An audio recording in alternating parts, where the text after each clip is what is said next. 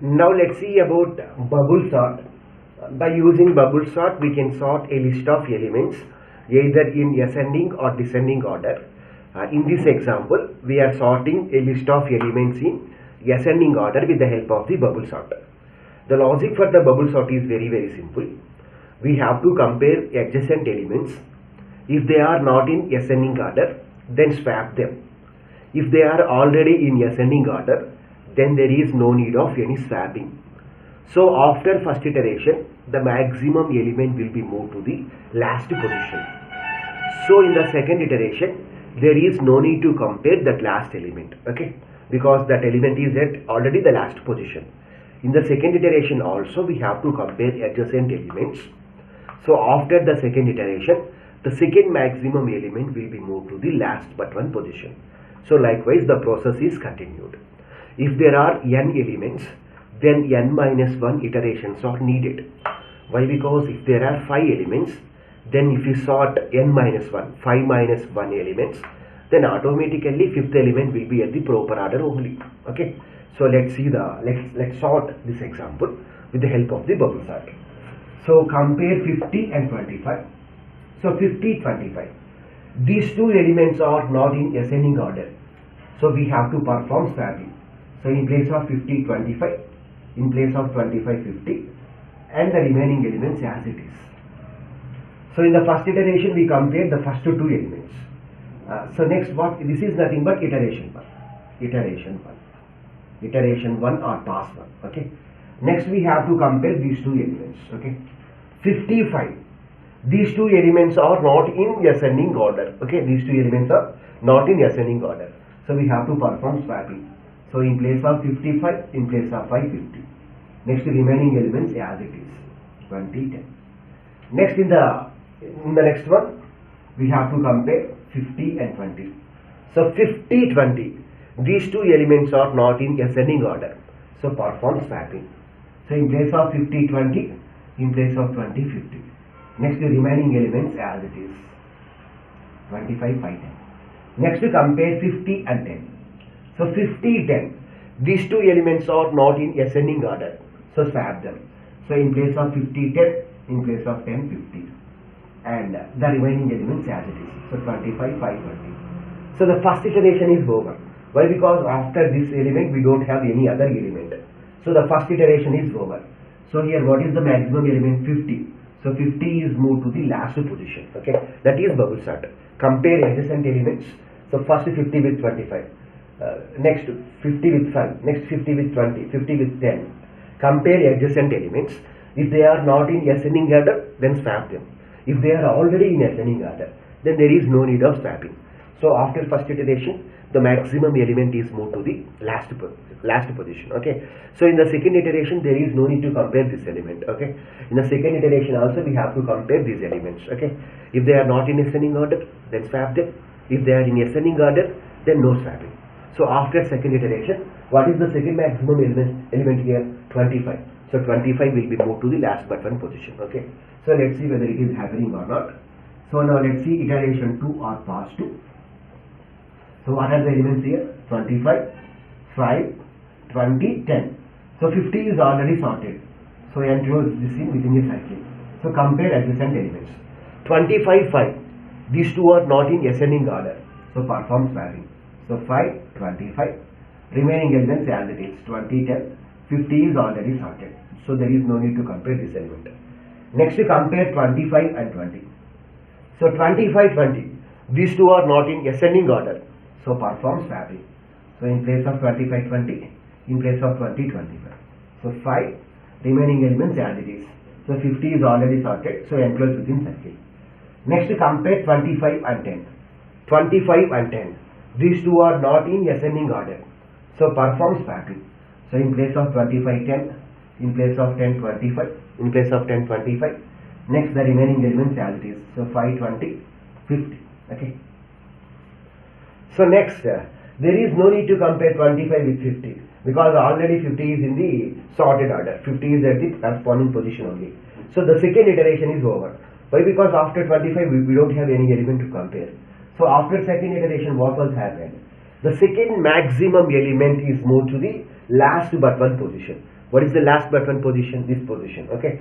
So 25 is sorted, 50 is sorted. Now move on to the next iteration. That is nothing but iteration 3. So in iteration 3, there is no need to compare 25 and 50 because 25 and 50 are in the proper order only. Okay. So what are the elements now? 5, 20, 10, 25 is sorted, 50 is sorted. So first compare 5 and 20. So 520 already in ascending order. So 520 already in ascending order. So there is no need of any swapping. Okay. So keep the elements as it is. So 25, 50 are already sorted. So next we have to compare 2010. So 2010, they are not in ascending order. So we have to perform swapping. So in place of 2010, in place of 10, 20. Next remaining elements as it is. So 25, 50. Okay. Next, after this 20, we don't have any elements to compare. Why? Because 25 is already sorted, 50 is already sorted. So the third iteration was over. So after third iteration, the third maximum element will be in the second index position. Okay. So now let's observe the elements. So 5, 10, 20, 25, 50. So we can say that the list of elements are already sorted. So there is no need of fourth iteration.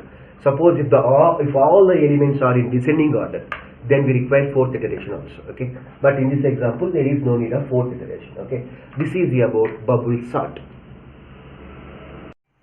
Now let's see about bubble sort. Bubble sort.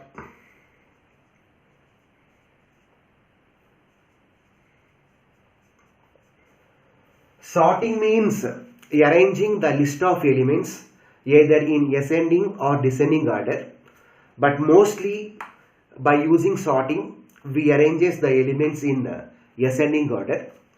Bubble sort is the simplest sorting technique among all the techniques.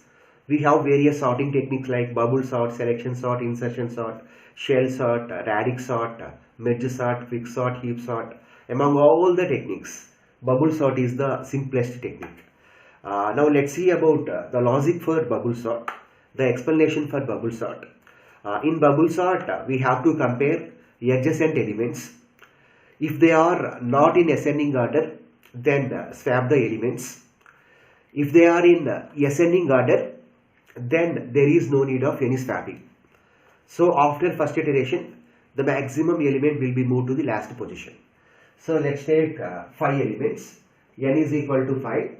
So let elements of the array are 50, 40, 30, 20, 10.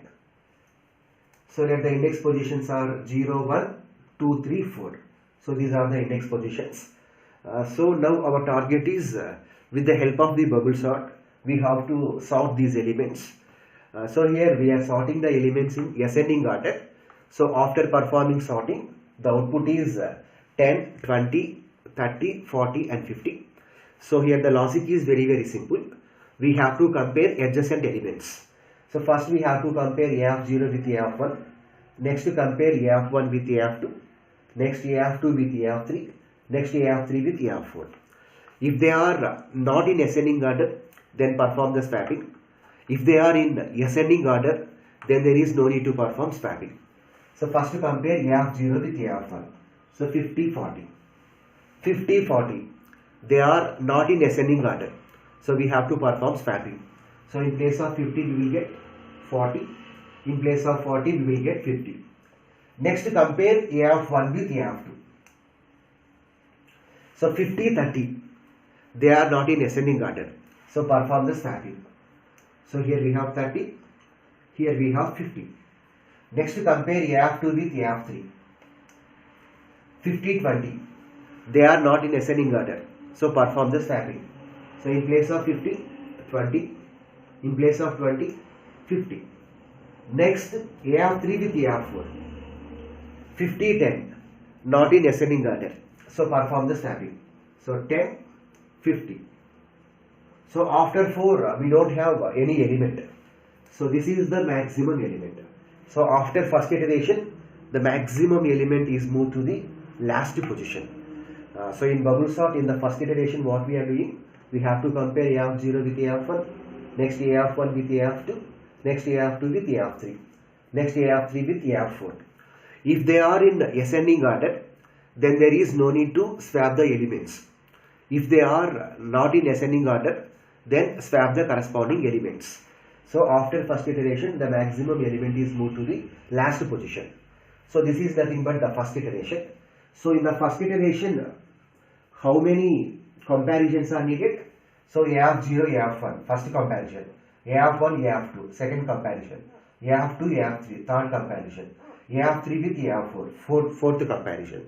So what is n value? 5. So n minus 1 is nothing but 4. Okay. So in the first iteration, n minus 1 comparisons will be needed. Now let's take the second iteration. In the second iteration, there is no need to compare with A of 4 element. Why? Because 50 is already at the corresponding last position. So there is no need to compare this element now. Okay. So here also we need to perform the adjacent elements comparison. So first to compare A of 0 with A of 1. So 40, 30. They are not in ascending order. So swap the elements. So in place of 40, 30, in place of 30, 40. Next to compare 40, 20. They are not in ascending order. So in place of 40, swap the elements, 20. So in place of 20, 40. Next 40, 10. They are not in ascending order. So perform the swapping. So in place of 40, 10. In place of 10, 40. We should not compare A of 3 with A of 4. Because A of 4 already contains the sorted element, the maximum element. So second iteration is over. So after second iteration, what is happened? The second maximum element is moved to the last but one position. So let's see how many comparisons are needed in the second iteration. So how many comparisons are needed here? So A of 0 with A of 1, first comparison. A of 1 with A of 2, second comparison. A of 2 with A of 3, third comparison. So totally we require how many comparisons? 3 comparisons. So 3 is nothing but 5 minus 2. So n minus 2 comparisons are needed. So likewise in the third iteration also we have to compare the adjacent elements. But here there is no need to compare A of 2 with A of 3. Why? Because A of 3 already contains the sorted element, the second maximum element. So first compare A of 0 with A of 1. So 30, 20, not in ascending order. So swap the elements. So 20, 30. Next to 30, 10, not in ascending order. So perform the swapping. So 10 in place of 10, 30. We should not compare 30 with 40 because already A of 3 contains the sorted element. So third iteration was done. So after third iteration, the third maximum element will be at this position, A of 2 position. So in the third iteration, how many comparisons are required here? So this is first comparison, this is second comparison. 2 comparisons. So 2 is nothing but n minus 3. N minus 3. So in the fourth iteration, compare these 2 elements. So 20, 10. So here we have 10 and here 20. So the fourth maximum element will be at the first position, first index position. So in the fourth iteration, how many comparisons are needed? 1 comparison. In the last iteration, 0 comparisons. So if there are n elements, then n minus 1 comparisons will be sufficient. Because if an array contains 100 elements, then if you sort 99 elements, then automatically 100 element is at the corresponding proper order. Here array contains how many elements? 5 elements. So now 4 iterations will be needed. There is no need to have 5th iteration. So this is the explanation for the bubble sort. So here the explanation for the bubble sort is very simple. Compare adjacent elements. If they are not in ascending order, then swap the elements. If they are in ascending order, then there is no need of any swapping. After first iteration, the maximum element will be moved to the last position. In the second iteration, also we need to compare adjacent elements. After completing the second iteration, the second maximum element will be moved to the last but one position. So likewise the process is continued for other elements also. So this is the explanation for bubble sort. Now let's see C program to implement bubble sort. To implement bubble sort. So here we need 2 header files. The first header file is hash include stdio.h, because we are using printf and scanf functions. Those two functions are available in stdio header file. Next one, hash include conio.h, hash include conio.h. Next, let us for bubble sort logic, let us define a function. Here the return type of the function is void. Why? Because the function doesn't return any value. Let name of the function is bubble underscore sort. Let the function accepts two parameters. The first parameter is an array. The second parameter is size of the array. Next, main function. Here the input variables are n and array. So n means size of the array. I for loop repetition. Let us take an array a of 10. So array accepts totally 10 elements. So here the first input variable is n. So n means size of the array. So printf enter n. So n means size of the array. Next to scanf. Here n is integer variable. For integer variable the format specified is %d. So %d comma %n. So size of the array is over. Next we have to read the array elements. So printf enter array elements. So now we have to read array elements. Here we are reading more than one element. So we require a for loop. The index of the for loop starts from 0 and continues up to n minus 1. I less than or equal to n minus 1, or we can write it as I less than n, I plus plus. Next to scanf %d, because it is nothing but an integer array, comma ampersand a of I. Next, call the function. Here the name of the function is bubble underscore sort. Bubble underscore sort. It accepts two parameters. The first parameter is name of the array. The second parameter is size of the array. Here name of the array is a comma, size of the array is n. So whenever a function is called, then the control is transferred to the function definition. The bubble sort function, we sort the array. Once the sorting is over, control comes to the main function. Now we have to display the sorted array output. Printf after sorting array elements are, so now display the output. Here we are displaying more than one element, that is array output.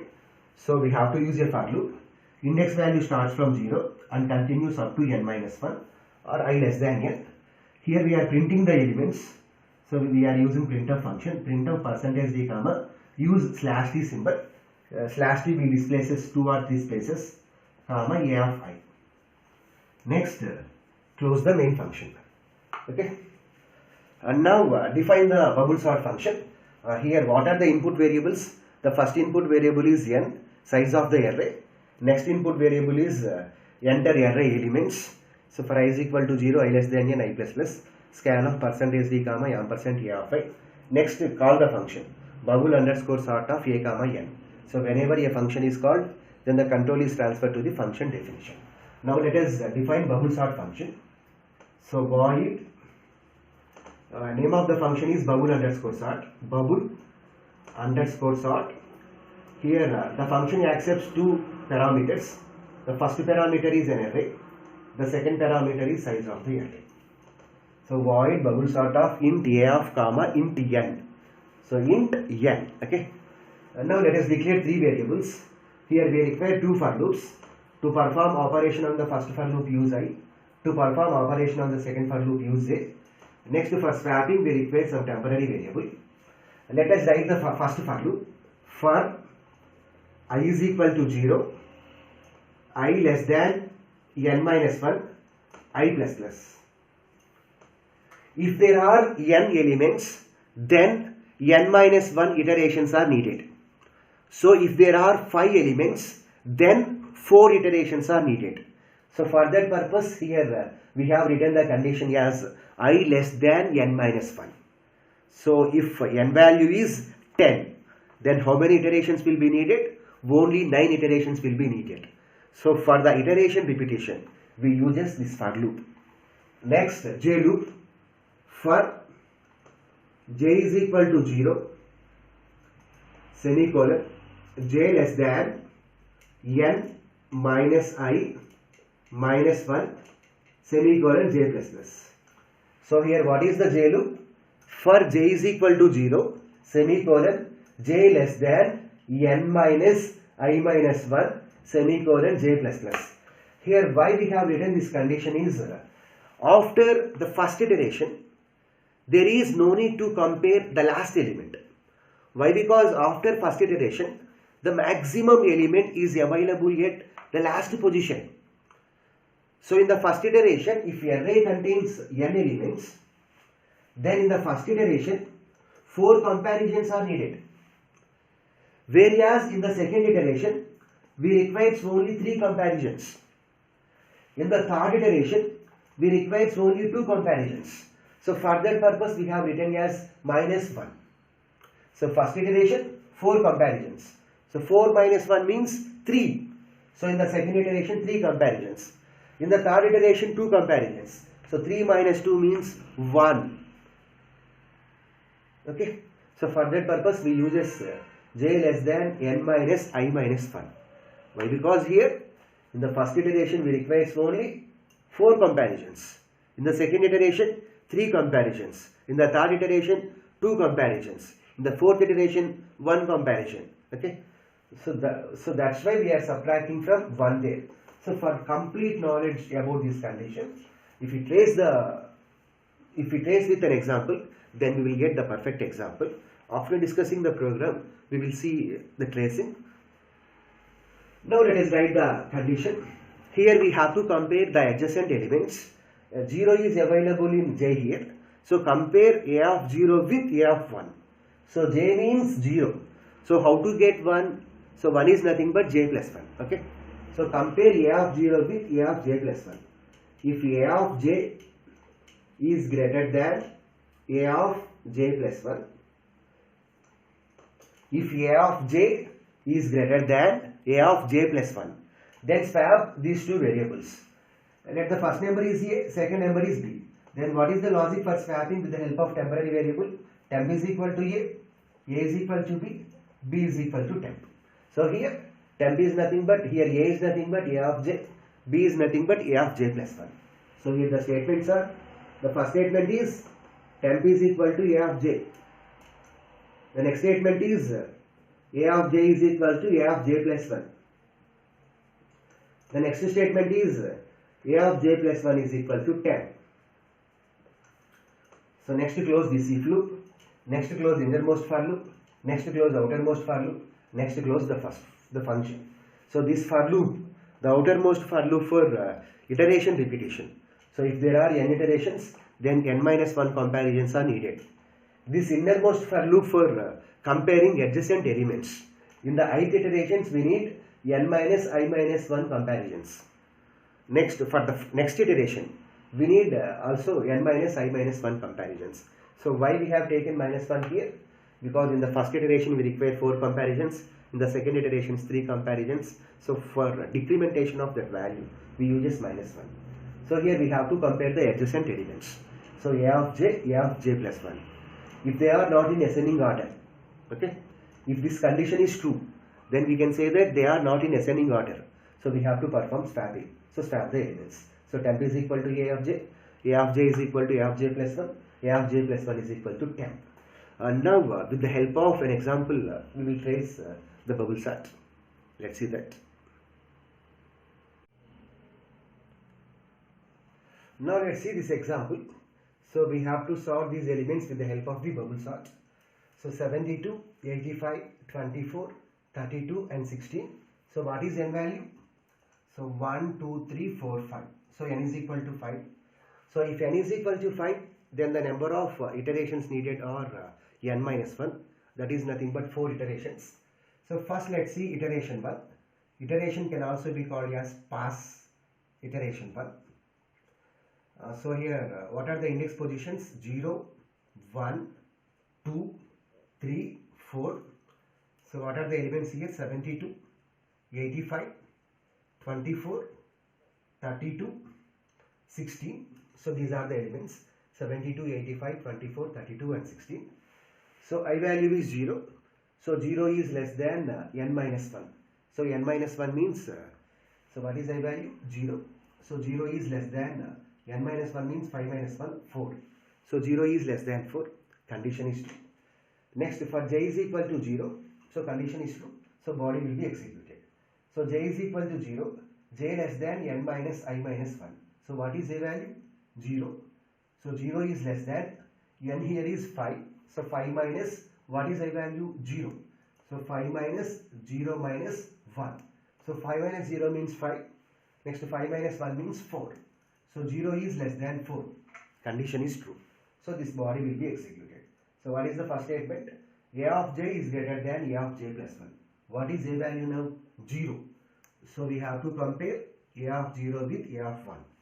So here what is the condition? A of j is greater than a of j plus 1. So what is a of j? A of 0. So a of 0 greater than a of 1. A of 0 is 72, a of 1 is 85. 72 is greater than 85. Condition is false. Why? Because these two elements are already in ascending order. So there is no need to perform any swapping. So a of 0 is greater than a of 1. This condition is false. So no swapping.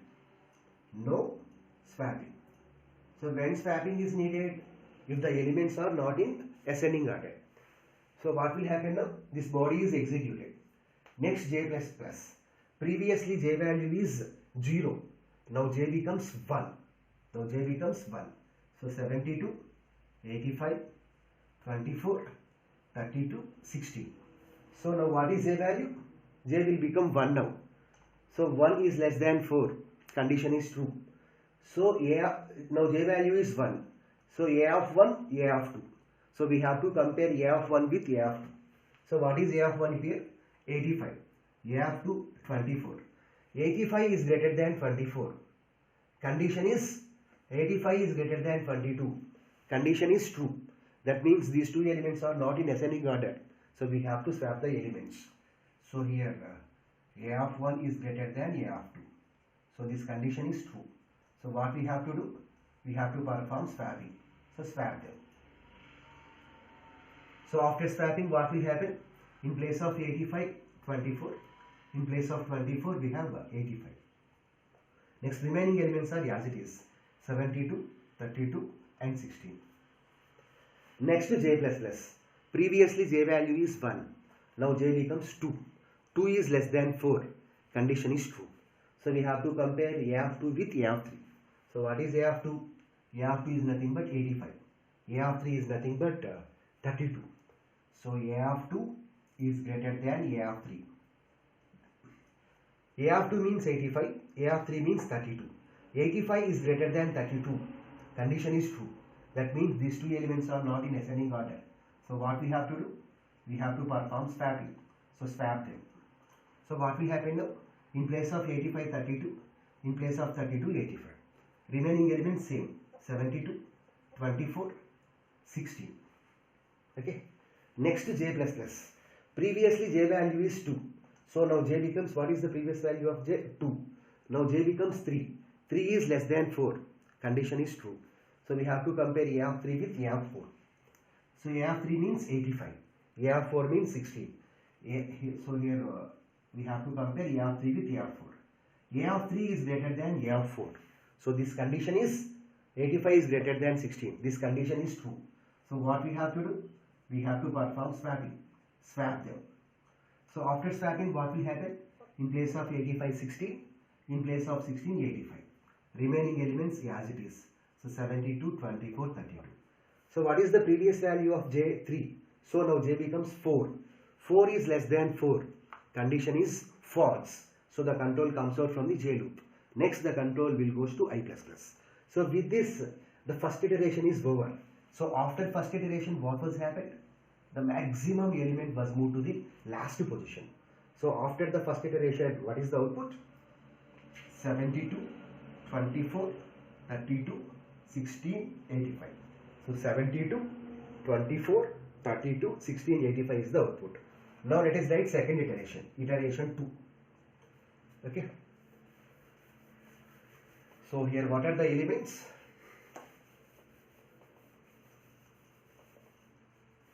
So zeroth element is nothing but 72.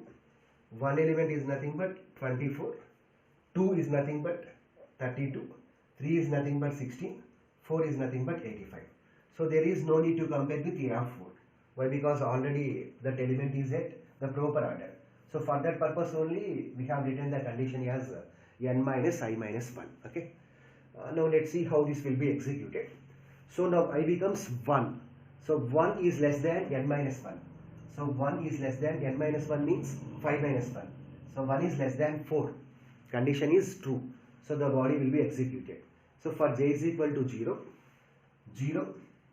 Next j less than n value 5 minus I value 4. So 5 minus 1, 4. 4 minus 1, 3. So 0 is less than 3. So only 3 comparisons are sufficient. So there is no need to compare with 85. So that's why we have written as minus 1. Okay. So now we have to perform the swapping. What is a value? 0. So j plus 1 will become 1. So 72, 84. So a of 0 is greater than a of 1. So 72 is greater than 24. Condition is true. So what we have to do? We have to perform swapping. So swap them. So after swapping, what will happen? In place of 72, 24. In place of 24, 72. Next to 32, 16, 85. Next to j plus plus. Now j becomes 1. 1 is less than 3. Condition is true. So the body will be executed. So j value is 1. So we have to compare a of 1 with a of 2. So what is a of 1? 72. What is a of 2? 32. 72 is greater than 32. Condition is true. So perform swapping. So here what is the condition we have to write? A of 1 is greater than a of 2. So a of 1 means 72. A of 2 means 32. So this condition is true. So swap them. So in place of 72, 32. In place of 32, 72. Next 16, 85. Next to j plus plus. Now j becomes 2. 2 is less than 3. Condition is true. So compare a of 2 with a of 3. So a of 2, a of 3. 72 is greater than 16. Condition is true. So what is 72? A of 2. A of 2 is greater than a of 3. Condition is true. So what we have to do? We have to perform swapping. So swap them. Swap them. So in place of 72, 16. In place of 16, 72. Remaining elements as it is. So 24, 32, 85. Next to j plus plus. 3. 3 is less than 3. Condition is false. So the control comes out from the corresponding for loop. So if we don't return minus 1 here, then what will happen? 72 will be compared with 85 also. So there is one more extra comparison. So that is unnecessary burden on the CPU. So in order to overcome that problem, we have written minus 1 there. So what was happened? After second iteration, the second maximum element was moved to the last but 1 position. Now let's see the third iteration. Iteration 3. Iteration 3. So after third iteration, what will happen? This the next maximum element 32 will be moved to this position. So what are the positions now? 0, 1, 2, 3, 4. So what are the elements? 24, 32, 16, 72, 85. So now let's see the logic now. So now the control will goes to the I plus plus. Previously I value is 1. So now I will become 2. So 2 is less than 4. Condition is true. So this body will be executed. So for j is equal to 0, 0 is less than n. N value is 5. So 5 minus I value is 2 minus this 1. So 5 minus 2, 3. 3 minus 1, 2. So 2 comparisons are needed now. Okay. So 0 is less than 2. Condition is true. So perform the comparison. A of 0 with A of 1. So what is A of 0? 24. A of 0 is greater than A of 1. 24 is greater than 32. This condition is false. So that means these two elements are already in ascending order. So there is no need of any swapping. So this condition is false. So no swapping. No swapping. So keep the elements same. So 24, 32, 16, 72, 85. Next to j plus plus. Now j will become 1. 1 is less than 2. Condition is true. So compare A of 1 with A of 2. So what is A of 1? 32. A of 2, 16. So f1 is greater than f2. 32 is greater than 16. So this condition is true. So we have to perform swapping. So after swapping, what will happen? In place of 32, 16. In place of 16, 32. Next to 72, 85. So keep the next elements as it is, 24, 16. Next to j++. J will become 2. 2 is less than 2. Condition is false. So the control comes out from the for loop. So third iteration was over. So what was happened? The next maximum element, 32, was at the corresponding position. So till now how many passes were done? 3 passes. Now the last pass. So iteration 4. Iteration 4. So what are the elements now? 0, 1, 2, 3, 4. So 24, 16, 32 is already sorted, 72 already in sorted order, 85 is already in sorted order. So next iteration I++. So in the first iteration what is I value? 0. Second iteration I value 1. Third iteration I value 2. Fourth iteration I value 3. 3 is less than 4. Condition is true. So this j loop will be executed. So for j is equal to 0, j is less than n minus, what is I value? 3. 3 minus 2. So 5 minus 3 means 2. 2 minus 1 means 1.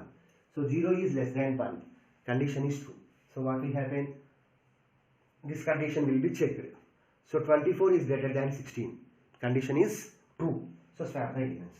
So 16, 24, 32, 72, 85. Okay. Next, j will become 1. 1 is less than 1. Condition is false. Okay. So fourth iteration was done and all the elements are in proper sorted order. So in this way we can trace bubble sort with the help of an example. Now let's see the last part of the bubble sort. That is nothing but analysis of the bubble sort. Analysis of bubble sort. We can analyze the performance of an algorithm with the help of time complexity and space complexity. Now let us calculate time complexity. Analysis of bubble sort. Let us calculate time complexity. Time complexity means the amount of time that an algorithm requires for its execution. There are 3 types of time complexities. First one is best case time complexity.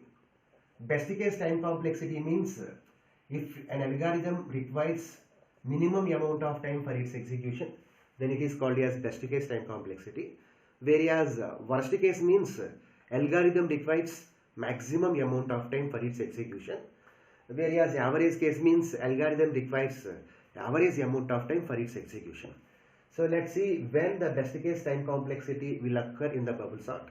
If all the elements are in sorted order, if all elements are in sorted order, here sorted means ascending order, are in sorted order, that means ascending order, then we can say that it is the best case. So the best example for this one is 10, 20, 30, 40, 50. So here all the elements are in the ascending order. So how many comparisons will be needed here? In the first iteration we require only one comparison. Okay. In the second iteration also we need one comparison. In the third iteration also we need one comparison. In the fourth iteration also we need one comparison. So 1 plus 1 plus 1 plus 1. So that is nothing but 4. Here 4 is nothing but n value. So T of n is equal to big O of n. Big O. This is nothing but big O. Big O of n. N means number of elements in the array. So actually the number of comparisons needed are n minus 1. Okay. So here all the elements are in ascending order. So how many comparisons will be needed? So first iteration one comparison, second iteration one comparison, third iteration third comparison, fourth iteration fourth comparison. So if there are n elements, then n minus 1 comparisons will be needed. So while calculating the time complexity, we should ignore this minus value as well as 1 value. So we should consider n only. So that is nothing but big O of n. Okay. Now let us take worst case time complexity. The worst case time complexity will occur if the elements are in descending order. If all the elements are in descending order, then we can say that the worst case will occur. So the best example is 50, 40, 30, 20 and 10. Okay. Why? Because here if you take this example, 10 greater than 20, condition is false. 20 is greater than 30, condition is false. 30 is greater than 40, condition is false. 40 is greater than 50, condition is false. So only one comparison is there in each iteration. Okay. So 50, 40, 30 and 20 and 10. So in this situation, in iteration 1, the number of comparisons needed are n minus 1 comparisons. So 50, 40, one comparison. Next, what will happen? These two elements are swapped. 40, 50. Again 50 will be compared with 30. Okay. So what are the elements here? Already we saw this example. So 50, 40, 30, 20, 10. So 50 will be compared with 40. They are not in ascending order. So 40, 50. So first comparison. 50, 30. Not in ascending order. Swap. Second comparison. 50, 20. Not in ascending order. Swap. Third comparison. 50, 10. Not in ascending order. One more comparison. So 1 plus 1 plus 1 plus 1. That is nothing but 4. 4 is nothing but n minus 1. In the second iteration, n minus 2 comparisons. In the third iteration, n minus 3. In the last iteration, 1 comparison. Okay. So the time complexity here is n minus 1 plus n minus 2 plus n minus 3, so on 1. So this is nothing but the formula for sum of n minus 1 natural numbers. Sum of n minus 1 natural numbers. The formula for sum of n minus 1 natural number is n into n minus 1 by 2. So if we derive this equation, then we will get n square by 2 minus n by 2. So what is the maximum coefficient here? 2. So n square by 2. While calculating the time complexity, we should ignore this denominator value. So the time complexity of the bubble sort in worst case is big O of n square. Big O of n square. If n contains 5 elements, then n square. So 5 into 5 means 25. 25 comparisons will be needed. The average case time complexity means if an algorithm takes the average amount of time for its execution. The average time complexity of bubble sort is also n squared. So this is about bubble sort explanation, program, example and some tracing. Now let's see about selection sort. So in this example we have to sort 28, 5, 10, 7 with the help of the selection sort. First let's see the logic for selection sort. In selection sort, first we have to find out minimum element position and swap that element with the 0th index element. Okay. So what are the elements in this example? 28, 5, 10, 7. So what are the index positions? 0, 1, 2, 3, 4. In the first iteration, we have to find out minimum element index. So what is the minimum element index here? 2 is the minimum index element. So we have to swap this minimum element index with the 0th element. So what is the 0th element here? 20. 0th index element 20. So in place of 20 we will get 5. In place of 5 we will get 20. Next, remaining elements as it is. So after the first iteration, the first element is at the sorted order. Okay. So in the second iteration there is no need to compare this element. Okay. In the second iteration we have to find out the next minimum element index. What is the next minimum element index? 7. 7 is nothing but 4th index. So we have to swap 7 with the first element. So in place of this 8 we will get 7. In place of this 7 we will get 8. Okay. So remaining elements 5, 20, 10. So 5 is in sorted order, 7 is in sorted order. Okay. So this is nothing but second iteration. So after second iteration, the first 2 elements are in the proper order. In the third iteration, we have to find out the next minimum element index. What is the next minimum element? 8. So swap 8 with the second index element. So 8, 20, 10. So 5, 7, 8 are sorted. Okay. So now the entire elements are sorted. So we have to perform sorting like this. Okay. So let's see how we are going to done. So first we have to take index values. So 0, 1, 2, 3, 4. Initially we have to assume the 0th element as the minimum index. So min is equal to 0. Min is equal to 0. So this 0th index is nothing but minimum element. Okay. So in this also we have to compare the remaining elements with the minimum element. Compare the remaining elements with minimum element. Suppose if this element is smaller than the minimum element, then make this index as the minimum element. Okay. Otherwise, there is no need to change minimum value. Okay. So what is the minimum index here? 0. So we have to compare 0 with 1 now. So 28. So 28. 8 is less than 20. 8 is less than 20. Condition is true. So now min is equal to 1. Min is equal to 1. So what are the elements now? 20, 8, 5, 10, 7. What is the minimum element now? 1. So we have to compare 1 with the next element 2. So what is the second element? 5. 5 is less than 8. 5 is less than 8. Condition is true. So now minimum element will become 2. So minimum index is equal to 2. Next compare. So 20, 8, 5, 10, 7. So next we have to compare 10 with, what is the minimum index element? 2. So compare 10 with this 2 element, that is nothing but 5. So 5, 10. 10 is less than 5. 10 is less than 5. Condition is false. So there is no need to change minimum value now. So next to compare 20, 8, 5, 10, 7. So next we have to compare the fourth, the last element with, what is the minimum index element? 2. So compare 5 with 7. So 7 is less than 5. 7 is less than 5. Condition is false. So the first iteration was over. So after the first iteration, minimum is equal to, here this condition is what? False. So there is no need to change the minimum value. Okay. There is no need to change minimum value. Okay. Keep the elements as it is. So the first iteration is over. So after the first iteration, what is the minimum index element position? 2.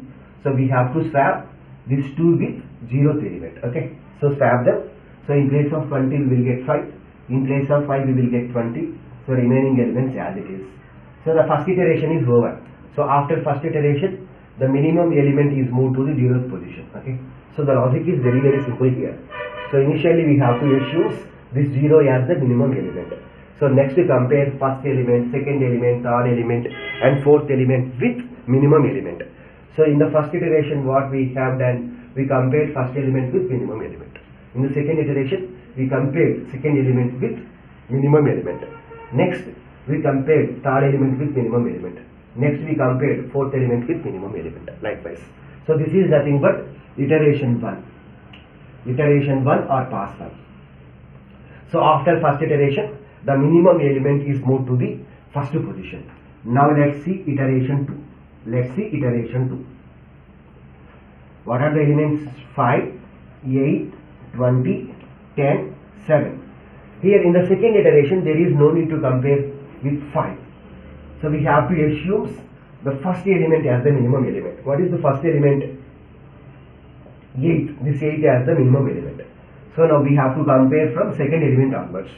So compare 20 with 80. 20 is less than 8. 20 is less than 8. Condition is false. So there is no need to change minimum value. So 8, 20, 10, 7. So what is the next element? 10. So compare 10 with minimum element. That is nothing but 1. So 10 is less than 8. 10 is less than 8. Condition is false. So there is no need to change minimum value. So next 5, 8, 20, 10, 7. The next one, compare this 8 with the last element, 7. 7 is less than 8. 7 is less than 8. Condition is true. So we have to make this 7 index as the minimum element. So min is equal to 4. Okay. So after the 7 we don't have any elements. So the second iteration is over. So after the second iteration min is equal to 4. So we can say that fourth index element.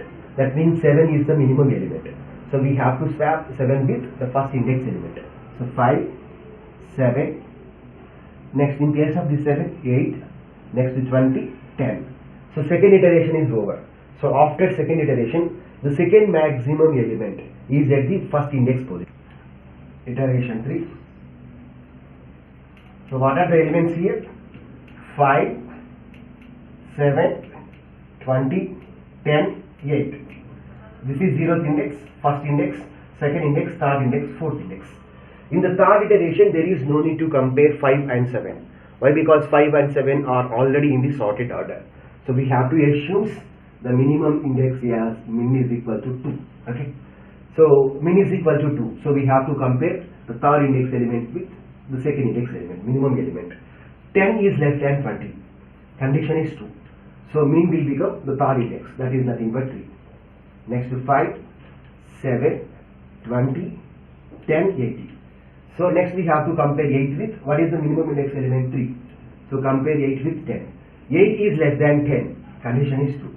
So min is equal to 4. After 8 we don't have any elements. So what is the minimum element? What is the minimum index element? Index value is 4. So we have to compare this 4 with the second index element. So in place of 20 we will get 8. In place of 8 we will get 20. Remaining elements as it is. So 5, 7, 8. So after the third iteration, the third smallest element is at the second index position. If you observe the list of elements, what are the elements now? 5, 7, 8, 10, 20. So that means all the elements are in the sorted order. Okay. So this is about the selection sort. Now let's see about selection sort. Selection sort.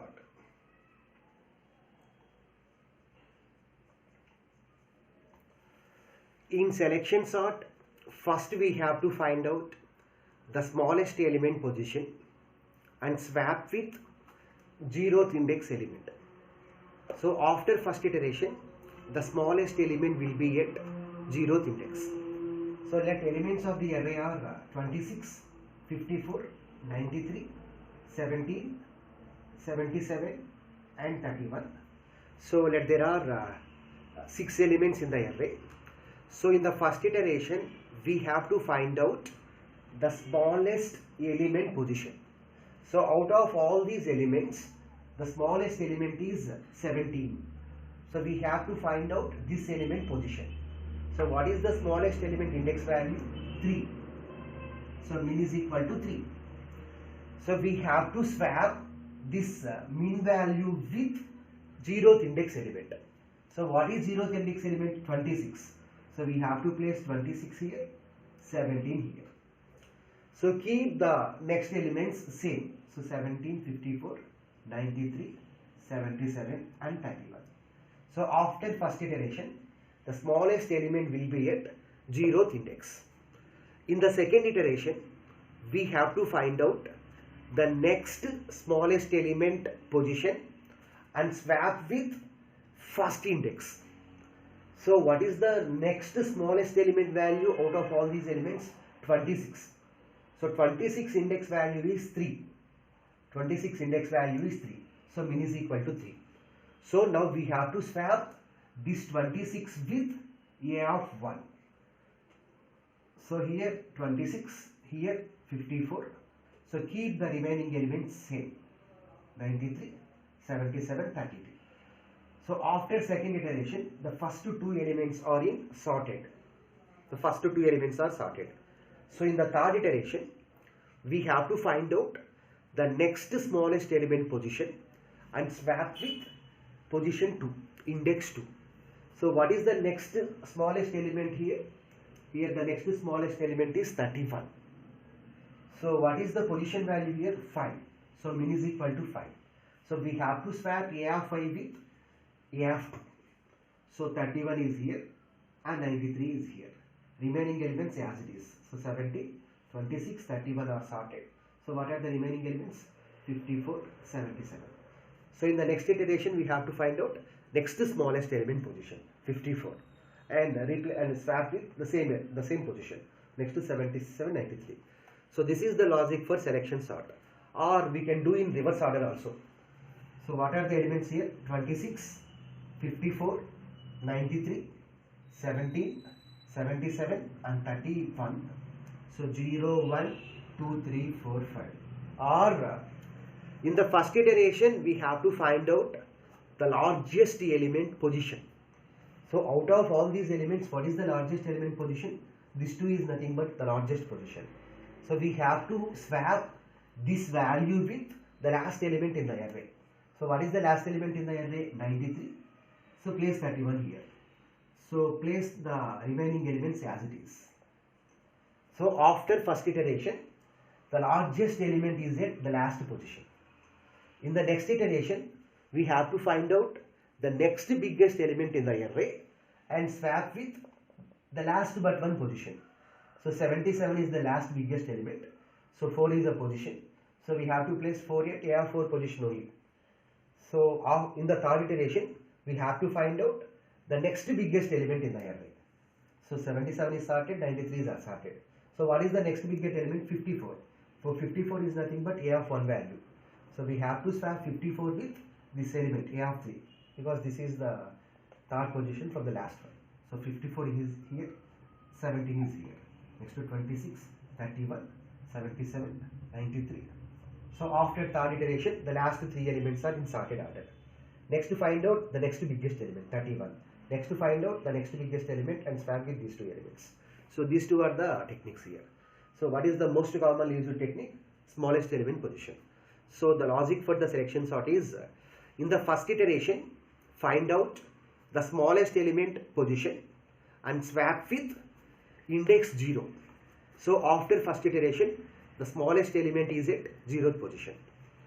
In the second iteration, find out the next smallest element position and swap with position 1, index 1.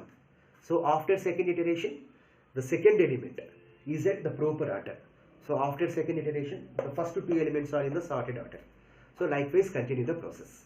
Now let's see the program for implementing selection sort. So program for implementing selection sort. So here the first statement is hash include stdio.h. Why? Because we are using printf or scanf functions. So hash include stdio.h. Next statement hash include car.io.h. Because if we use clr, ser and getch functions, then we must include car.io.h console.io, because clr, ser and getch functions are available in car.io header file. Next let name of the function is selection sort. Return type of the function is void selection underscore sort. It accepts 2 parameters. The first parameter is an array. The second parameter is size of the array. Next execution of a program starts from main function. Next n is nothing but size of the array. A of 10 means array elements. For repetition purpose declare I. Next statement, here the first input variable is n. So n means size of the array. So printf enter n. So n means size of the array. Next statement scanf %d comma %n. Next enter the elements of the array. Printf enter elements of the array. Enter elements of array. Here we are reading more than one element. So we have to use a for loop. For I is equal to 0, I less than n, I plus plus, scanf %d comma %a. So index value starts from 0 and continues up to n minus 1 or I less than n. So next call the function. So name of the function is selection sort. So selection underscore sort of, the first parameter is array name A, second parameter is size of the array n. Now display the elements after sorting. So printf after sorting elements are. So after sorting elements of the array are. Now display the elements. Here we are displaying more than one element. So use a for loop. Initial value of I 0, I less than n, I plus plus. Next to printf %d /d comma a. Next close the main function. So here the input variables are n, size of the array. Next input variable elements of the array. Next whenever a function is called, then the control will goes to the function definition. So once the function definition is executed, then the control comes to the calling function. So after sorting, the corresponding array elements are printed. Now let us write selection sort function. So void selection underscore sort of, it accepts 2 parameters. The first parameter is an array, the second parameter is n. So n specifies the size of the array. Next, the variables needed are I, j, min and temp. I for outermost for loop repetition, j for innermost for loop repetition, min for storing minimum element position, temp for swapping those two elements, minimum element position as well as a of 0, a of 1 like that. So int I comma j comma min comma temp. Now let us write the outermost for loop. Here the outermost for loop is for I is equal to 0, I less than n, I plus plus. So this one is for number of iterations purpose. So if there are 5 elements, then 5 iterations are needed. Okay. So 0 less than 5, 1 less than 5, 2 less than 5, 3 less than 5, 4 less than 5. So totally 5 iterations are needed. So initially the minimum element position is nothing but I. So min is equal to I. Next we have to compare a of 1 with that minimum element. So for that purpose let us use one more for loop. Let us declare a variable called j. Here the initial value of the j is I plus 1. So for j is equal to I plus 1.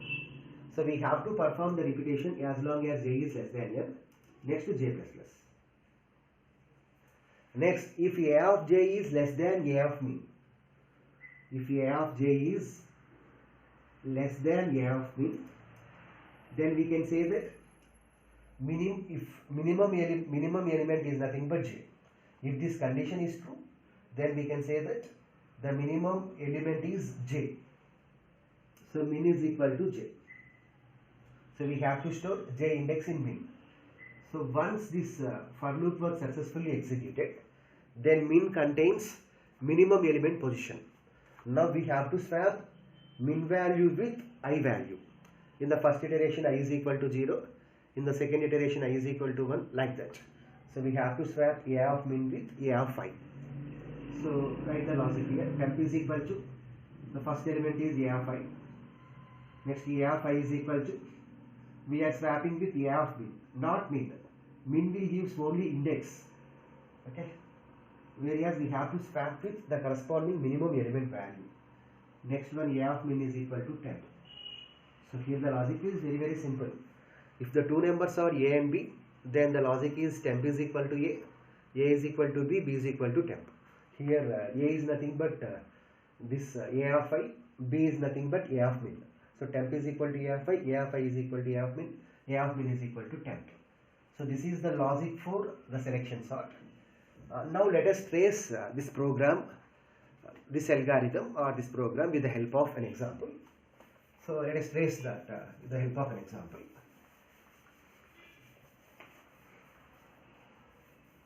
So sort the following elements using selection sort. Let the elements here are 26, 54, 93. So this is nothing but 5. 54, 93, 17, 77, 31. So 26, 54, 93, 17, 77 and 31. So we have to sort all these elements with the help of the insertion sort, selection sort. So here n value is 1, 2, 3, 4, 5, 6. So n is equal to 6. So we can have 6 elements from a of 0 to a of 5. So 0, 1, 2, 3, 4 and 5. So what is 0? 26, 1, 54, next 93, next 17, next 77, next 31. Okay. So execution will start here. All the a values will be copied to this array. The size of the array 6 is passed to n. Next for I is equal to 0. So what is I value? 0. I less than n. So 0 is less than 6. Condition is true. So the body will be executed. So min is equal to I. So what is minimum value now? So what is minimum value? I value. So what is I value? 0. So min is equal to 0. Next, for j is equal to I plus 1. What is I value? 0. So j will become 1 now. Next, 1 is less than 6. Condition is true. So now perform this condition. A of j is less than a of min. So what is a of j? A of 1. So a of 1 is less than a of min. So what is a of 1? 54. A of min A of 0. So we have to compare the smallest element position 26 with the next element 54. So 26 and 54. So this is nothing but iteration 1. So compare 26 with 54. A of j is less than A of min. What is A value? 1. So what is A of 1? 54. So 54 is less than 26. 54 is less than 26. Condition is true. 54 is less than 26. Condition is false. So now there is no need to change any min value. Why? Because 26 and 54 already min contains 0 only. So this is the smallest element. So no change. No change in min. No change in min. Next j++. So next what are the elements? 26, 54, 93, 17, 77, 31. So what is minimum value now? 0 is the minimum value. Okay. So now what is the first element? 26. So now we have to compare 26 with 93. Why? Because what will happen now? J++. Now j will become, previously j value is 1. Now j will become 2. 2 is less than 6. Condition is true. So we have to compare 93 with 26. A of j is less than A of min. What is minimum value? The minimum value here is 0. So 93 is less than 26.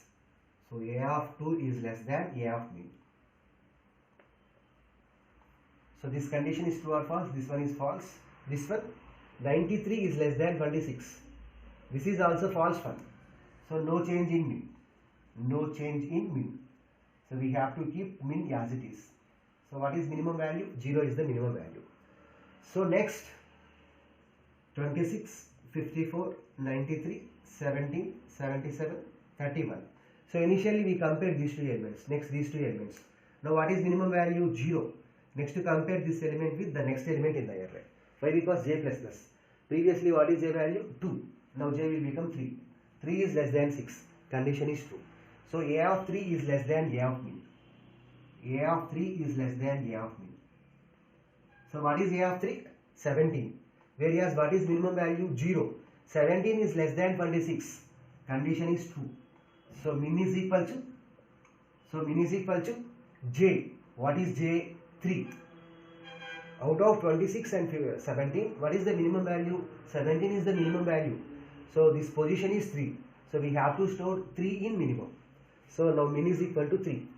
So next what are the elements now? 26, 54, 93, 70, 77, 31. Now what is minimum value? 17. Next j will be implemented. Previously j value is 3. Now j will become 4. So we have to compare this 17 with 77. So what is the condition now? A of 4 is less than A of min. So what is A of 4? 77. What is A of min? Minimum value here is 3. Minimum value is 3. So 77 is less than 17. Condition is false. So no change in min. No change in min. Next, 26, 54, 93, 17, 77, 31. So A of 4 is compared with A of min. Next we have to compare A of 5 with A of min. So what is A of 5? 31. What is A of min? 17. So compare 31 with 17. So 31 is less than 17. Condition is false. So no change in min. No change in min. Next j++. J will become 6. 6 is less than 6. Condition is false. So the first iteration is over. So after first iteration, what is minimum value? What is minimum value? 3 is the minimum value. So now we have to swap. Now swap A of 0 with A of min. A of min. So what is A of 0 value? 26. What is A of min? Min means A of 3. What is A of 3? 17. So we have to swap these two values. So in place of 26 we will get 17. In place of 17 we will get 26. So remaining elements as it is 93, 77, 31. So 17, 54, 93. In place of 17, 26. Remaining elements as it is. So first iteration is over. For that swapping we use this statement. Temp is equal to A of I. A of I is equal to A of min. A of min is equal to 10. In the first iteration I value is 0.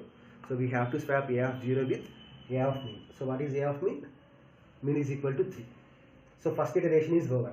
So after first iteration, what was happened? The smallest element is available at the 0th index. Now let us write the second iteration, iteration 2. So during the second pass, what will happen? The second smallest element position will be found out, and that element is placed at the first position, the first index position, the first index position. Now let us write the iteration 2. Iteration 2. So what are the elements here? 0, 1, 2, 3, 4, 5. So what is 0th element? 17. It is already in sorted order. So there is no need to make any comparison on 17. Next to 54. Next 93. Next to 26. Next to 77. Next to 31. Okay. So first iteration is over. Next I plus plus. Now I will become 1. Okay. So now what is minimum value? So min is equal to, what is min? 1. So min is equal to 1 now. Next, for j is equal to I plus 1, j less than n, j plus plus. So what is I value now? 1. So 1 plus 1 means 2. So we have to compare a of 2 with min. So this is nothing but minimum value. So here what is the condition? A of 2. A of 2 is less than A of min. So what is min? 1. So what is A of 2? 93. So 93 is less than 54. Condition is false. So no need to change minimum value. So no need of changing. No need of changing. Okay. Next, 17. What are the elements? 54, 93, 26, 77, 31. So minimum element position is 1. Next, to compare min with the next element. That is nothing but A of 3. A of 3 is less than A of min. So what is A of 3? 26. A of min? 54. So 26 is less than 54. Condition is true. So what is minimum value now? So min is equal to, so what is this index, this element index? 3. So min is equal to 3 now. Next, 17, 54, 93, 26, 77, 31. So next to j plus plus. What is the next element? 4. What is the minimum index? 3. So 3 is nothing but 26. So now compare these two elements. A of 4 is less than A of min. So what is A of 4? 77. A of min? 26. So 77 is less than 26. False. So no need to change. No need to change minimum value. Okay. So next, 17, 54, 93, 26, 77, 31. So next we have to compare minimum value with the last element. So what is the last element? A of 5. A of 5 is less than A of min. So what is A of 5? 31. 31 is less than 26. Condition is false. So no need to change minimum value. No need to change minimum value. So next, j plus plus. J will become 6. 6 is less than 6. Condition is false. So second iteration is over. So after second iteration, what is minimum value? 3 is the minimum value. So swap A of 1. Because in the second iteration, what is A value? 1. So swap A of 1 and A of min. So what is A of min? Min is nothing but 3. So swap A of 1 and A of 3. So what are the elements now? 17. So what is A of 1? 54. What is A of 3? What is A of 3? 26. So we have to swap these two elements. So in place of 54, 26. In place of 26, 54. Keep the remaining elements same. 77, 31. Okay. 17. In place of 54, 26. 93. In place of 26, 54. 77, 31. So the second iteration was over. So after second iteration, what was happened? The second smallest element is placed at the first position. Now let us write the next iteration. So what is the next iteration? I plus plus. So now I will become, so what is the initial value of I? 0. Next I will become 1. Next I will become 2. So 2 is less than 5. 2 is less than 6. Condition is true. So min is equal to 2. So what are the elements now? 17, it is already sorted. 26, it is also sorted. Next 93. Next to 54. Next to 77. next 31. Okay, so what is the minimum element now? So min is equal to, now I value is 2, so min is equal to 2. So now we have to compare these two elements. So a of 3, a of 3 is less than a of min. So what is a of 3? 54. 54 is less than a of min means 93. So 54 is less than 93. Condition is true. So min is equal to, so what is this position? 3. So min is equal to 3. Next elements 17, 26, 93, 54, 77, 31. So now we have to compare. So what is the next element? So what is the minimum value here? 3 is the minimum value. So this is nothing but 3 value. So previously j value is 3. Now it will become 4. So a of 4 is less than a of min. So we have to compare these two elements. A of 4 means 77. A of min means 54. So 77 is less than 54. False. So there is no change in min. So min is equal to 3. So keep the minimum value as it is. Next 77, 26, 93, 54, 77, 31. Next j will become 5. So a of 5 is less than a of min. So what is minimum value? 3. What is a of 5? 31. So 31 is less than 54. Condition is true. So what is minimum value now? 31 index. What is 31 index? 5. Next j will become 6. 6 is less than 6. Condition is false. So that means the third iteration is over. So now we have to swap. In the third iteration, what is a value? A of 2. So swap a of 2 and a of min. So what is minimum value? 5. So we have to swap a of 2 and a of 5. So 17, 26. So in place of 93, 31. Next in place of 31, 93, 54, 77. So now after third iteration, what was done? The third smallest element is placed at second position. Next, the remaining 3 elements are also in the proper sorted order. So after the end of the fourth iteration, what will happen is 54 will be at the fourth position. At the end of the fifth iteration, 77 is at the proper position. At the end of the sixth iteration, 93 is at the corresponding position. So after sorting the array elements, the output is 17, 26, 31, 54, 77 and 93.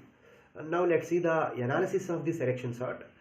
Here in each iteration we require many number of comparisons. Here in the first iteration, this is the iteration here. For I is equal to 0, I less than n, I plus plus. So in the first iteration we require minimum n minus 1 comparisons. In the second iteration we require n minus 2 comparisons. Why? Because in the first iteration what we are doing? In the first iteration we are finding out the first smallest element position. So in order to find out that position, we require n minus 1 comparisons if there are n elements. So after the first iteration is over, so this is nothing but first iteration, second iteration, third iteration. In the first iteration, the number of comparisons needed are n minus 1.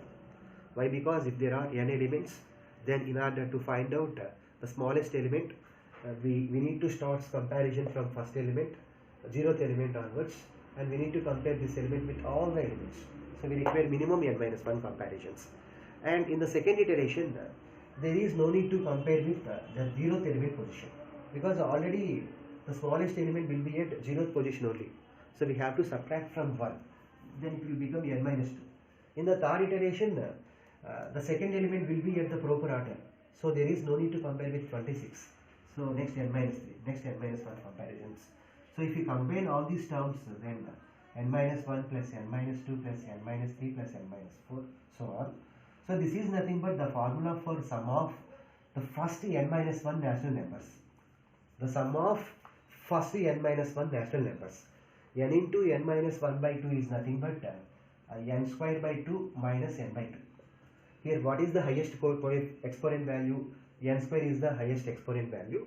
While calculating the time complexity, we have to ignore the constants. So here what is the highest exponent value? 2. So the time complexity of selection sort in all the cases is big O of n square. So this is about the selection sort. Now let's see about insertion sort. Let us sort these elements with the help of the insertion sort. 4, 3, 2, 10, 12, 1, 5, 6. Let us take the index values. Let the index values are like this: 0, 1, 2, 3, 4, 5, 6, 7.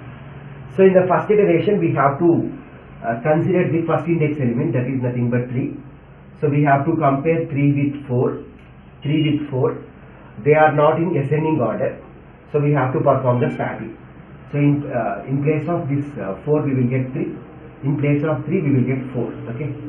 So next remaining elements as it is. So 12, 1, 5, 6. So after first iteration, the first two elements are in this sorted order. The first two elements are in this sorted order. In the second iteration, we have to compare the second index element with its previous elements 2, 3, 4. If we consider this one, here 2 is smaller than 4, 2 is smaller than 3. So we have to insert 2 at the index of 3 and move 4 one position to the right. Okay, 4, 3, 2. So after second iteration, so 2, 3, 4 are in the sorted order. So remaining elements as it is. So 10, 12, 1, 5, 6. So here insertion sort is nothing but play cards game. Okay. So first we have fourth card. Next we got third card. So where we have to insert 3. So before 4 we have to insert 3. Okay. So 3, 4. So we can say that after first iteration, the first two elements are in the sorted order. So after that we have got second card. So what we have to do now? Second should be inserted before 3. So 2, 3, 4. So after second iteration, 2, 3, 4 are in the sorted order. Next we have to compare this 10 with its previous elements. So 2, 3, 4, 10 are in proper order only. So there is no need to perform any swapping. So we can say that after the third iteration, the first 4 elements are in the sorted order. Next remaining elements as it is. Okay. Next in this iteration, what we have to do? We have to compare 12 with its previous elements. So all are smaller than the 12.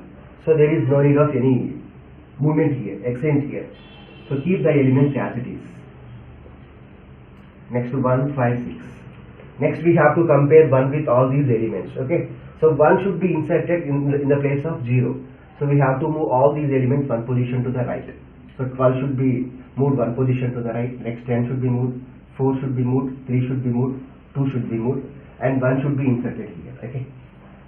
So in this iteration we can say that 1, 2, 3, 4, 5. These elements are in the sorted order. Next 5, 6. So where we need to insert the 5. 5 should be inserted after the 4. So move 12 one position to the right. Next move 10 one position to the right.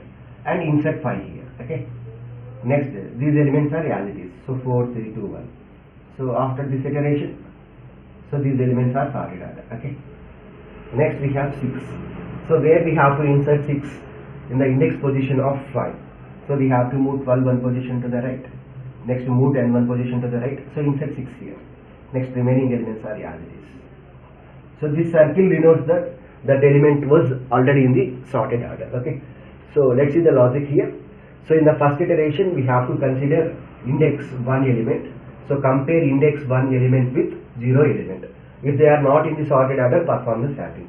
Here these two are not in the ascending order. So we perform the swapping. We moved 4 one position to the right and we inserted this element in the index position of 0.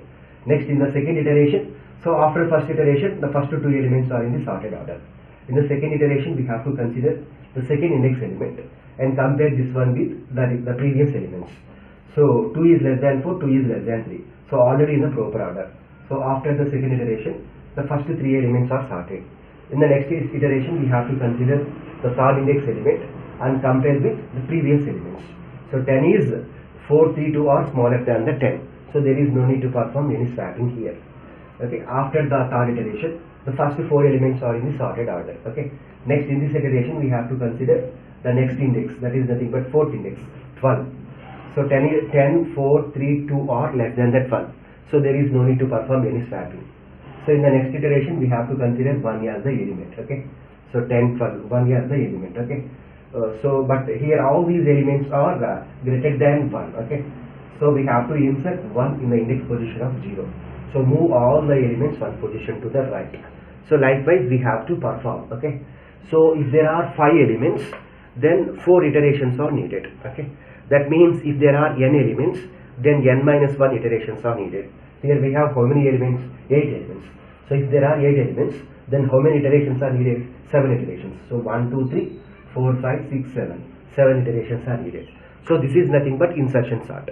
Insertion sort is nothing but play cards game. Now let's see about insertion sort. Insertion sort.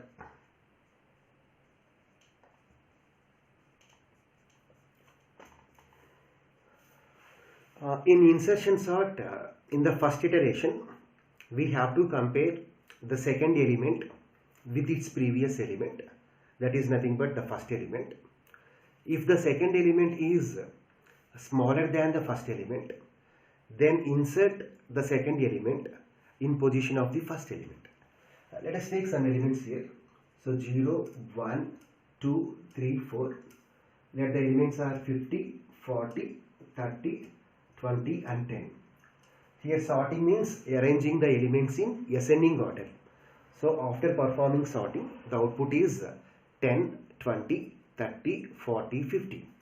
In the first iteration, we have to take the second element. Here what is the second element? 40. And compare 40 with its previous element, that is 50. If the second element is smaller than the first element, then move the first element one position to its right. So that means we have to insert this element here. We have to move this element one position to the right and insert the first element in position of the first element and insert the first element here. So this is the first iteration. So after sorting, what was happened? The first 2 elements are in the proper order. The best example for bubble sort is play cards game. So let us assume that we have seventh card now. Next we got 4th card. So what we will do? So we will keep the 7th card after 4. So now what will happen? The cards will become 4, 7. And after that, let us assume that we got the card number 3.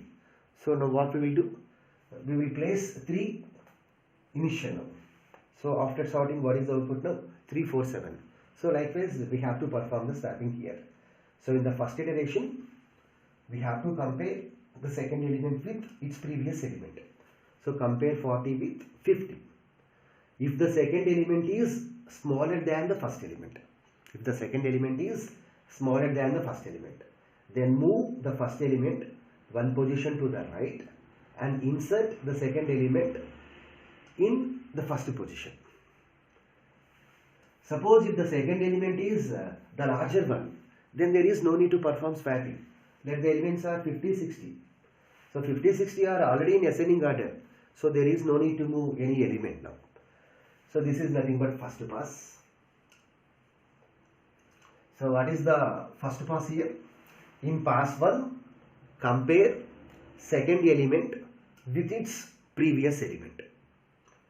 If the second element is smaller than the first element, then move the first element one position to the right and insert second element in position of the first.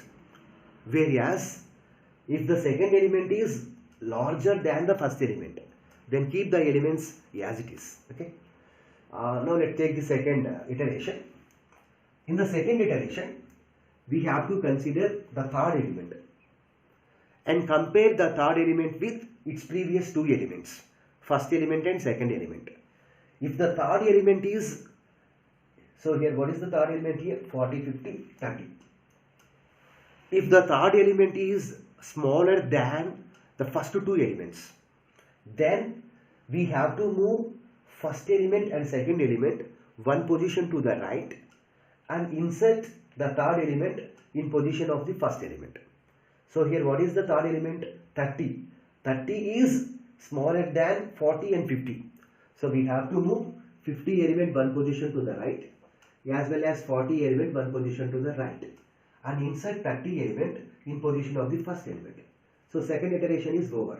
So after second iteration, what was done? The first 3 elements are in sorted order.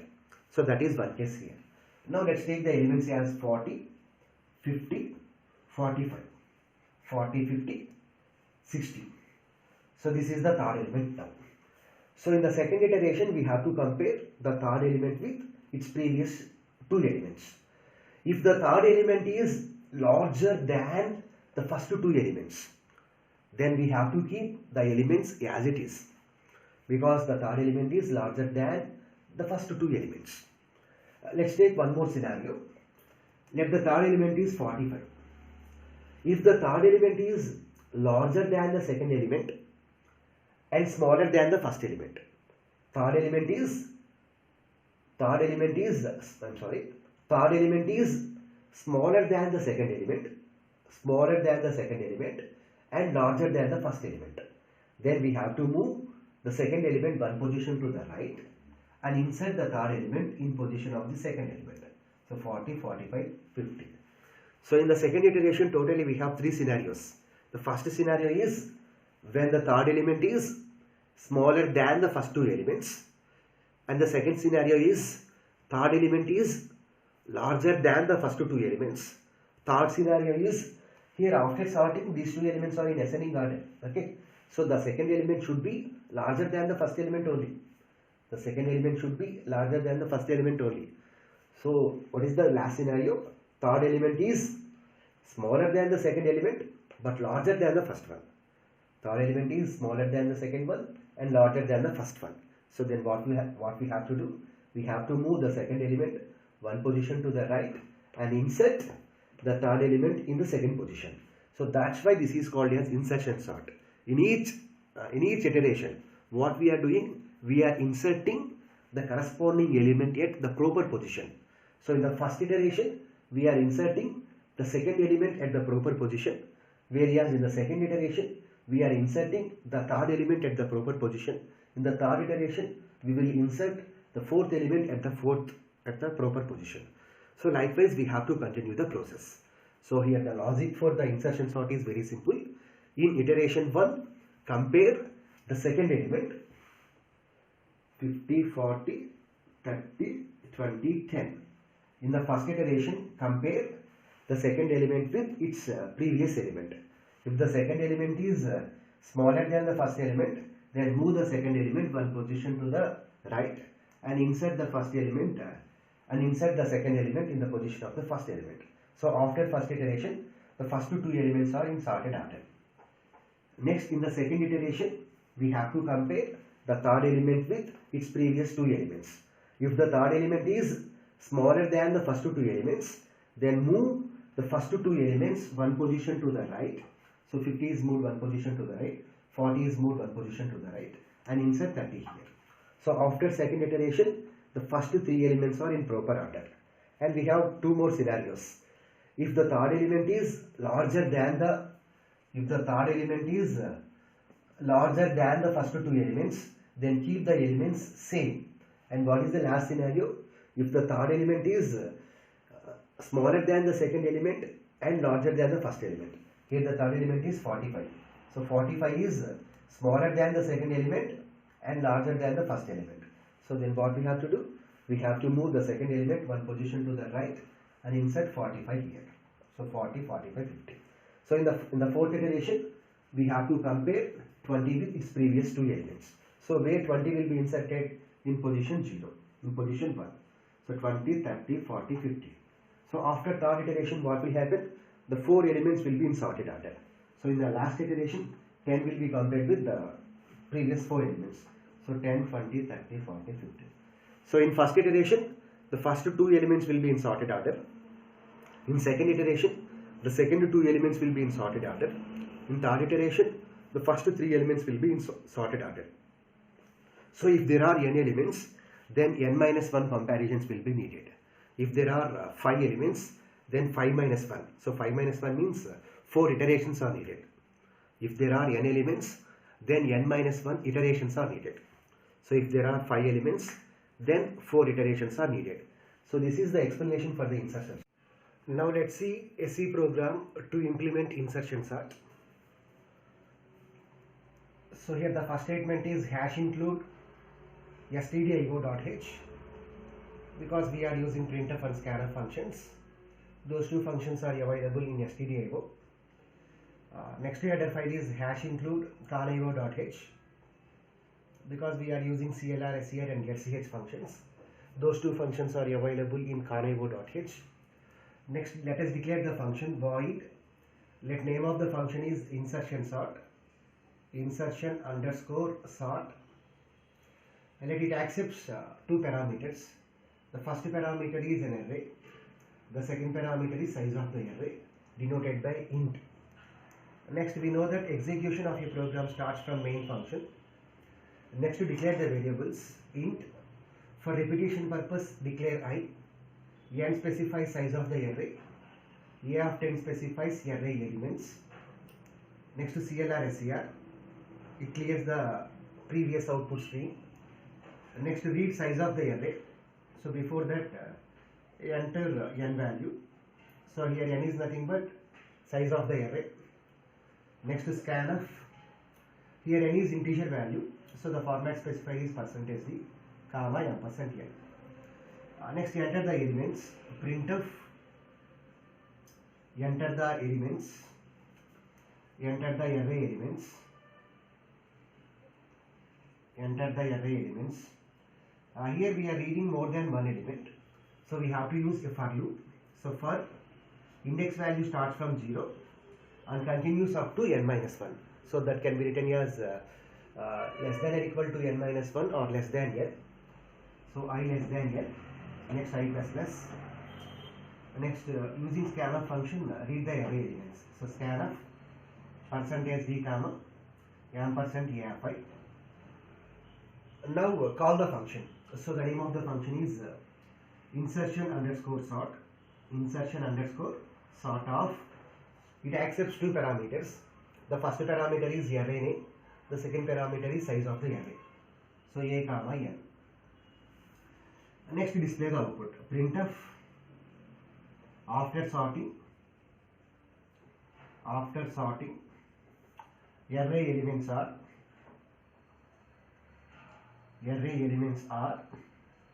use slash n, so that the cursor will places in the new line. Here we are printing array elements, so we have to use a for loop. Index value starts from 0 and continues up to n-1. So I less than n or I less than or equal to n-1. Next, using printf function, display the array elements. So %d slash d comma afi. So what are the input variables in this program?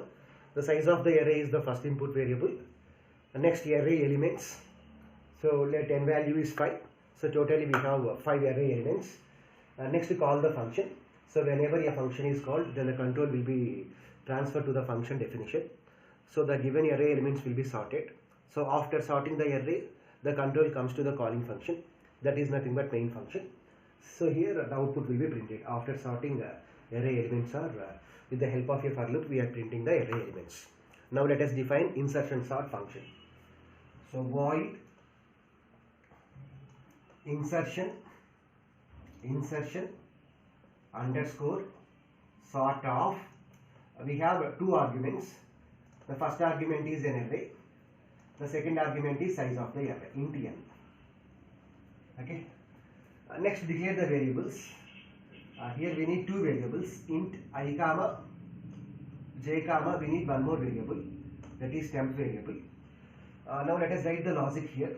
For I is equal to 1, I less than n, I plus plus.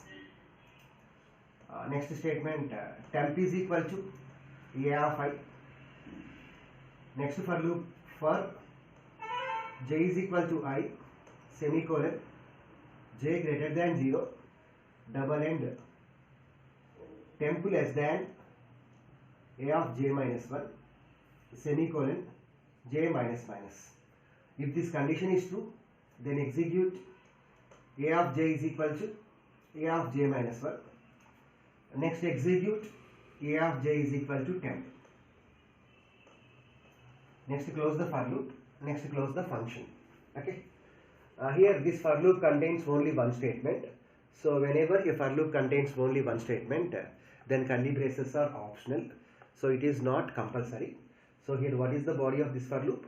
For j is equal to I, semicolon j greater than 0, double end temp less than a of j minus 1, temp less than a of j minus 1. Let us write a little bit that. So here for j is equal to 0, semicolon j greater than 0, double end temp is less than a of j minus 1, semicolon j minus minus. So if this condition is true, then a of j is equal to a of j minus 1. Next, a of j is equal to temp. So whenever this condition is false, then execute a of j is equal to temp. In order to get the complete idea about this function, it is better to trace this program with the help of an example. So let us trace the program with the help of an example. So after that we will discuss why we have written those statements. So let us do the tracing. So trace the bubble sort with the help of, trace the insertion sort with the help of an example. Let elements of the array here are 15, 10, 8, 46 and 32. So what is n value? So here n value is 5, n value is 5. So we can have 5 elements. So we can have 5 elements from starting from 0th index onwards. So 0, next 1, next 2, 3, 4. So what is the first element? 15. Next element 10. Next element 8. Next element 46. Next element 32. So first n value is read. The value of n is 5. Next array elements are read. So totally we have 5 elements. So 15, 10, 8, 46 and 32. Next insertion sort function will be called. So these are the array elements and n value is 5. Next the execution of this for loop will start for I is equal to 1. So what is I value now? So I is equal to 1. Next condition, 1 is less than 5. 1 is less than 5, condition is true. So the body will be executed. So temp is equal to a of 5. So what is I value? 1. So temp is equal to, so what is temp value now? What is temp value? A of 1. So what is a of 1 here? A of 1 means 10. A of 1 means 10 value. Next, for j is equal to I. So what is I value now? So I is equal to 1. Next 1 is less than 5. Here for j is equal to I. So what is a value? 1. Next condition will be checked. J greater than 0. So j greater than 0. Double end. Temp is less than a of j minus 1. So what is a value? 1. So 1 is greater than 0. Condition is true. Double end temp is less than a of j minus 1. So what is the temp value? A of 1. So temp is less than a of j minus 1. So what is a value? 1. So 1 minus 1 means 0. So 10 is less than 15. So condition is true. So here what we are doing is, in the first iteration, we have to take the second element and compare second element with its previous element. If the second element is smaller than its previous element, then move the first element one position to the right and then insert the second element in position of the first. So that we are doing here. So for that purpose we are taking this condition. So 1 is greater than 0, this condition is true, as well as this condition is also true. So here write the condition. So what is the condition here? Temp is less than a of 0. So temp is less than a of 0. So this condition is true. So what we have to do? We have to execute this statement. So what is the statement here? A of j is equal to a of j minus 1. What is a value? 1. So a of 1 is equal to a of 1 minus 1. So 1 minus 1 is nothing but 0. So a of 1 is equal to a of 0. So we have to place a of 0. We have to place a of 0 in position of a of 1. Okay. So that is nothing but move a of 0. Move a of 0 one position to right. One position to right. So what is a of 1 value now? A of 0. So what is a of 0 here? 15. So we have to place 15 here. Okay. Then what are the remaining elements? 8, 46 32. So don't place any element here. So next what will happen? So this statement is executed. Next j minus minus. Now j will become, previously j value is 1. So now j will become 0. 0 is greater than 0. 0 greater than 0. Condition is false. So the control comes out from this for loop. So what is the next statement? A of j is equal to temp. What is a value? 0. So a of 0 is equal to, what is temp here? What is temp? 15. So a of 0 is equal to 15. So what is the statement here? Place, insert temp. So temp is nothing but this value. What is that value? Insert temp in place of a of 0. So what is temp value here? 10. So we have to insert 10 here. So 10, 15, 8, 46, 32. Okay. So first iteration is over.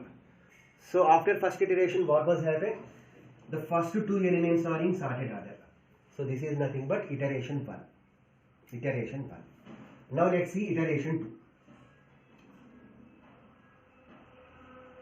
So what are the elements of the array now? So 0, 1, 2, 3, 4. So what are the elements now? 10, 15, 8, 46, 32. So I plus plus. What is I value now? Previously I value is 1. So now I will become 2. So I is equal to 2. So I is equal to 2. Next condition will be checked. I less than n. 2 is less than 5. Condition is true. So this body will be executed. So temp is equal to a of 2. What is a of 2? 8. So in the second iteration, what we have to do? We have to take the third element and compare the third element with second and first element. If the third element is smaller than the second and first element, then we have to move the second element and first element one position to the right and insert the third element in position of the first element. So that is the functionality we are doing here. Okay. Next, for j is equal to I. So j is equal to, what is I value? 2. Next, j is greater than 0. What is I value here? 2. 2 is greater than 0. Condition is true. Double end.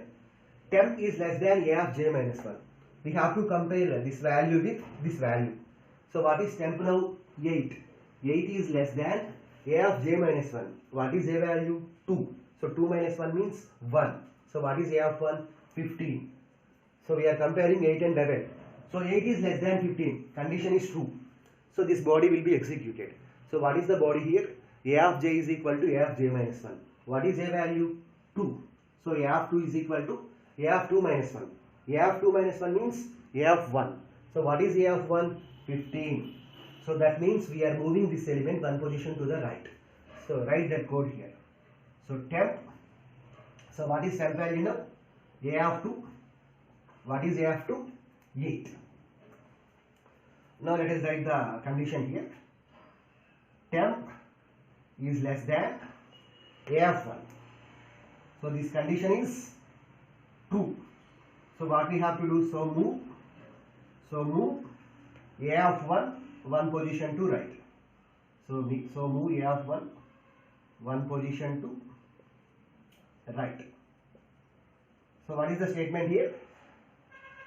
Now 15 will be stored in a of 2. So we have to store 15 here. Next, this is nothing but 10. Don't place any element here. Next, 46 and 32. Next, this body is executed now. Next to j minus minus. Now j will become 1. Next, 1 is greater than 0. Condition is true. Next, temp is less than a of 1 minus 1. So a of 1 minus 1 means what? 0. So what is temp value here? 8. So 8 is less than a of 0. What is a of 0? 15. So 8 is less than 10. Condition is true. So that means this value, what is this value? Temp value. What is the temp value? 8. 8 is less than 10. Condition is true. So we have to move 10 one position to the right. Okay. So this condition is true. So this body will be executed. So a of j is equal to a of j minus 1. What is a value? 1. So a of 1 is equal to a of 1 minus 1. 1 minus 1 means 0. So what is a of 0? 10. So we have to place 10 in a of 1 position. So write that body here. So temp is less than a a of 0.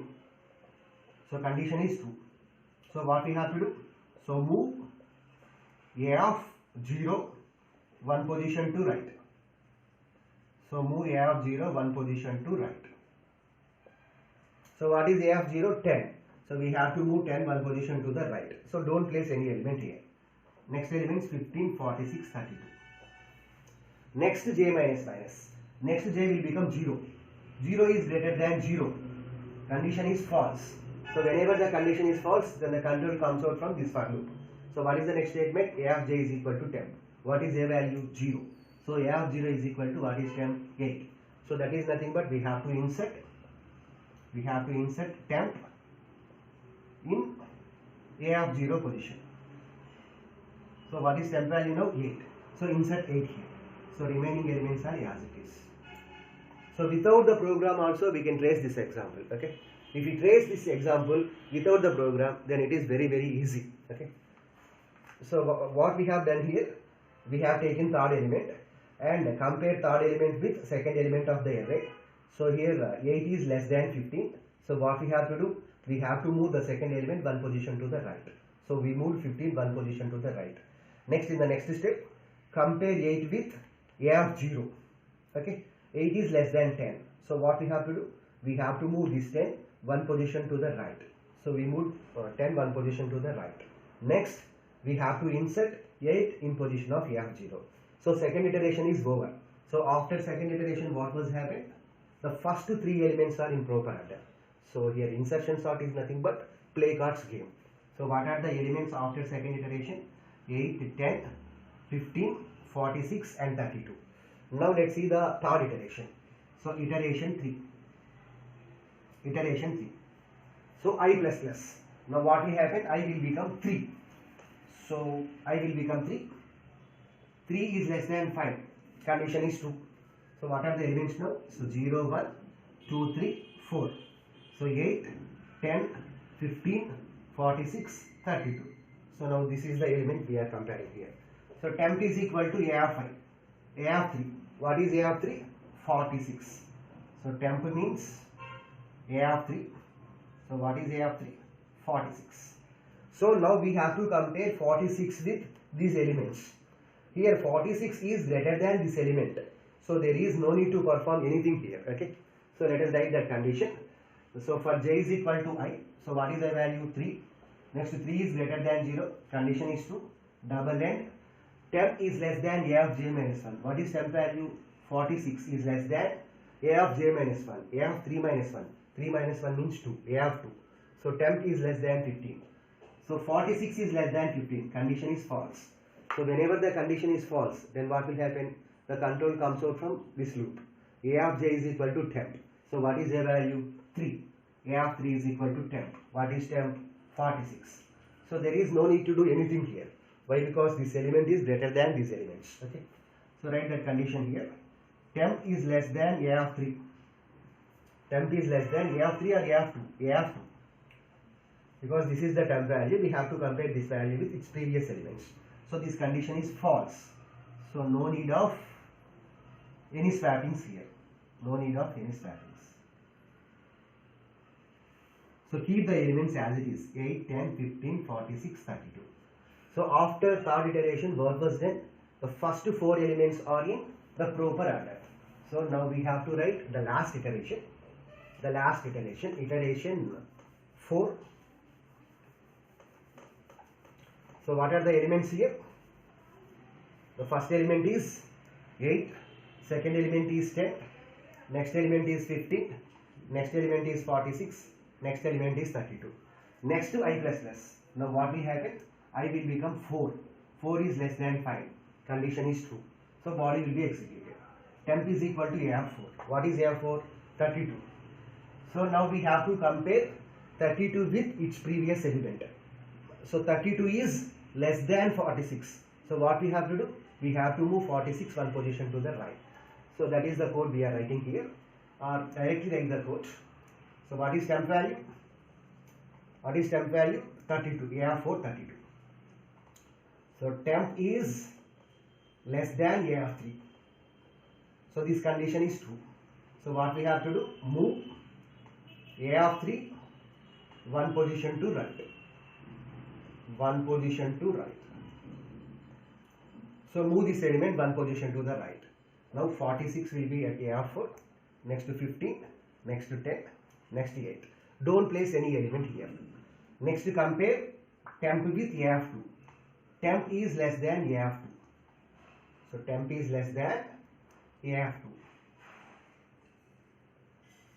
So what is temp value? 32.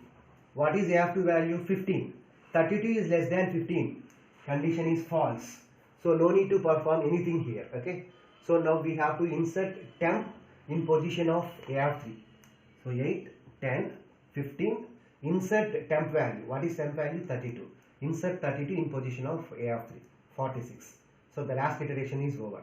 So this is the output. After fourth iteration, what was happened? All the elements are in the proper order. Now let's see how we have written this program. So for I is equal to 1, I less than n, I plus plus.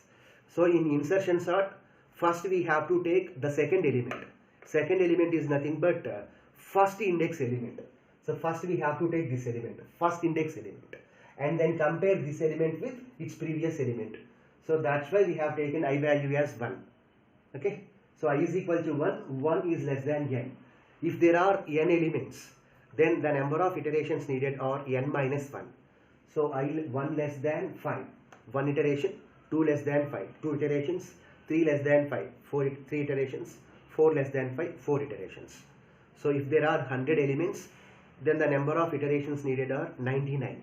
Because if you sort 99 elements, then automatically 100 element is at the proper order.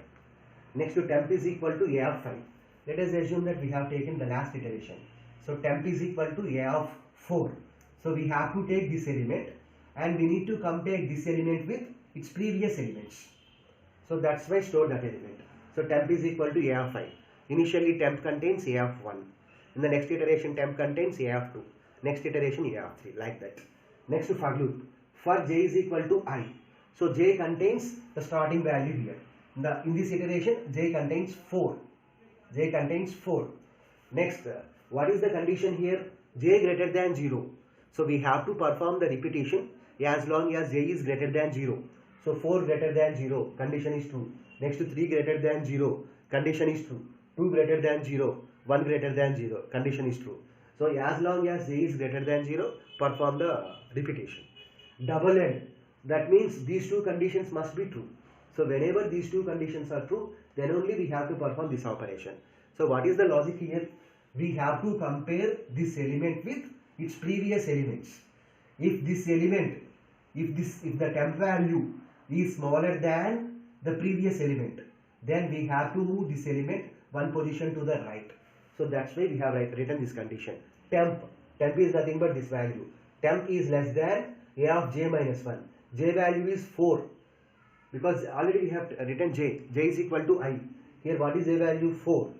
So temp means 32. So 32 is less than A of j minus 1. A of 4 minus 1. 4 minus 1 means A of 3. So 32 is less than 46. Condition is true. So whenever these two conditions are true, then only we have to perform this statement execution. So that's why double end. So double end means when both the conditions are true, then only the body will be executed. So whenever this condition is true, then what we have to do? We have to move this element, its previous element, one position to the right. So for that purpose, we have written this statement. A of j is equal to A of j minus 1. J minus 1 means its previous element. So we have to move its previous element one position to the right. So that means we have to store its previous element in the next element position. Okay. Next j minus minus. So initially j value is 4. Okay. 4 greater than 0. These two values are compared. Next j will become 3. 3 greater than 0. Condition is true. So we have to compare this element with its previous element, 15. So likewise we have to perform the repetition. So what is the use of this statement? We are using this statement in order to move its previous element one position to the right. Next, whenever this condition is false, then we have to insert the temp value at the proper position. So for that purpose we have written A of j is equal to temp. So in this way we can write bubble sort, insertion sort program, as well as we can trace insertion sort example. Okay. Now let's see the analysis of insertion sort. we can analyze the performance of any algorithm by using with time complexity and space complexity. But the time complexity is the important one. So let us calculate time complexity of insertion sort. So time complexity of insertion sort, analysis of insertion sort. So time complexity means the amount of time that an algorithm requires for its execution. There are three types of time complexities are available: best case time complexity, worst case time complexity, average case time complexity. Best case time complexity means if an algorithm requires minimum amount of time for its execution, then it is called as best case time complexity. Whereas worst case time complexity means if an algorithm requires maximum amount of time for its execution, then it is known as worst case. Average case time complexity means average amount of time. So in most of the algorithms, average case time complexity is same as worst case time complexity only. So it is the simplest one. It is same as the worst case time complexity. Now let us calculate the best case time complexity. Best case time complexity of insertion sort. In insertion sort, the best case time complexity will occur if all the elements are in sorted order. Here the sorted order means ascending order. If all the elements are in ascending order, then the best case will occur. Let the elements of the elements are 10, 20, 30, 40 and 50. So how many iterations are needed? If there are 5 elements, 4 iterations are needed. So iteration 1, iteration 2, iteration 3, iteration 4. Now let's write how many comparisons are needed in each iteration. So in the first iteration, what is temp value? 20. In the first iteration, we have to take the second element and compare this element with its previous element. So 20 is less than 10. So condition is false. So this will be executed only once. Next, in the second iteration, we have to take the third element and compare the third element with its previous elements. So 30 is less than 20. 30 is less than 20. This condition is also false. So there is no need to move the elements here. So one comparison. Next, take the next element 40. Compare 40 with 30. So 40 is less than 30. So this condition is also false. So there is no need to move any element one position to the right. So one comparison. Next, we take the last element 50 and compare 50 with 40. So condition is false. So there is no need to move any element one position to the right. So how many comparisons are there? 1, 2, 3, 4. 4 comparisons. What is n value? 1, 2, 3, 4, 5. So here the time complexity is nothing but n minus 1. Here while the number of comparisons are nothing but n minus 1. Here while calculating the time complexity, we should ignore the constants and these operations. So the time complexity, the best case time complexity of insertion sort is T of n is equal to big O of n. Okay, because what is n value? Number of comparisons are 4. So 4 is near to 5. So big O of n, where n represents number of elements in the array. Now let us calculate worst case time complexity. In insertion sort, the worst case will occur if all the array elements are in descending order. If all the array elements are in descending order, then the worst case will occur. Let elements of the array are 50, 40, 30, 20, 10. Now let's write the iterations. Iteration 1, iteration 2, iteration 3, iteration 4, iteration 5. In the first iteration, what we will do? We have to take the second element and compare the second element with its previous element. So 50, 40. So 40, 50. So 40 is less than 50. So we have to move 50 one position to the right and insert 40 here. So how many comparisons are needed? We are comparing 40 with 50. So only one comparison. So what is n value here? N value is 5. So we need how many comparisons? We are comparing 40 with 50. One comparison we need. So 1 is nothing but n minus 4. Why? Because what is n value? N value is nothing but 5. So 5 minus 4 is nothing but 1. So in the first iteration, how many comparisons are needed? N minus 4 comparisons. Now let us take the second iteration. In the second iteration, we have to take the third element and compare the third element with its previous 2 elements. So 30 with 40, 1 comparison. 30 with 50, 2 comparisons. So the number of comparisons needed are 2. 2 comparisons are needed. But what is n value? 5. So 5 minus 3 is nothing but 2. So how many comparisons are needed? N minus 3 comparisons are needed. In the third iteration, we have to take 20, fourth element, and compare 20 with its previous 3 elements. So 20 with 30, one comparison. 20 with 40, second comparison. 20 with 50, third comparison. So the number of comparisons needed are 3 comparisons. What is n value? 5. So 5 means 5 minus 2. So n minus 2 comparisons are needed. So 5 minus 2 means 3. So next one, n minus 1. So next one, 0. But here if there are 5 elements, then the number of iterations needed are only 4 iterations only. So n minus 1 comparisons. So if you derive this equation, then the time complexity is n minus 4 plus n minus 3 plus n minus 2 plus n minus 1, so on. So this is nothing but the formula for the sum of first n minus 1 natural numbers. The sum of first n minus 1 natural numbers formula. Okay, the sum of first n minus 1 natural numbers is nothing but n into n minus 1 by 2. So this is the formula for calculating the sum of first n minus 1 natural numbers. N into n minus 1 by 2 is nothing but n square by 2 minus n by 2. So here what is the highest exponent value? 2. So n square by 2. But while calculating the time complexity, we should ignore these constant values. So the time complexity of the insertion sort in worst case is big O of n square, because n square by 2, n square by 2 minus n by 2. So here the highest exponent is 2. So n square by 2 is nothing but the time complexity. But while calculating the time complexity, we have to ignore this highest, denominator values, constant values. So n square by 2 means we should consider only n square. So the worst case time complexity of the insertion sort is big O of n square. The average case is also big O of n square. So the best case time complexity of insertion sort is big O of n. It occurs when all the array elements are in ascending order. Whereas the worst case and the average case time complexity is nothing but big O of n square. So this is about insertion sort.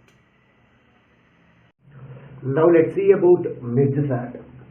In this class we will see about merge sort explanation, algorithm, program, followed by an example tracing. Merge sort works based on the principle of divide and conquer algorithm. So we have various algorithms like divide and conquer algorithm, greedy method, dynamic programming. So these are various types of branch and bound. So these are various types of algorithms. But merge sort works based on the principle of divide and conquer algorithm. Here merge sort is implemented using 3 steps. The first step is divide step. The second step is convert step. Third step is combine steps. So let's see the first step, that is nothing but divide. In the divide step, the given array is divided into 2 parts. The given array is divided into 2 parts. Second step, convert step. In convert step, each sub-array is sorted recursively. So that means here, in order to implement the merge sort, we are using a recursive function. So each sub-array is sorted recursively. And the third step is combine. This step can also be known as merge. So in combine or merge step, we have to merge the solutions of 2 sub-arrays. So let's see the step here. So this is nothing but a merge sort function. Initially, before this, we have to write the main function. In main function, first we need to read the size of the array, followed by elements of the array. Next, we have to call the merge sort function. Merge sort of here the starting index of the array as well as final index of the array. We know that starting index of the array is 0, whereas final index of the array is n minus 1. Okay, if there are n elements, then the last element is n minus 1 index element. So 0, n minus 1. Thereafter that we have to display the elements after sorting. Okay, so merge sort of 0, n minus 1. That means here low means 0 value, high means n minus 1. Okay, like we have 10 elements like this. So 0, 1, 2, 3, 4, 5, 6, 7, 8, 9. 10 elements like this. So first low less than high.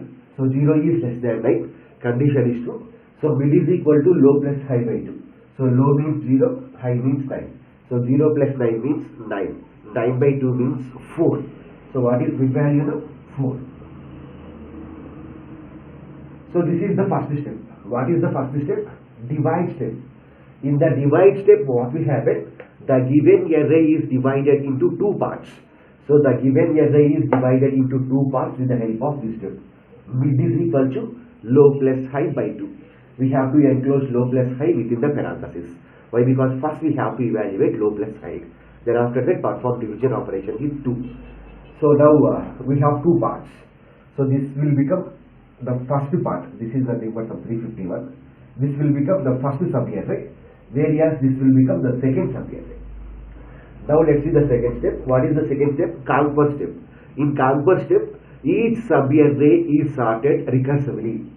So merge sort of low comma mid. So this is nothing but first sub-array recursion. This is nothing but second sub-array. So in order to sort the first sub-array, we are using this function merge sort of low comma mid. In order to sort the second sub-array, we are using merge sort of mid plus 1 comma high. So that is the second step. So what will happen in conquer step? Each sub-array is divided into each sub-array is sorted recursively. So here after division we have two sub-arrays. This is the first sub-array and this is the second sub-array. So in the conquer step, we have to sort each sub-array recursively. So what is the first step here? Merge sort of low comma mid. So low means 0, high means mid means 4. So this sub-array is sorted recursively. So after sorting, the output is 179. Next, what is the next largest element? 285. Next 310. Next 351 and 652. So this is nothing but first sub-array sorted output. Now let's sort the second sub-array. So in order to sort the second sub-array, we are using this function merge sort of mid plus 1 comma high. So what is mid value? 4. So mid plus 1 means 5. So this is nothing but mid plus 1. This is nothing but 5. So sort this sub-array recursively. So what will happen now? What is the output now? First we will get 426. Next, what is the next largest element? 658. Next largest element 750. Next largest element 861. Next largest element 900. So we can say that the second sub-array is also sorted. Okay. Now let's see the third step. What is the third step? Combine or merge. In combine or merge step, what will happen? The solutions of the two sub-arrays are merged. The solutions of the two sub-arrays are merged. So merge of low comma mid comma high. So here the control will go to the merge function. Okay. Low, mid, high. Here I points to low, j points to mid plus 1, k points to low. Okay. So what is I here? So I means these are nothing but sum indexes. So 0, 1, 2, 3, 4, 5, 6, 7, 8, 9. So initially I points to 0. Whereas j points to mid minus 1. So that means I is equal to 0, j is equal to mid plus 1. That means I points to the first sub-array first element. J points to the second sub-array first element. So I is equal to 0, j is equal to mid plus 1. 4 plus 1 means 5. Next k for storing the result. We have to store the result in sub-array. So for that purpose we are using k here. Okay. K for storing the resultant array. Okay. Next let us assume that name of the resultant array is b. Some b of some 220. So this is nothing but b of 20. So here the logic is very simple. Why? So what is the starting index of the first sub-array? I. While I less than or equal to, what is the final index of the sub-array? Mid. So while I less than or equal to mid, double end. What is the starting index of the second sub-array? 5. Next, what is the last index of the second sub-array? High. So while I less than or equal to mid, double n, j less than or equal to, so this is nothing but high. Double n, j less than or equal to high. So if those two conditions are true, then only we have to perform the operation. So here the logic is very simple. We have to compare the first element of the first sub-array with the first element of the second sub-array. The smaller of these two will be moved to the resultant array, and we have to increment the appropriate counter values. We have to increment the appropriate I, J, K values. Okay. So 179 and 423. So which is the smallest one? 179. So 179 will be copied to the resultant array. And now the operations of the I are over. So we have to increment I now. So now I will be at one location. As well as we have to increment K also. Next we have to store the element at 1. But here there is no need to increment J, okay, because 423 operation is not done. Okay. Next we compare 285 with 423. So which is the smallest element? Which is the smallest element? Here let us assume that the element is like this, so 700. So 285, 423. 280 here, let the element is 700. So 285, 423. So which is the smallest element? 285 is the smallest element. So copy into resultant array. Next increment I value. So now I becomes 2. Increment K also. So K becomes 2. So compare 310 with 423. So which is the smallest element? 310. So move 310 to the resultant array and increment I value. So now I becomes 3 as well as increment K value. Okay. Next compare 351 with 423. 351 with 423. Which is the smallest element? 351. So move 351 to the resultant array and increment I value. So now I becomes 4 as well as increment K value. Now K becomes 4. So compare 700 with 423. 700 with 423. So which is the smallest element? 423 is the smallest element. Okay. So 423 is copied to the resultant array. Now we have to increment J value as well as increment K value. Compare 700 with 658. So which is the smallest element? 658. So move 658 to the resultant array and increment J value as well as increment K value. Next compare 700 with 750. 700 with 750. Which is the smallest element? 700. So increment I value. The previous value of I is 4. Now I will be at 5th location. Okay. I will be at the 5th location. Okay. Now let's check the condition. While I less than or equal to mid. What is I value? What is I value? 5. 5 is less than or equal to 4. Condition is false. That means if one of the sub-array is exhausted, if one of the sub-array is completed, then we have to check whether the second sub-array is completed or not. Suppose if the second array is not completed, that means if there are some elements in second sub-array, then we have to copy the remaining elements of the sub-array into the resultant array. So what is the J value is at? J value is at 7th location. Okay. So we have to copy these 3 elements into the resultant array. So 7th element 750, 8th element 861, 9th element 900. So this is nothing but the merging algorithm. So what is the merging algorithm here? Here we have to compare the first. Here we have to compare the first element of the first sub-array with first element of the second sub-array. The smaller of those two will be moved to the resultant array and increment appropriate counter variables such as I, J, K. And the second step is, if the first array is not exhausted, if the first array is not completed, or whenever this condition is false, if the first array is not completed, then we have to copy the remaining elements of the first sub-array into the resultant array. Likewise, if the second array is not completed, that means if the second array is not completed, then also we have to copy the remaining elements of the second array to the resultant array. So that is the logic we have written here. So let's see the logic now. Here I points to the first element of the first sub-array. J points to the first element of the second sub-array. K for storing the resultant values. So what is the condition here? For the first sub-array, the starting index is I, whereas the final index is mid.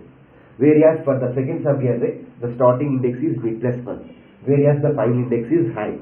So the condition is while I less than or equal to mid, double and J less than or equal to high. So if these two conditions are true, then only we have to compare those two elements. If A of I is less than A of J, I means first two array elements, J means second sub-array elements. If A of I is less than A of J, then what we have to do? we have to move a of I element to the resultant array as well as increment I value and k value. So b of k, to perform operations on the resultant array we are using k. So b of k is equal to a of I. Next increment I plus plus, and after that we have to increment k plus plus. Okay. Next, let us assume that this condition is false. So when this condition will be false, if the second subarray element is smaller than the first subarray element. Suppose if the second subarray element is smaller element than the first subarray element, then we have to copy second subarray element into resultant array. So the statement is b of k is equal to a of j and increment j plus plus, and after that increment k plus plus. So next, if I less than or equal to mid, that means whenever this condition is false, then we have to check whether the first subarray is not completed or not. Suppose if the first subarray is not completed, that means we have elements like this, okay, 900, let we have elements like this, 1000, 2000. So in this example what we have been, first 179 and 423 will be compared. So 179 will be copied to the resultant array. Next 285 and 423 will be compared. So 285 will be copied. Next 310, 423. So 310 will be copied. Next 1423. So 423 is the smallest element. 1658. It is the smallest element. 750. 750 is the smallest element. 1861. 1000 is the smallest element. 1900. 1000 is the smallest element. Now y is at which location? What is the index of the 1000? 3. So 3 is less than or equal to what is mid value? 4. So 3 is less than or equal to 4. Condition is true. Next, for R stands for remaining elements. For R is equal to I, R less than or equal to mid, R plus plus. What is R value here? I value. What is I value? 3. So for R is equal to 3, condition is true. 3 less than or equal to 4, condition is true. So we have to copy that A of R value to the resultant array. So B of k is equal to A of R, k plus plus. Okay. Next, else, when this else block will be executed, if the second array is not completed, that means if there are some elements in the second subarray, then we have to copy those elements to the resultant array. So for R is equal to j, R less than or equal to high, R plus plus, B of k is equal to A of R, next k plus plus. Next close the else block, next close this function, okay, close this for loop, close this else block, as well as close the main function. So this is nothing but combine or merging algorithm. Now let's trace this example. 52, 84, 21, 8, 62, 82 and 4. And then the indexes are like this, 0, 1, 2, 3, 4, 5, 6. Okay. So first in main function we have to call the merge sort function. Merge sort of initial index is 0. So 0, final index is 6. So merge sort of 0, 6. So control goes to the merge sort function. In short, we are writing merge sort function as merge sort of ms. So ms of 0, 6. For space constraints, I am writing as ms. ms stands for merge sort. So merge sort of 0, 6. So this is the first function which we are calling. Next, if low less than high, so low value is 0, high value is 6. So 0 is less than 6, condition is true. So mid is equal to low plus high by 2. So what is mid value now? So mid is equal to 0 plus 6 means 6. So 6 by 2 means 3. So mid is equal to 3. So next function will be executed. Merge sort of low, mid. So what is low value here? Here low means 0. So merge sort of low means 0. So 0, so this is nothing but low, this is nothing but mid, and this is nothing but high. So merge sort of 0, 3. So once again merge sort function is called. This is nothing but recursive function call. So the control goes to the merge sort function. Now what is low value? 0. What is mid value? 3. What is low value? 0. What is mid value? 3. So now low will become 0 and mid will become 3. Low will become 0 and high will become 3. So once again condition will be evaluated. 0 is less than 3. Condition is true. So mid is equal to low plus high by 2. So 0 plus 3 means 4. 0 plus 3 means 4. I'm sorry, 0 plus 3 means 3. So 3 by 2 means 1. So what is the mid value now? 1. Next statement, merge sort of low, mid. So what is low value? 0. What is mid value? 1. So once again the function will be called mid sort of, what is low value now? 0. Mid value 1. So control goes to the function definition. Now low will become 0 and high will become 1. So mid sort of 0 comma 1. Now low value will become 0, high value will become 1. So once again condition will be evaluated. So 0 is less than 1. Condition is true. So mid is equal to low plus high by 2. So 0 plus 1 means 1. So 1 by 2 means here 1 value is integer value, 2 value is integer value. The result of integer by integer is integer only.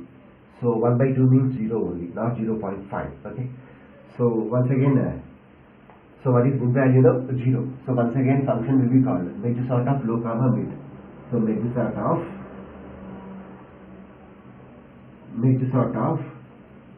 low comma mid. So what is low value? 0. What is mid value? 0. Low less than high. What is low value? 0. High value 0. So 0 is less than 0. 0 is less than 0. Condition is false. So now what will happen is the control goes to the previous function call. What is the previous function call? Mid sort of 0 comma 1. When mid sort of 0 comma 1 is called, then what was happened? Mid is calculated as well as mid sort of low comma mid is calculated. So that means these two are executed. Now we have to execute these two function calls. What is the next function call? The first function call is executed. That is nothing but mid sort of low comma mid. So this was executed. It is executed as well as it is executed. But these two are not executed. Now we have to execute those functions. So mid sort of mid plus 1 comma high. So here what is mid value? 0. So 0 plus 1 means 1 comma. What is high value? 1. Mid value is 0. So 0 plus 1 means 1 comma high value is 1. So mid sort of 1 comma 1. So once again this is the function call which we executed now. So once again control goes to the mid sort function. Now low will become 0, high will become 1. 1 less than 1. Condition is false. Now what will happen is the control will goes to the previous function call only. That is nothing but mid sort of 0 comma 1. When mid sort of 0 comma 1 is called, then mid is calculated. Next to low comma mid is calculated as well as mid sort of mid plus 1 comma high is executed. But this function call is not executed. So now we have to execute this function call. So what is the statement now? Mid of low comma mid comma high. What is low value? 0. What is mid value? 0. What is high value? 1. So mid of 0 comma 1. So now the control goes to the next function. What is low value now? 0. What is mid value now? 0. What is high value now? 1. So whenever mid of 0 comma 1 is called, then the elements from 0 to 1 are sorted. What are the elements from 0 to 1? 50 to 84. So 52 and 84 are already in sorted order. So what is the output now? 50 to 84. These two are already in sorted order. And write the remaining elements as is. So this is nothing but the first function call. So mid of 0 comma 1. So we can write as like this. So mid of 0 comma 1.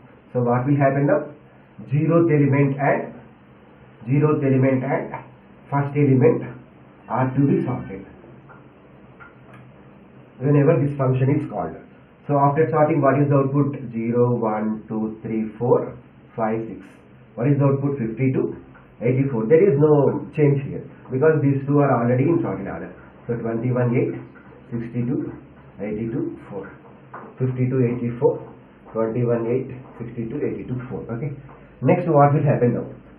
So till now, mid sort of 0 comma 1 function call is successfully executed. So all these statements are executed.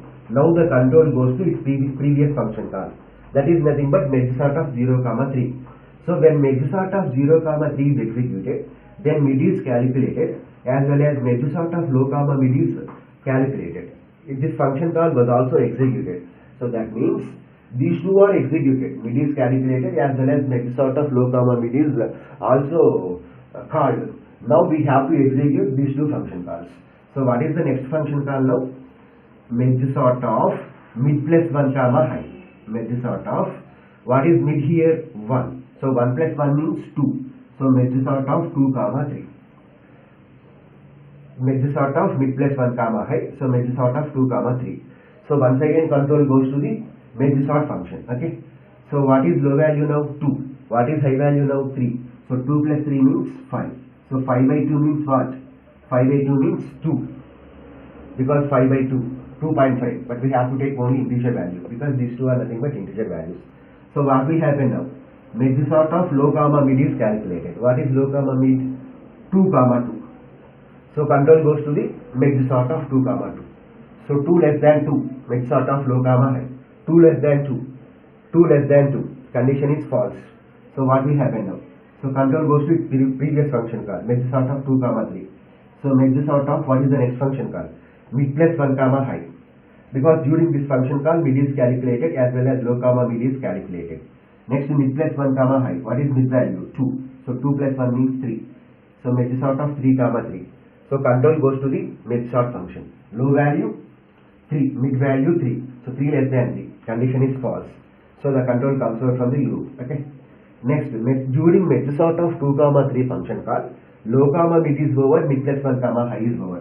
Now let us calculate merge of what is low value 2, what is mid value 2, what is high value 3. So merge of 2 comma 2 comma 3. So next function call is merge of 2 comma 2 comma 3. So whenever this function is called, then the control goes to the function definition. Low will become 2, mid will become 2, high will become 3. So the elements from second to 3 are sorted.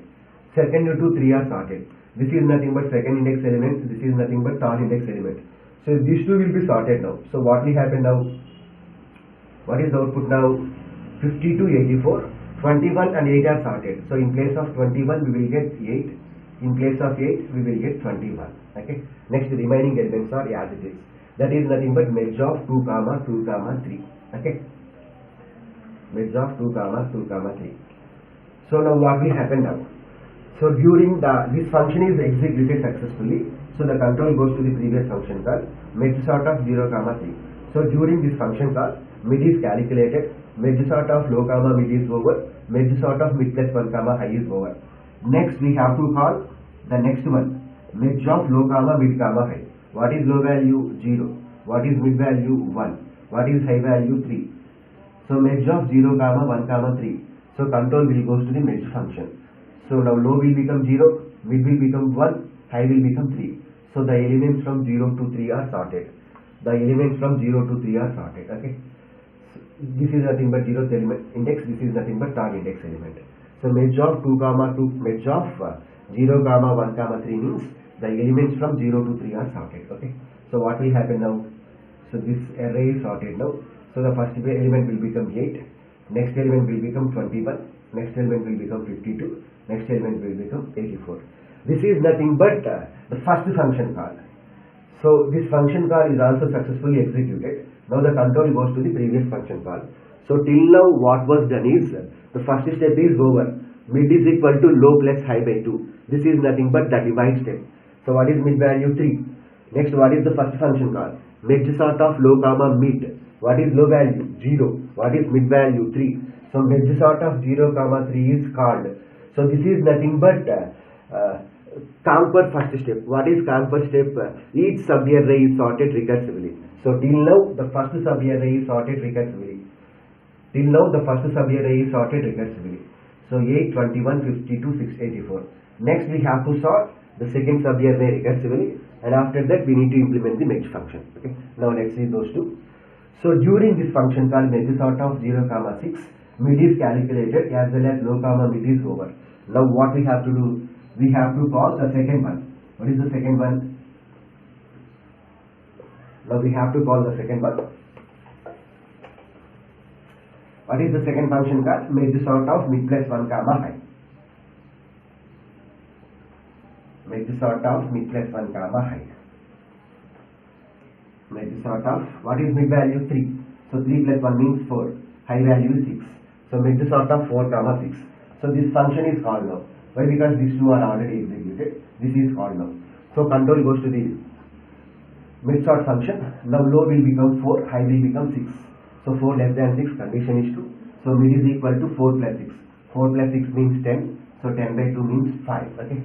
So mid is calculated. Next, merge sort of low comma mid.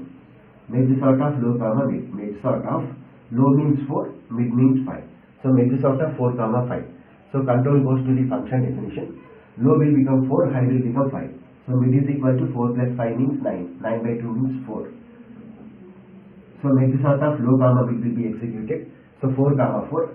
Condition is false. So control goes to the previous function call. So during this function call, mid is calculated as well as merge sort of low comma mid is calculated. Next we have to execute merge sort of mid plus 1 comma high. 4 plus 1 means 5, comma high means 5. So merge sort of 5 comma 5. So control goes to the function definition. So low value 5, high value 5, 5 less than 5, condition is false. So during this function call, mid is calculated, low comma mid is called, mid plus 1 comma high is called. Next we have to implement merge of low comma mid comma high. Low value 4, mid value 4, high value 4. So merge of 4 comma 4 comma 5. So low value will become 4, mid value will become 4, high value will become 4, 5. So whenever this function is called, then the elements from 4 to 5 are sorted. So what are the elements from 4 to 5? 60 to 82. So already those two are in sorted order only. So there is no need to change. So this function call is successfully executed. So the control goes to the previous function call.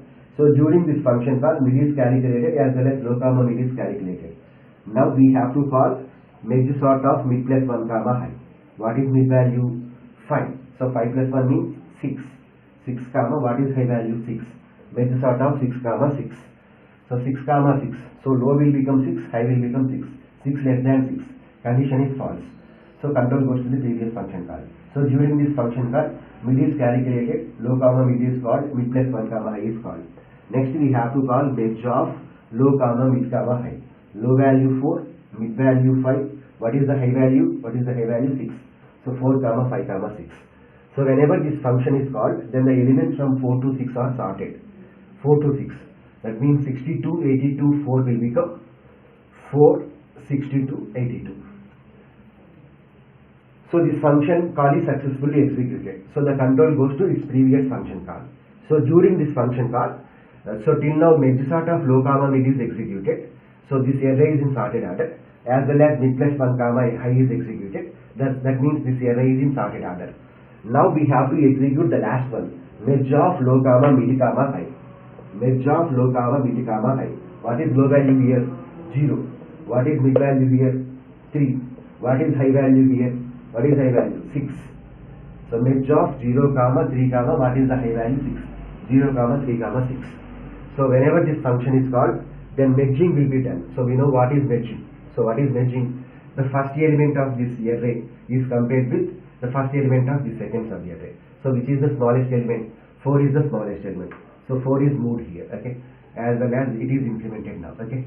Next 8 and 62 are compared. So which is the smallest element? 8.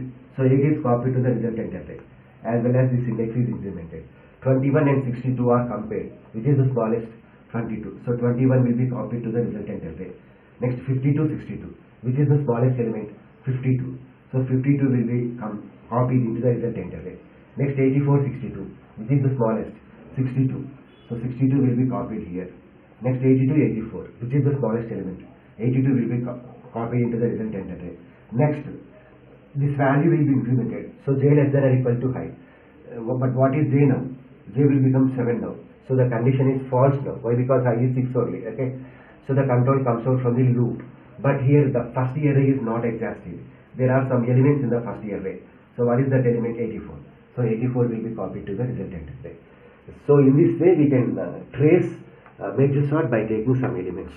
So this is about the explanation for the merge sort, as well as this is nothing but algorithm only. For algorithm we have to write merge sort function as well as merge function, as well as this is also the program. So there is no difference here. In merge sort the algorithm and program both are same only, and this is an example tracing. Okay. Now let's see about merge sort example. Sort the elements 310, 285, 179, 652, 351, 423, 861, 254, 450, 520 using the merge sort. Okay. So first write the elements. So what are the elements here? So we have totally 10 elements. So first element 310, second one 285, next one 179, next one 652, next one 351, next 423, next 861, next to 254. So after 254 we have two elements, 450 and 521. Let us write the index values 0, 1, 2, 3, 4, 5, 6, 7, 8, 9. So here first we have to calculate the mid value. So the formula for mid is equal to low plus high by 2. Here low value means 0, high value means 9. So 0 plus 9 means 9. So 9 by 2 means 4. So here mid value is 4. Mid is equal to 0 plus 9 by 2. So 0 plus 9 means 9. 9 by 2 means 4. Because 4.5 is nothing but 4 only. Because integer by integer will gives integer only. So now this will becomes mid value becomes 4. And now dividing the array into two parts is over. Next we have to sort each subpart recursively. The first part is nothing but low comma mid. So up to low comma mid. The second part is nothing but mid plus 1 comma high. So here low value is 0, mid value is 4.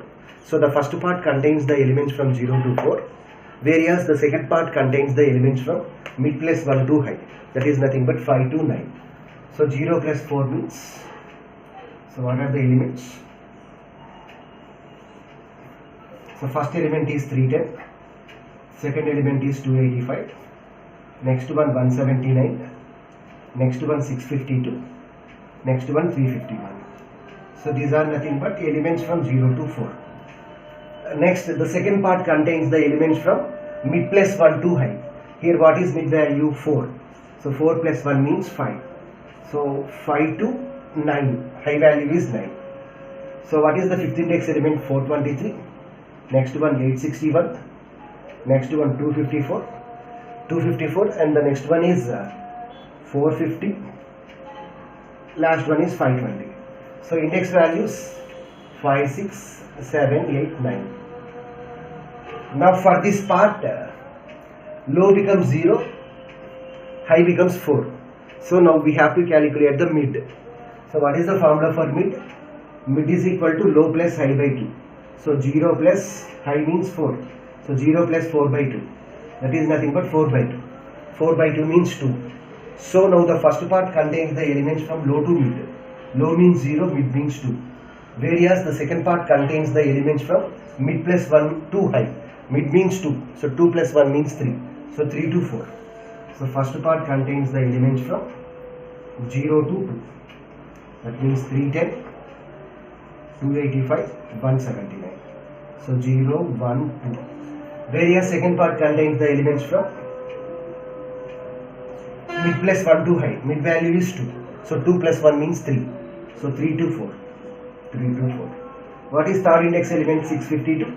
Fourth index element 351. Likewise here low value is 5, whereas high value is 9. So 5 plus 9 means 14. 14 by 2 means 4. So what is the mid value now? Mid is equal to 5 plus 9 by 2. So 5 plus 9 means 14. 14 by 2 means 7. So the first part contains the elements from low to mid. Low means 5. So 5 to 7. Whereas second part contains the elements from mid plus 1 to high. Here mid is 7. 7 plus 1 means 8. 8 comma 9. So what is the first part now? It contains the elements from low to mid. So low means 5. Mid means 7. So 5, 6, 7. What is the fifth index element? 423. Sixth index element 861. Seventh index element 254.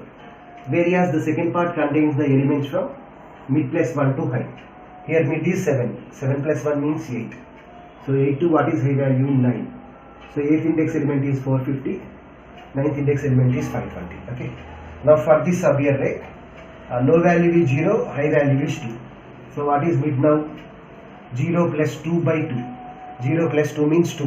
2 by 2 means 1. So first part contains the elements from low to mid. 0 to 1. Whereas second part contains the elements from mid plus 1 to high. Mid means 1. 1 plus 1 means 2. So 2 by 2. means 1. So first part contains 2 elements, 310 comma 310 to 85, 0, 85. Whereas second part contains mid plus 1 to high. Mid plus 1 means 2. 2 comma 2 means that element only, 179. Next 3 plus 4. 3 plus 4 means 7. 7 by 2 means 3. So the first part contains low to mid. The first part contains low to mid. So 3 comma 3. 3 comma 3 means what? 3 only. That is nothing but 651. Second part contains mid plus 1 to high. Mid plus 1 to high. So what is mid here? 3. 3 plus 1 means 4. So what is the fourth element? 351. Likewise here, mid is equal to 5 plus 7 means 12. 12 by 2 means 6. So mid is equal to 6. So first part contains elements from low to mid. So it contains 2 elements, 423, 861, 56. Whereas this part contains 254.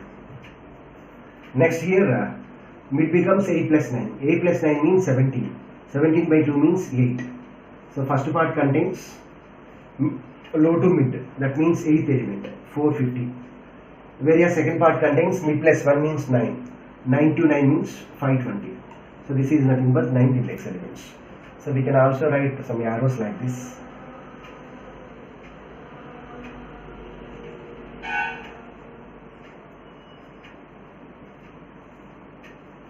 Next one, this array again contains this array and this array contains 2 elements. So here low is 0, whereas high is 1. So mid is equal to low plus high by 2. So mid is equal to 0 plus 1 means 1. 1 by 2 means 0. So mid value is 0. So first part contains elements from low to mid. That means 0 to mid means 310. Second part contains mid plus 1 to high. Mid plus 1. 0 plus 1 means 1. 0 plus 1 means 1. So 1 by 2 means 0 only. Next, it is occupying only one element. Next, only one element. If you take here, we have 2 elements. So now, 5th index contains 423, 6th index contains 861. Why? Because first mid is calculated. 5 plus 6 means 11. 11 by 2 means 5. First part contains low to mid. So 5 to 5, that is nothing but 423. Then what will happen is, if you observe all these elements, so all these elements are separated into one element. That means each array contains only one element. Now we have to perform merge operation. Here these two are belonging to single array. So first merge these 2 elements. So 310, 285. Merging means we have to perform some sorting here. After sorting 310 and 285, what is the output? 285 and 310 is the output. Okay. Next here we have 179. So we need to merge. Why? Because 285, 310 and 179 belonging to a single subarray. So we have to merge these 2. We have to merge these 3. So if you merge these 3, then what is the output? 285, 310, 179. So that these 3 elements will be sorted. So the first element is 179, second element is 285, third element is 310. So likewise it will be done. So likewise sort this one also. So 423, 861. These 2 are belonging to the same subarray. So merge these 2 elements. So 423, 861. Next 423, 861 and 254. These 2 are belonging to the single subarray. So merge these 3 elements. So the output is, so first we will get 254, next to 423, next to 861. Okay.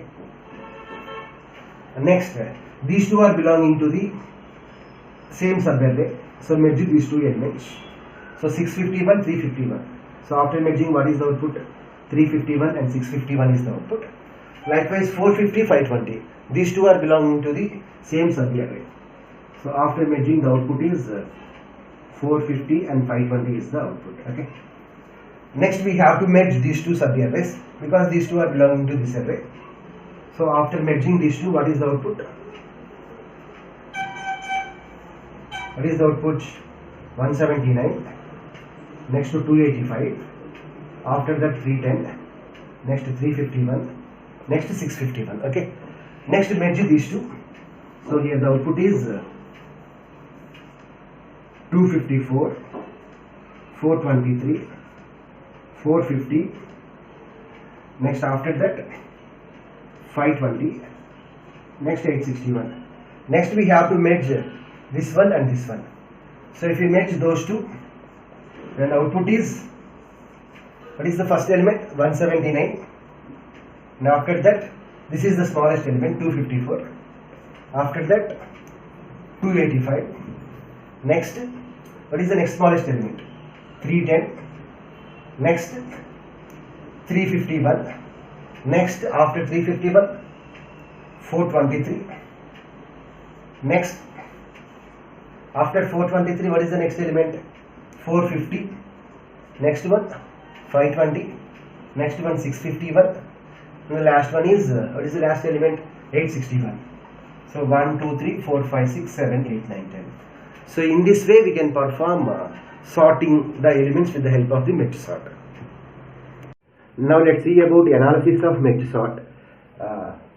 Here we have to analyze merge sort algorithm for best case, worst case and average case. Let's see how we are calculated. If there is only one element, then we can get the solution directly. So we can write as T of n is equal to 1. So T means time complexity, n means for an array of n elements.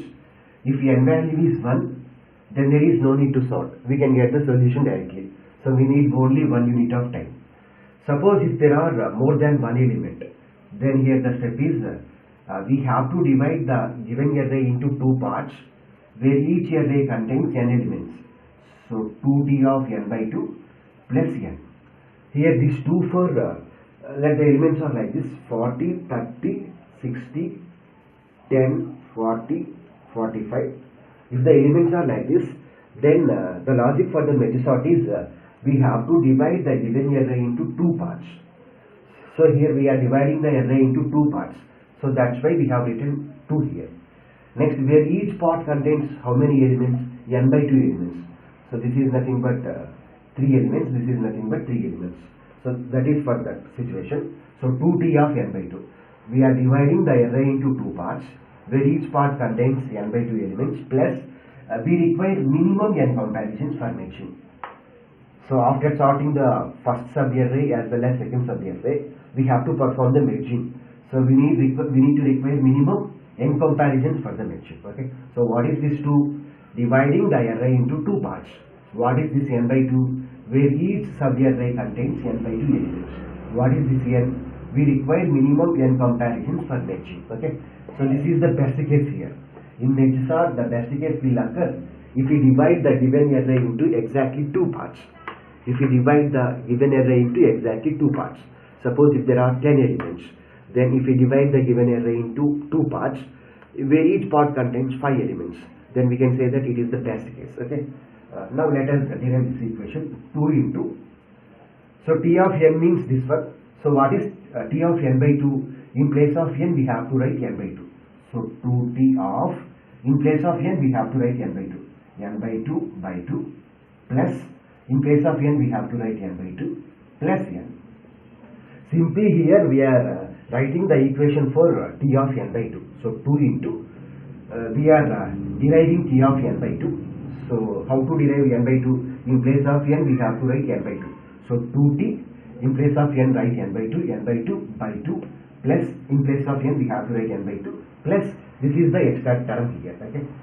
So if we derive this one, 2 into 2 means 40. So 40 of n by 2 by 2. That is nothing but n by 4 plus 2 into n by 2 means 2 into n by 2 means n only. N plus n 2n. N plus n 2n. Okay. Next, derive n by 4. So 4 into T of n by 4. So what is T of n by 4? In place of n we have to write n by 4. If we write n by 4 here, 2 into T plus, in place of n write n by 4 by 2 plus, in place of this n we have to write n by 4 plus, what is the extra term here? 2n. So 4 into 2, 8 T of n by 4 by 2 means n by 8 plus 4 into n by 4 means n plus 2n means 3n. So this can be written as 2 power 3 into T of n by 2 power 3 plus 3n, whereas this can be written as 2 square into t of n by 2 square plus 2n, whereas this can be written as 2 power 1 into t of n by 2 power 1 plus 1 into 1. Okay. So here the last term is t of n is equal to 2 power k into n by, let it be k here, n by 2 power k into t of n by 2 power k plus k here. So t of n is equal to, in place of this one we are writing k, so 2 power k into t of n by 2 power k plus n, 2 power k into t of n by 2 power k plus kn. Okay. So let 2 power k is equal to n. So if you apply log on both the sides, then log 2 power k is equal to log n. We know what is the formula for log a power m. Log a power m is equal to m log a. So k log 2 is equal to log n. By default the base value is 2. So log a base a means 1. So log 2 base 2 means 2. So k into log 2 base 2 means 1. So k into 1 is equal to log n. So what is the k value now? Log n. Now we have to substitute k value here. What is 2 power k? What is 2 power k? N. So t of n is equal to n into t of here we are writing the equation in terms of n here. So n by, what is this 2 power k? 2 power k means n plus kn. What is k here? Log n into log n. So n into t of 1 plus n log n. N into what is t of 1? If there is only one element, then we can get the solution directly. So n log n. So this is nothing but n plus n log n. So here what is the highest term here? N log n is the highest term. So order of big O of n log n. So the time complexity of merge sort is big O of n log n. In worst case as well as average case also, the time complexity is big O of n log n.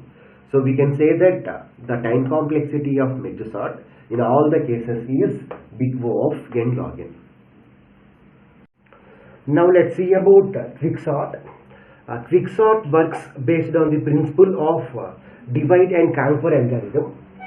So like merge sort, quicksort also works based on the principle of divide and conquer algorithm. Any divide and conquer algorithm is implemented using 3 steps. The first step is divide step, second step is conquer step, third one is combine step. We have different types of algorithms like algorithm strategies like divide and conquer algorithm, greedy method, dynamic programming, backtracking, branch and bound. Merge sort, quicksort, binary search works on the principle of divide and conquer algorithm. Let's see what is divide step here. Generally the first element of the array is selected as pivot element. So we have to select the first element of the array as pivot element and divide the given array into 2 parts such that the left part contains the elements which are less than the pivot element and right part contains the elements which are greater than the pivot element.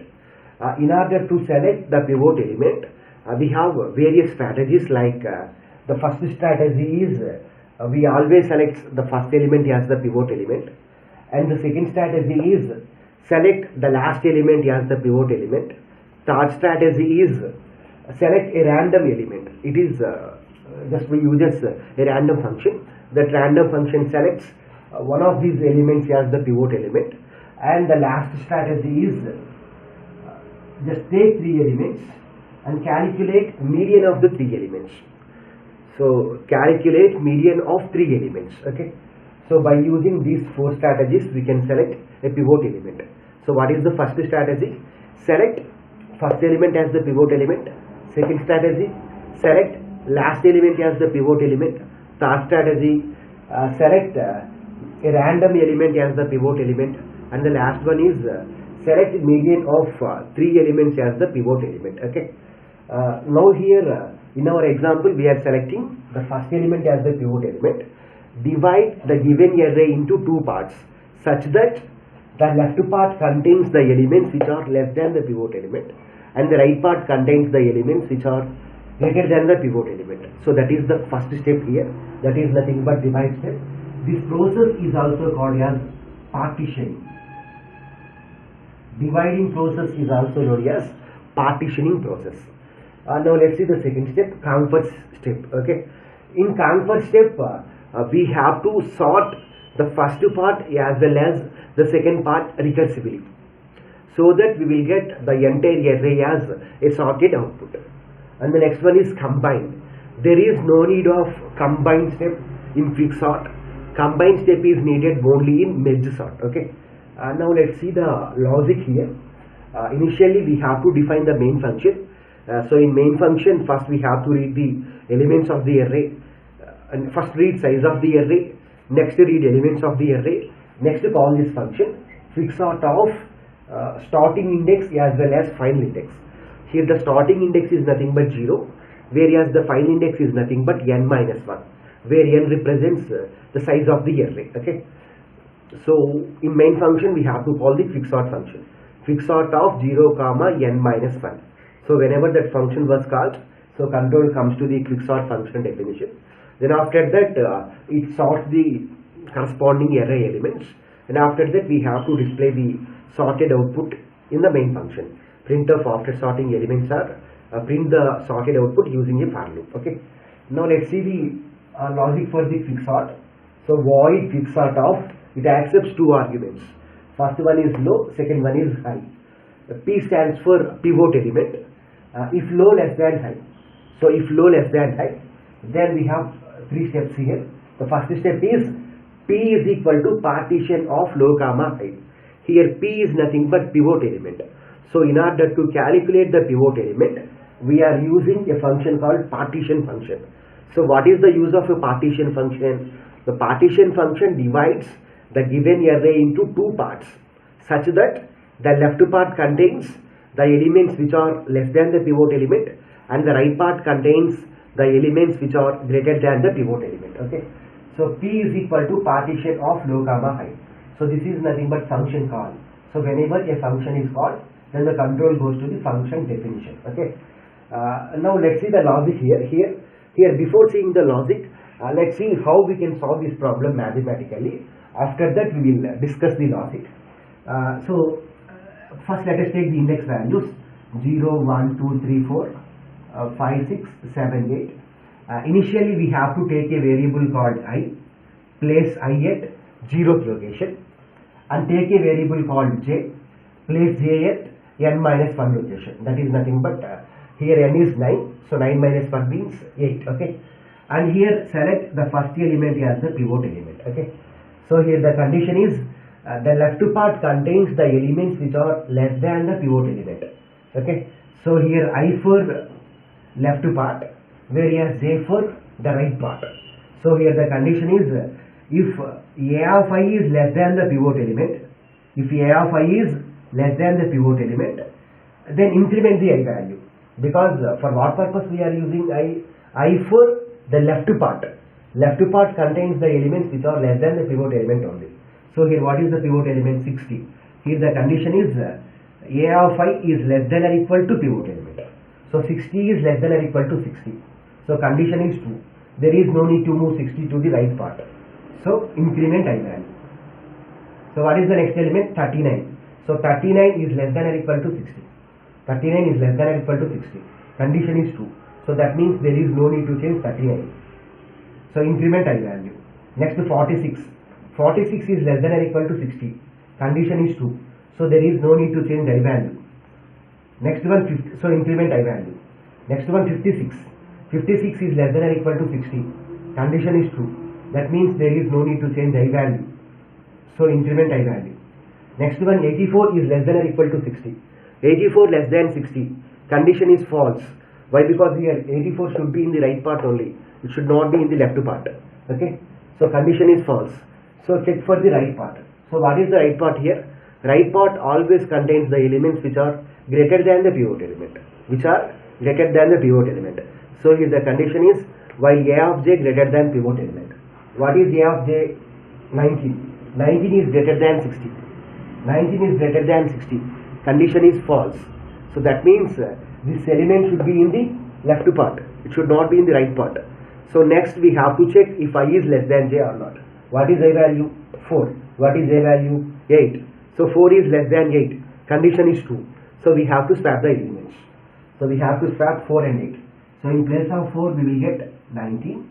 In place of 19 we will get 84. Okay. So swapping is over. So once again we have to check whether I is less than j or not. I value 4, j value 8. Yeah, condition is true. So check for the left part. What is I value? 4. What is a of 4? 19. 19 is less than 60. Condition is true. So increment I value. 30 is less than 60. Condition is true. So increment I value. Next one, 26. 26 is less than 60. Condition is true. So increment I value. 96 is less than 60. Condition is false. So come out from the while loop. So what is a of j? 84. 84 is greater than 60. Condition is true. So there is no need to change 84. So decrement j. So we have to increment the I value as well as decrement the j value. So now j will be at I and j are at 7th index. 96 is greater than 60. Condition is true. So that means there is no need to change 96. So decrement j value. Decrement j value. 26 is greater than 60. 26 is greater than 60. Condition is false. So come out from the while loop. What is I value? 7. What is j value? What is j index? 6. So I less than j. 7 less than 6. 7 less than 6. Condition is false. So the control comes out from the while loop. Okay. Here I less than j. This condition is false. So there is no need to perform this swapping now. Now what will happen is this j index will become the pivot element position. This j index will become the pivot element position now. So now we have to swap this pivot element. What is the initially we have taken 0 as the pivot element. So we have to swap a of 0 with a of j. A of j. So what is a of j? 26. So 26 and this is nothing but 60. So this is nothing but our pivot element. This is nothing but left part. This is nothing but right part. So what is our pivot element? 60. What is the left part? 29, 26, 39, 46, 56, 19, 30. So all these elements are less than the pivot element, less than 60. And what is the right part? 96, 84. So 96, 84 is nothing but greater than the pivot element. Okay. So that means 96 and 84 are greater than the 60. Okay. So what is the pivot element position? J. 6 is the pivot element position. Now let's see the logic here. So first step, pivot is equal to A of loop. That means initially we have to take this 0th element as the pivot element. So pivot is equal to A of loop. Next, what is I value? I value should be placed at 0th index. J value should be placed at n minus 1 index. So I is equal to low. Low means 0. Whereas j is equal to n minus 1. That n minus 1 is available in high. So I is equal to low, j is equal to high. So let's see the logic for partitioning here. If while I is less than j, while I is less than j, while a of I is less than or equal to pivot, then increment I value.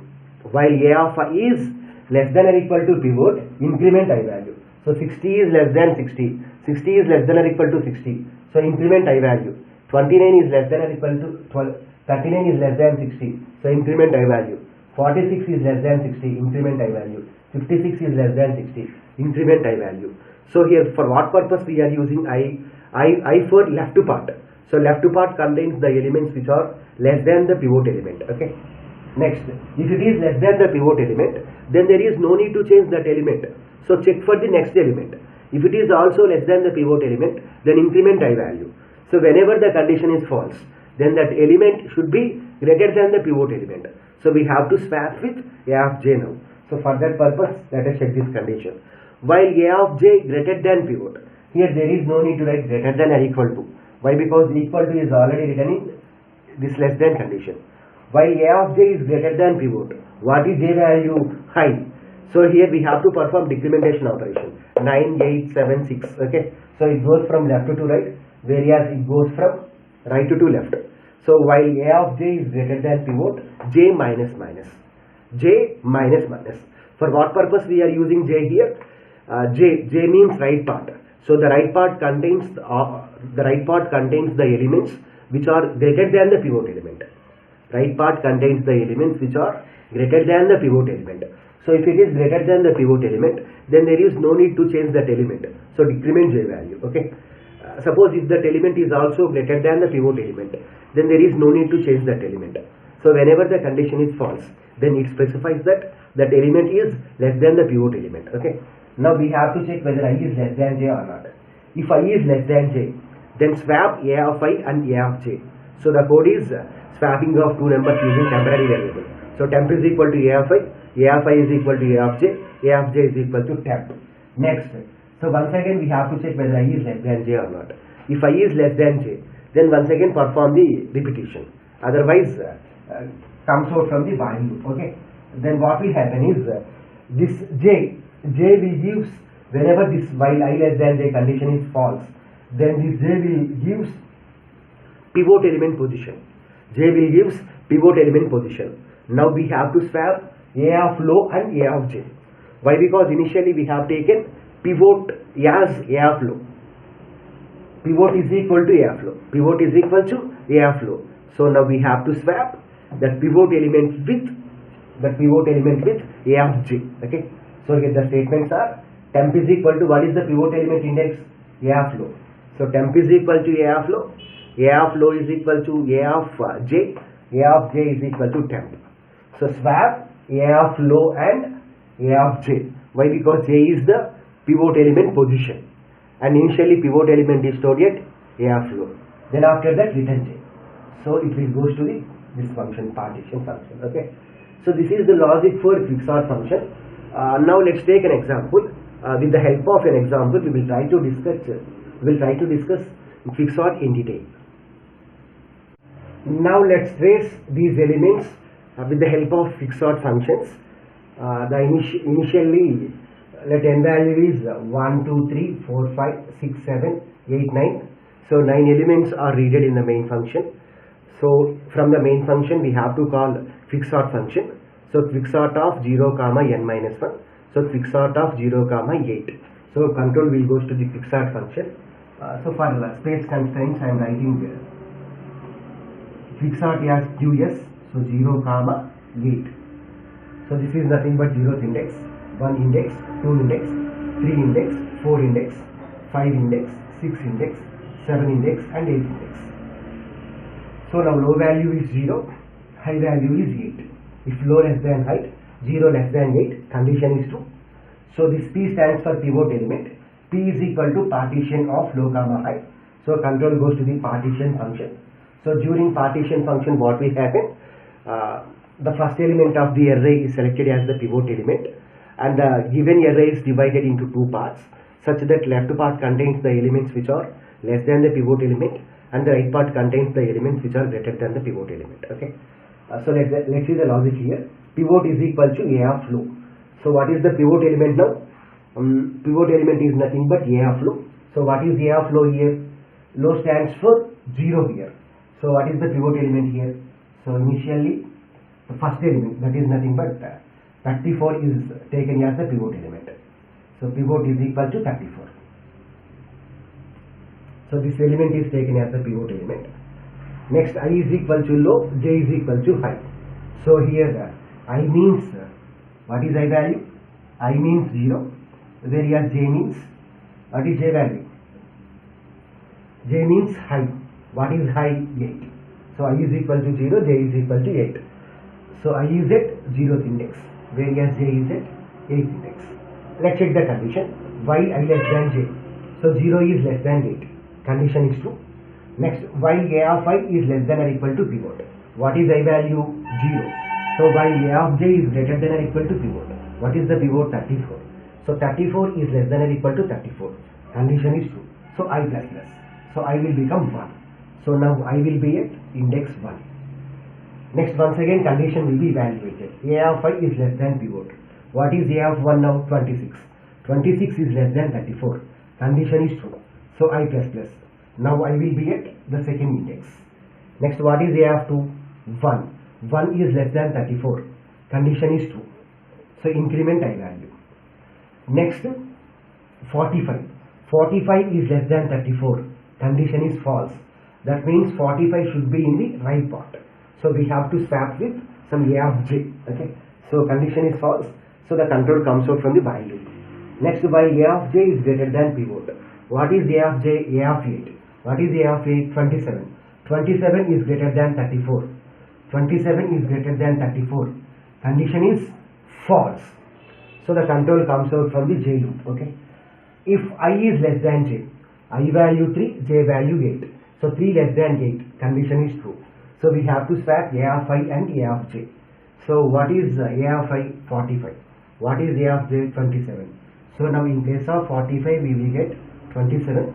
In place of 27 we will get 45. Okay. So swapping is over. So once again condition will be evaluated. While I less than j. What is I? 3. 3 less than 8. Condition is true. So the body will be executed. A of I is less than or equal to pivot. 27 is less than 34.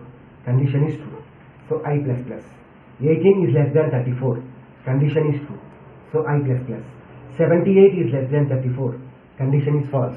So the control comes out from the while loop. Next, while a of j is greater than pivot. What is a of j? 45. 45 is greater than 34. Condition is true. So decrement j value. Now j is at 89. 89 is greater than 34. Condition is true. So decrement j value. Now j is at 6. 12 is greater than 34. 12 is greater than 34. Condition is false. So the control comes out from this while loop. If I less than j, I value 5, j value 6. So 5 is less than 6. 5 is less than 6. Condition is true.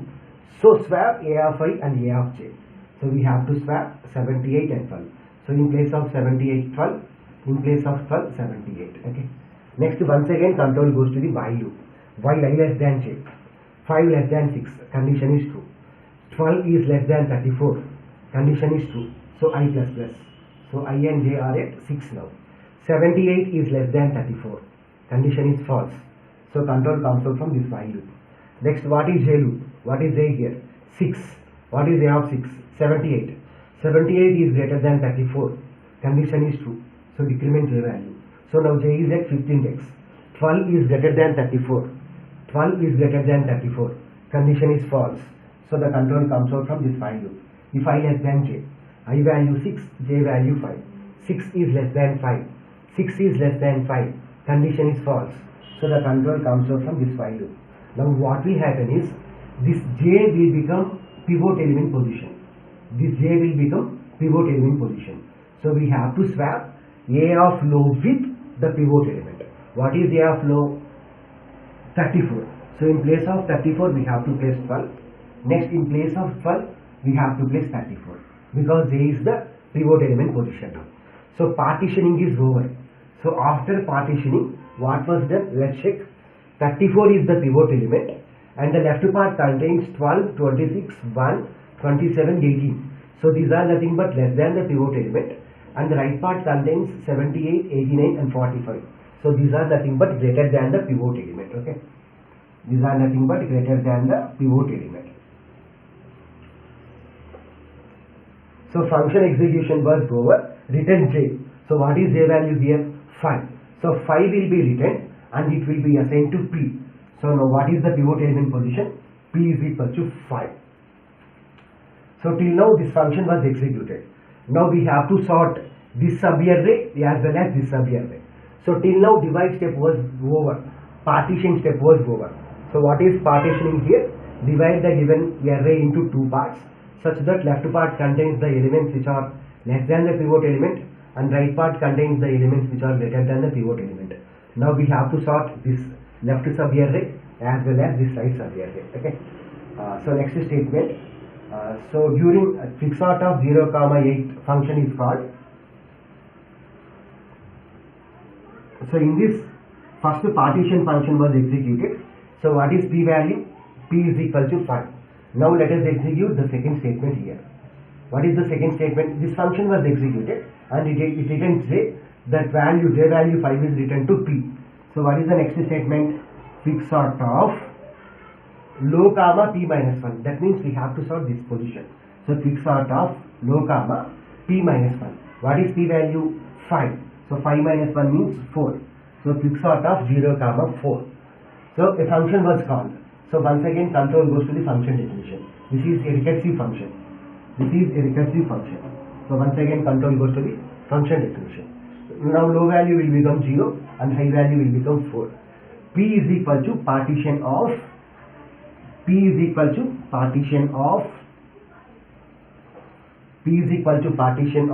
low comma high. So what is low value? 0. What is high value? 4. So now the control goes to the partition function. Okay. Now the control goes to the partition function. So now what is low value? Now the elements are like this. So 0, 1, 2, 3, 4. So what are the elements?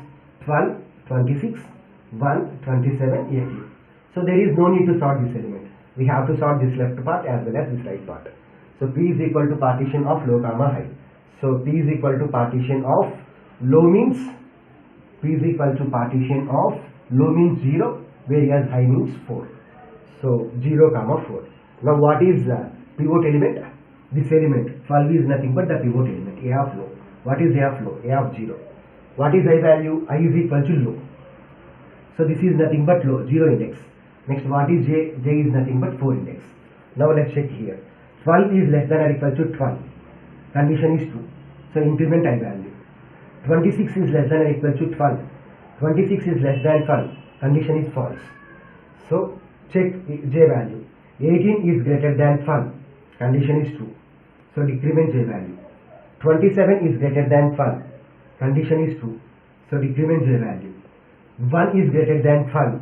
Condition is true. 1 is greater than 12. Condition is false. So the control comes out from the J loop. I value 1, J value 2. 1 less than 2. Condition is true. So swap 26 and 1.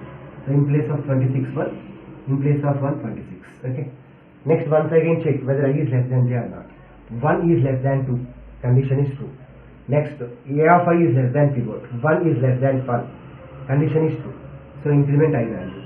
So I and J are at 2. 26 is less than 12. Condition is false. So check for J now. What is J? 26. What is J here? 26 here. So 26 is greater than 12. 26 is greater than 12. Condition is true. So decrement J value. 1 is greater than 12. 1 is greater than 12. Condition is false. So control comes out from the J loop. Next check whether I is less than J or not. I value 2, J value 1. 2 less than 1. Condition is false. Okay. So the control comes out from the if I less than J. So this condition is false. Okay. So the control comes out from this if loop. Next once again while I less than J, this condition will be evaluated. 2 less than 1. Condition is false. So now control comes out from this while loop. Now what will happen? This J will become the pivot element position now.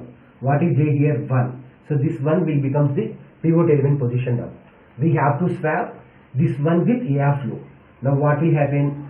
In place of this 12 we will get 1 and in place of 1 we will get 12. Okay. So this is nothing but the pivot element position. And what is the left part here? Left part contains 1, whereas what is the right part here? 26, 27 and 28. Okay. So what is the pivot element position now? What is J value? 1. So 1 will be written and it will be assigned to 1 and it will be assigned to P. So P is equal to 1. Okay. So now what will happen? The next function is called quicksort of low comma P minus 1. So quicksort of low comma P minus 1. So during the function call quicksort of 0 comma 4, this partition function was executed. So next quicksort of low comma P minus 1. So what is low value? 0. What is P value? 1. So 1 minus 1? 0. So quicksort of 0 comma 0. So control goes to the quicksort function. Low value 0, high value 0. 0 is less than 0. Condition is false. So control comes out from the if now. Okay.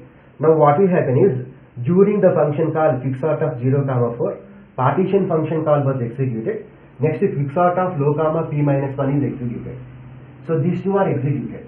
So next we have to execute one more function call. That is quicksort of P plus 1 comma Q. What is P here? 1. So 1 plus 1 means 2. So 2 comma 4. Quicksort of 2 comma 4. So now control goes to the quicksort function. What is low value now? 2. What is high value now? 4.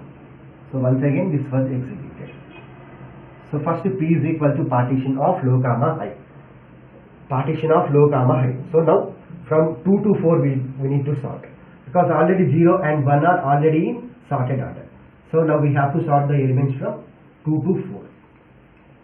We have to sort the elements now. We have to sort the elements from 2 to 4 now. So 2, 3, 4. So what are the elements here?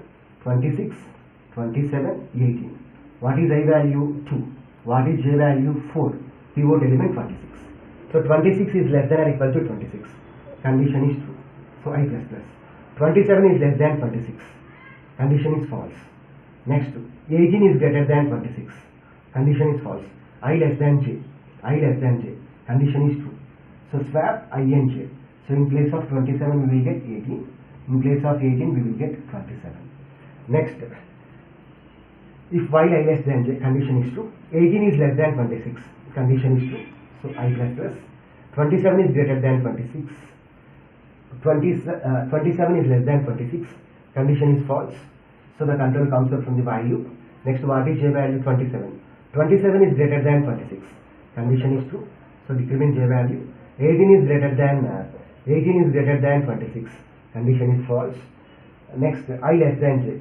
4 less than 3. Condition is false. While I less than j. 4 less than 3. Condition is false.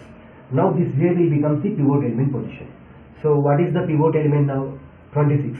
So we have to swap a of j with this a of low. So in place of this 26 we will get 18. In place of 18 we will get 26. So 18, 26 and 27. Okay. So P is equal to, what is the value now? Return j. What is the value now? J value will be returned. What is j here? 3. So P is equal to 3. So during the function call quicksort of 2, 4, the first function call is executed. So next quicksort of, so this one is executed. Quicksort of low, P minus 1. So what is low value? 2. What is P minus 1? 3 minus 1 means 2. So once again control goes to the quicksort function. 2 less than 2. Condition is false. So during the function call quicksort of 2, 4, this is executed. Now we have to execute this function call. So quicksort of P plus 1, Q. So what is P plus 1? P means 3 here. So 3 plus 1 means 4. 4, what is high value? 4. So quicksort of 4, 4. So low value 4, high value 4. So 4 is less than 4. Condition is false. So till now what was happened is quicksort of 0, 8 function was called. So during that function call, the first function call, partition function call was executed. So with the help of this function call, this array is divided into 2 parts. So this is the pivot element and this is the left part and this is the right part. So next what was happened? This was executed. Quicksort of low, P minus 1. So quicksort of 0, 4 was executed. So during this function call, we get several function calls. After executing all these calls, we got the first sub-array as the sorted output. So 1, 12. So these 3 elements are sorted. What is the output now? 18. What is the 2? 18. What is the 3? 26. What is the 4th index? 27. So the first sub-array is sorted. Now we have to sort the second sub-array. So quicksort of, just I am arranging this one because already we got the perfect knowledge about the partition function. So quicksort of, so what was done now? Quicksort of partition function is executed. Low, P minus 1 is over. Now quicksort of P plus 1. What is P value? 6. 6, P plus 1, high. What is high value? 8. So quicksort of 6, 8. So 6 is nothing but this element, 8 is nothing but this element. Now we have to sort this sub-array. Okay. So one more time what will happen? Control goes to the quicksort function. So 6 is less than 8. Condition is true. So P is equal to partition of low, high. So control goes to the partition function. So what are the elements now? 6, 7, 8. So what is the sixth element? 78, 89 and 45. So this is nothing but pivot element. Next, I is at 6th index, J is at 8th index. So 78 is less than or equal to 78. Condition is true. So I plus plus. 89 is less than 78. Condition is false. So check for J value. 45 is greater than 78. Condition is false. Next, I less than J. Condition is true. So swap these two values. So in place of 89, 45. In place of 45, 89. Okay. Next, while I less than J, condition is true. So 45 is less than 78. Condition is true. So increment I value. 89 is less than 78. Condition is false. So check for j value. 89 is greater than 78, condition is true, so decrement j value. 45 is greater than 78, condition is false. Now y less than j, condition is false. I less than j, condition is false. Now this j, 7 will become the pivot element position. Now we have to swap this one with the pivot element. We have to. So in place of 78 we will get 45. In place of 45 we will get 78. Okay. So what is the pivot element position now? J. What is j? 7. So during this function call, so partition function was calculated. So what is the next statement? Quicksort of low comma p minus 1. 6 minus 1. So low is 6, high is 6. 6 less than 6. Condition is false. So during this function call, the first two are executed. Now let us call the next function. Quicksort of p plus 1 comma high. 7 plus 1 comma high. 8 comma 8. Low is 8, high is 8. 8 less than 8. Condition is false. So all the function calls are executed. So if you observe the output here, so 1, 12, 18, 26, 27. So this is nothing but sorting the first sub-array recursively. That was done with the help of quicksort of low comma p minus 1. Next, if we observe the second sub-array, 45, 78 and 89. This is nothing but the second sub-array sorted output. So in this way we can sort quicksort example. So here in quicksort there is no difference between algorithm and program. So for algorithm also just we have to write quicksort function as well as partition function. So this is about quicksort explanation, algorithm, program and example tracing. Now let's trace this example with the help of the quicksort. So let we have 1, 2, 3, 4, 5, 6, 7, 8 elements. So now we have to sort these elements with the help of the quicksort. Let the indexes are like this: 0, 1, 2, 3, 4, 5, 6, 7. Here initially we have to assume the first element as the pivot element. So 50 is the pivot element here. We have to take two variables. We have to place I at 0th index, j at 7th index. Here we have to divide the given array into two parts such that the left part contains the elements which are less than the pivot, right part contains the elements which are greater than the pivot. Here I for left part, j for right part. So here we have to check whether this element is less than or equal to pivot element or not. 50 is less than or equal to 50, condition is true. So increment I value. 30 is less than 50, condition is true. That means there is no need to change 50 and 30. Why? Because here I means it contains the elements which are less than the pivot element. Okay. So 30 is less than 50, condition is true. So there is no need to change 30. 30 will be in the left part only. Next element, next I value 2. So 10 is less than 50, condition is true. So that means there is no need to change 10. 10 will be in the left part only. Increment I value.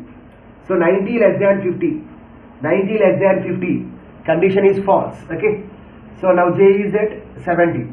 Here j contains the elements, right part elements. Here the right part contains elements which are greater than the pivot element. So 70 is greater than 50. Condition is true. So now we have to place j at 6th location. So that means decrement j. So now j is at 6th location. 40 is greater than 50. 40 greater than 50. Condition is false. Now we have to check whether I is less than j or not. I value 3, j value 6. 3 is less than 6. Condition is true. So swap these two elements. Swap 90 and 40. So now the elements are 50, 30, 10. In place of 90, 40. In place of this 40, 90. So remaining elements as it is. Okay. So now what is I value? I is at 3 index. J is at this index only. Okay. So what is I value? 3. So 3 is less than 6, condition is true. So let us check for I. So 40 is less than 50, condition is true. So increment I value. So what is I now? 80. 80 is less than 50. 80 less than 50, condition is false. So that means we have to change 80. So now j is at 6th index. What is the 6th index element? 90. So 90 is greater than 50. 90 greater than 50. Condition is true. So decrement j value. So 20 is greater than 50. Condition is false. Okay. So now what we have to do? So I is at 4th location, j is at 5th location. So I less than j, 4 less than 5, condition is true. So we have to swap 80 and 20. So what are the index positions? 0, 1, 2, 3, 4, 5, 6, 7 are the index positions. Now here we have to exchange 80 and 20. So 20, 80. So what are the remaining elements? 50, 30, 10, 40, 90, 70. These are the remaining elements. Okay. So I value 4, j value 5. So 4 is less than 5. Condition is true. So once again the body will be executed. I is at 4th location, j is at 5th location. So 20 is less than 50. Condition is true. So increment I value. Now I and j are at 80 only. So 80 less than 50. 80 less than 50. Condition is false. So we have to check for the right part, that is nothing but j now. 80 is greater than 50. 80 is greater than 50. Condition is true. So decrement j value. Okay. 20 is greater than 50. 20 is greater than 50. Condition is false. I value 5, j value 4. So I less than j. Condition is false. So now what will happen is, this jth element, this 4 will become the pivot position now. This 4 will become the pivot position now. So now we have to swap this pivot element. So swap pivot comma this element a of j. So what is the pivot element here? 50. So what are the index values? 0, 1, 2, 3, 4, 5, 6, 7 are the index values. So in place of 50 we will get 20.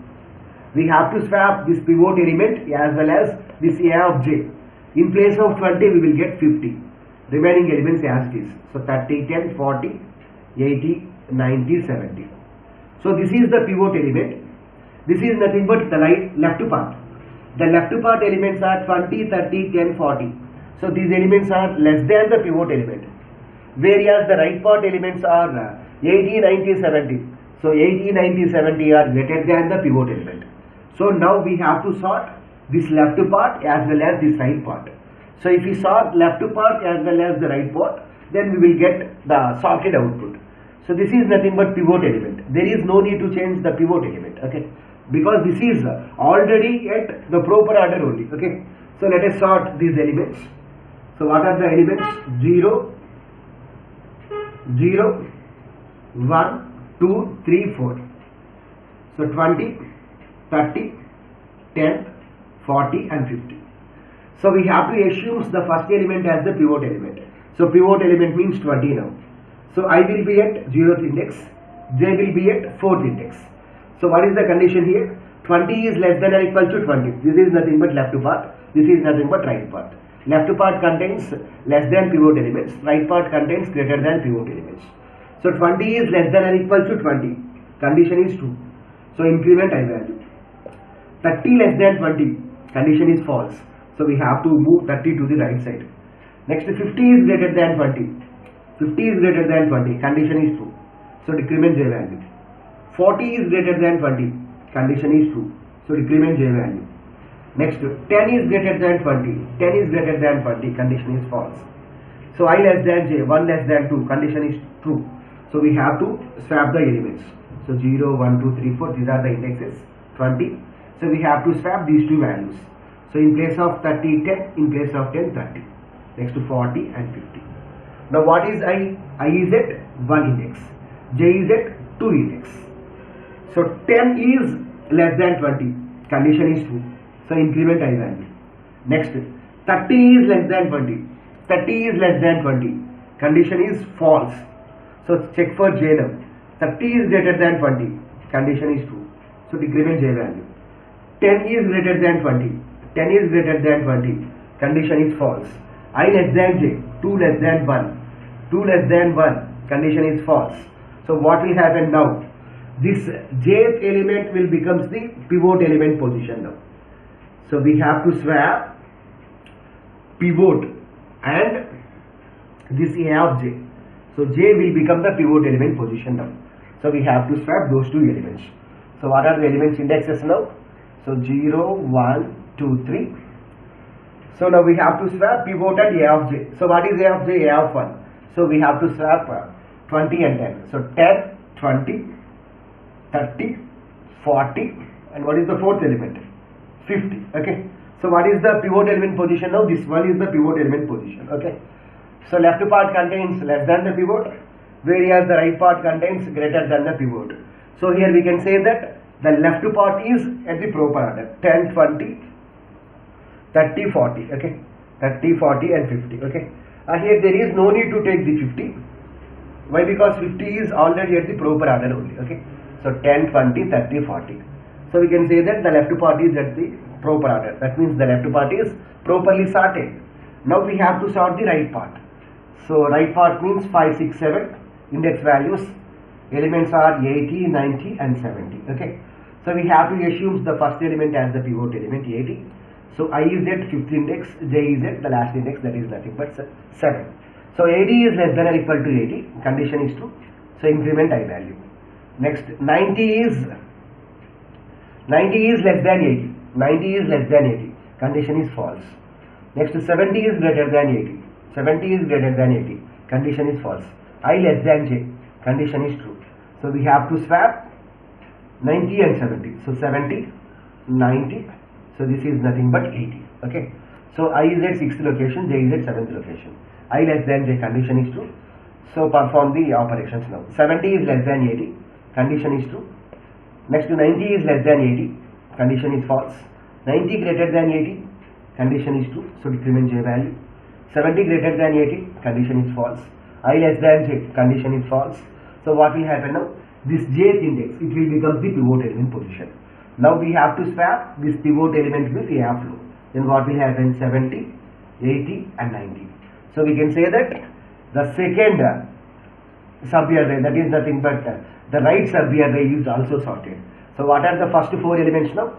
10, 20, 30, 40. Okay. Next, what is the next element? 4th index contains 50. Next, the remaining elements 70, 80, 90. So in this way we can sort the elements with the help of the quicksort. And now let's see about the analysis of quicksort. In this we will calculate the best case, average case and worst case time complexity of the quicksort.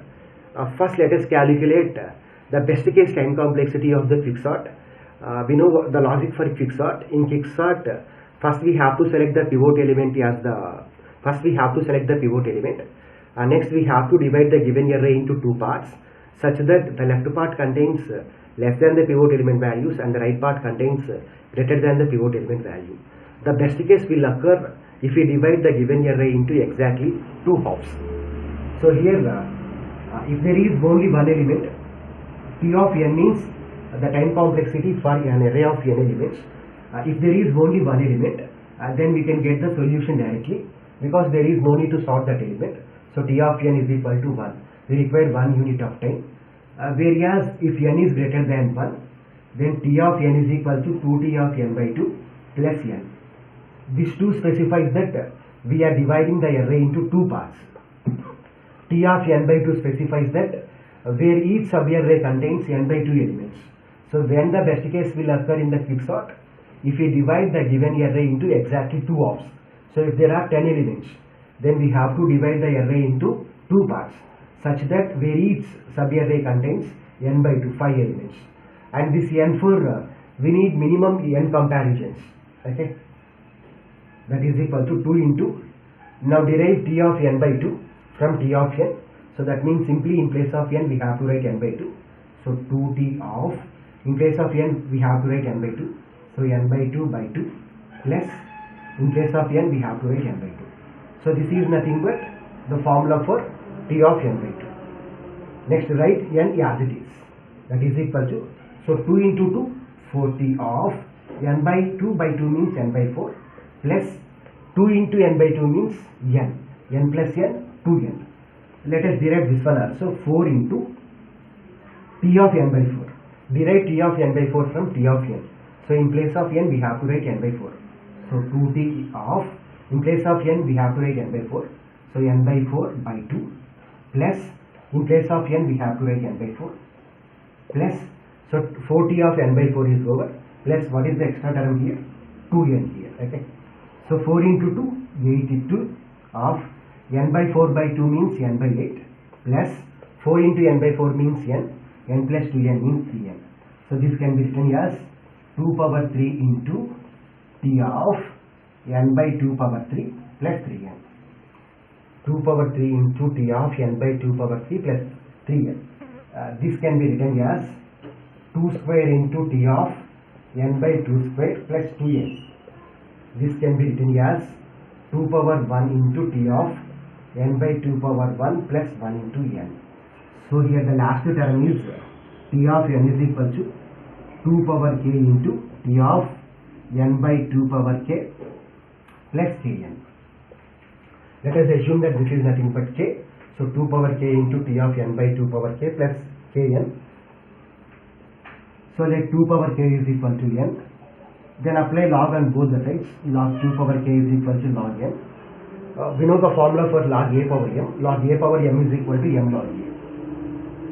So k log 2 is equal to log n. By default the base value is 2. So log a base a means 1. So k into 1 means k. So k is equal to log n. K is equal to log n. Now substitute k here. So t of n is equal to, so what is 2 power k? 2 power k means n. N into t of n by, what is 2 power k? 2 power k means n plus, what is k here? Log n. Log n into n. That is equal to n into t of 1 plus n log n. So what is t of n? T of 1, if there is only one element, then there is no need to sort that element. So t of 1 is equal to 1. So n into 1 plus n log n. So n into 1 means n plus n log n. Out of n and n log n is the big term. So this is nothing but n log n. Okay. So the time complexity, the best case time complexity of quicksort is big O of n log n. Here the average case is also occur when we divide the given array into two parts, such that the left part contains elements which are less than the pivot element and the right part contains which are greater than the pivot element. So in quicksort there is no difference between best case and average case. The best case and the average case time complexity of quicksort is big O of n log n only. Okay. In the average case, if there are 10 elements, the left part may contains 3 elements, right part may contain 7 elements, or the left part may contain 4 elements, right part contains 6 elements, like that. Whereas in best case, the left part and right part contains same number of elements. Whereas in average case, some difference will be there. Okay. So here the point is, the best case and the average case time complexity of quicksort is big O of n log n. Now let's see how to calculate worst case time complexity of the quicksort. In quicksort, the worst case will occur if the elements are either in ascending order or descending order. That means if the elements are in sorted order, then it is the worst case. Let we have 5 elements in sorted order, in ascending order, 10, 20, 30, 40 and 50. So what is the logic for quicksort? We have to divide the given array into two parts, such that left part contains elements which are less than the pivot and the right part contains the elements which are greater than the pivot element. Let 10 is the pivot element. Then what is the left part here? Here there are no elements which are less than the 10 now. So if there are n elements, then the left part contains 0 elements, whereas the right part contains how many elements? Here there are 5 elements. Left part contains 0 elements, whereas the right part contains n minus 1 elements. Again here, in the next iteration, this 20 will become the pivot element.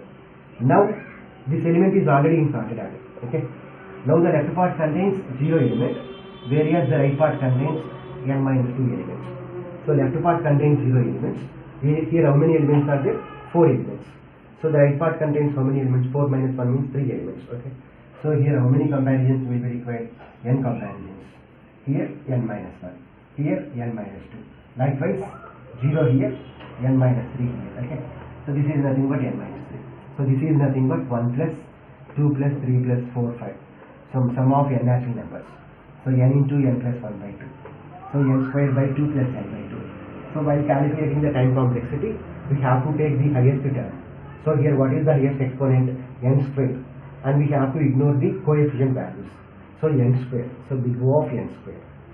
So here The worst case time complexity of quicksort is big O of n square. So when the worst case will occur in the quicksort, when the elements are in sorted order, either in ascending order or descending order. So if there are n elements, the left part contains 0 elements and the right part contains n minus 1 elements. If there are n minus 1 elements, then the left part contains 0 elements and the right part contains n minus 2 elements. So if you write like this, then the series will get as 1 plus 2 plus 3 plus 4 plus so on 5. That is nothing but the sum of n natural numbers, n into n plus 1 by 2. So n square by 2 plus n by 2. So while calculating the time complexity, we have to take only higher exponents and ignore lower exponents. Okay, 1 by 2 will be ignored, and 1 by 2, we have to ignore we have to consider higher exponents and ignore lower exponents. So we have to consider only n square by 2 and ignore n by 2. So in n square by 2, ignore the coefficient 1 by 2. So big O of n square.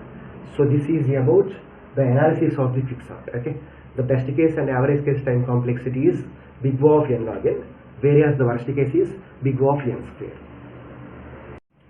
Now let's see about bucket sort or Radix sort. This sorting technique can also be known as distribution sort also. So Radix sort or bucket sort or distribution sort. First let's see the procedure or algorithm. Here bucket sort mainly uses 10 buckets from 0 to 9 for sorting the elements. Totally there are 4 steps here. Let's see the procedure or algorithm. Here the first step is find biggest number of the array. So we have to find out the biggest number from the list of available elements. Let's see the second step. Find the number of digits of the biggest number. So we have to find out the number of digits for that biggest number. Next, the third step. The number of steps of bucket sort depends upon the number of digits. Suppose if biggest number has 3 digits, then totally 3 steps, 3 iterations are needed. Suppose if biggest number has 2 digits, then totally 2 iterations or 2 steps will be needed. So the number of steps or iterations depends upon the number of digits of the biggest number. Next, let's see the last step. Repeat the following in each step. So if there are 3 steps, then we have to repeat these 3 things in each step. Let's see the A bit. Initialize the number of elements in each bucket with zeros. So how many buckets we have? 10 buckets. So initially we have to fill up all the buckets with zeros. So initialize the number of elements in each bucket with 0. Next step, next one. Read elements of the array from left to right. Find location of the element and place the element in appropriate bucket. So we have to read the elements from left to right. That is nothing but from 0th index to n minus 1 index. And we have to find the location of the each bucket and place the element in appropriate bucket by finding the location. Let's see the last bit here, C bit. Combine all the bucket elements into single array. So we have to combine all the bucket elements into a single array from left to right. So that is nothing but from 0 to n minus 1. So totally here we have 4 steps. The first step is find biggest number of the given array. The second step is find the number of digits of the biggest number. Third step, the number of steps or iterations depends upon the number of digits of that biggest number. Next, fourth step, in each iteration we have to perform 3 steps. A bit in fourth one, initialize the number of elements in each bucket with 0. So initially we have to fill all the buckets with zeros. Next, B bit, we have to find out the location of each element and place the element in appropriate bucket based upon the location. And what is the last one? Here? Combine all the bucket elements into array. So we have to place all the bucket elements into arrays from left to right. So this is the procedure and algorithm. Now let's trace an example by taking this program. Now trace this problem with the help of the bucket sort. First let us solve mathematically. After that, let's see whether our logic is correct or not with the help of this program. So let we have 6 elements. So 0, 1, 2, 3, 4, 5. So first, in the first step, we have to calculate biggest number. So big is equal to. So what is the biggest number here? 136 is the biggest number. Next, in the second step, we have to find out number of digits. So number of digits is equal to. So 136 has 3 digits. Next, in the third step, we have to find out the iterations. So totally 3 iterations are needed. 3 steps are needed from 1 to 3. So first, let's see the first step. So step 1 or iteration 1. Step 1 or iteration 1. So here first we have to initialize all the buckets with 0. Here we have 10 buckets from 0 to 9. So 0, 1, 2, 3, 4, 5, 6, 7, 8, 9. So initialize the number of elements in each bucket with 0. Why? Because initially the buckets doesn't contain any elements. Next we have to find out the location of each element and place the element in the appropriate bucket. Okay. So totally how many buckets are there? Totally we have 10 buckets. So 0th bucket, 1 bucket, next to second bucket, third bucket, fourth one, fifth one, sixth one, seventh one, eighth one, ninth one. So totally we have 10 buckets like this. So 0, 1, 2, 3, 4, 5, 6, 7, 8, 9. Next we have to find out the position, the location of each element and place the element in appropriate bucket. So here in the first iteration, we have to consider the last digit of each number. So in 66 we have to consider 6 and place 66 in 6th bucket. In 98 we have to consider the last digit 8. In 105 5. In 61 1. In 54 4. In 136 6. So let us consider the last digit of the number and place the number in that bucket. So in 66 what is the last digit? 6. So place 66 in 6th bucket. Next in 98 what is the last digit? 8. So place 98 in 8th bucket. In 105 what is the last digit? 5. So insert 105 in 5th bucket. In 61 1 is the last digit. So insert 61 in bucket number 1. In 54 4 is the last digit. So insert 54 in 4th bucket. In 136 6 is the last digit. So insert in 136 6 is the last digit. But 6 already contains some element. So on top of 66 insert 136. Okay. So 66, next 98, 105, 61, 54 and 136. And the next we have to combine all these elements into an array. Okay. So now what we have is, so in 0th element, in 0th bucket we don't have any elements. In first bucket we have 61. So 61 is 0th index element. So 61 is 0th index element. Next in we have 54. Next we have 105. Next in 6th bucket we have 2 elements, but the starting index is 0. Next index is 1. So what is the 0th element? 66. Next 136. Next in 8 we have 98. So 0, 1, 2, 3, 4, 5. So these are the elements now. Okay. Now let's see the second step. So step 2 or iteration 2.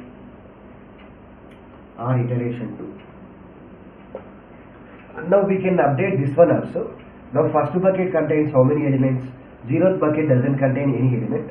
So 0 only. First bucket contains 1 element. So this 0 is replaced with 1 now. Next second bucket 0 elements. Third bucket 0 elements. Now fourth bucket contains how many elements? 1. So 0 is replaced with 1. Fifth bucket contains 1 element. Sixth bucket contains 2 elements. So 0 is replaced with 2. Seventh bucket 0 elements. Eighth bucket 1 element. Ninth bucket 0 elements. Okay. Now let's see step 2 or iteration 2. So first what we have to do? We have to initialize all the buckets with 0. Initialize all the buckets with 0. So 0, 1, 2, 3, 4, 5, 6, 7, 8, 9. So initialize the number of elements in each bucket with 0. Why? Because initially the buckets doesn't contain any content. Next, totally how many buckets we have to take? Totally 10 buckets. So 0th bucket, first bucket, second bucket, third one, fourth one, fifth one, sixth one, seventh one, eighth one, and ninth one. So 0, 1, 2, 3, 4, 5, 6, 7, 8, 9. So in the first iteration we have considered the last digit, whereas in this iteration we have to consider the last but one digit. So here 1 is the last digit, whereas what is the last but one digit? 6. So we have to place a 61 in 6th bucket. So if you consider 54, what is the last but one digit? 5. So insert 54 in 5th bucket. Next, if you consider 105, the last but one digit is 0. So insert 105 in 0th bucket. Next, 66, last but one digit is 6. So insert 66 in 6th bucket. Already it has 61. So insert 66 on top of 61. Next, here the last but one digit is 3. So insert 136 in 3rd bucket. Now 98. Here the last but one digit is 8, 9. What is the last one? 9. So insert 9 in 98th bucket. Okay. 61 in 6th bucket. 54 in 5th bucket. 105 in 0th bucket. 66 in 6th bucket. 136 in 3rd bucket. 98 in 9th bucket. Okay. Now 0th bucket contains one element. So this can be replaced with 1. 3rd bucket contains one element. 1. 5th bucket contains one element. 6th bucket contains two elements. 9th bucket contains one element. Okay. Next, we have to combine all these bucket elements into an array. So what is the 0th bucket element? 105.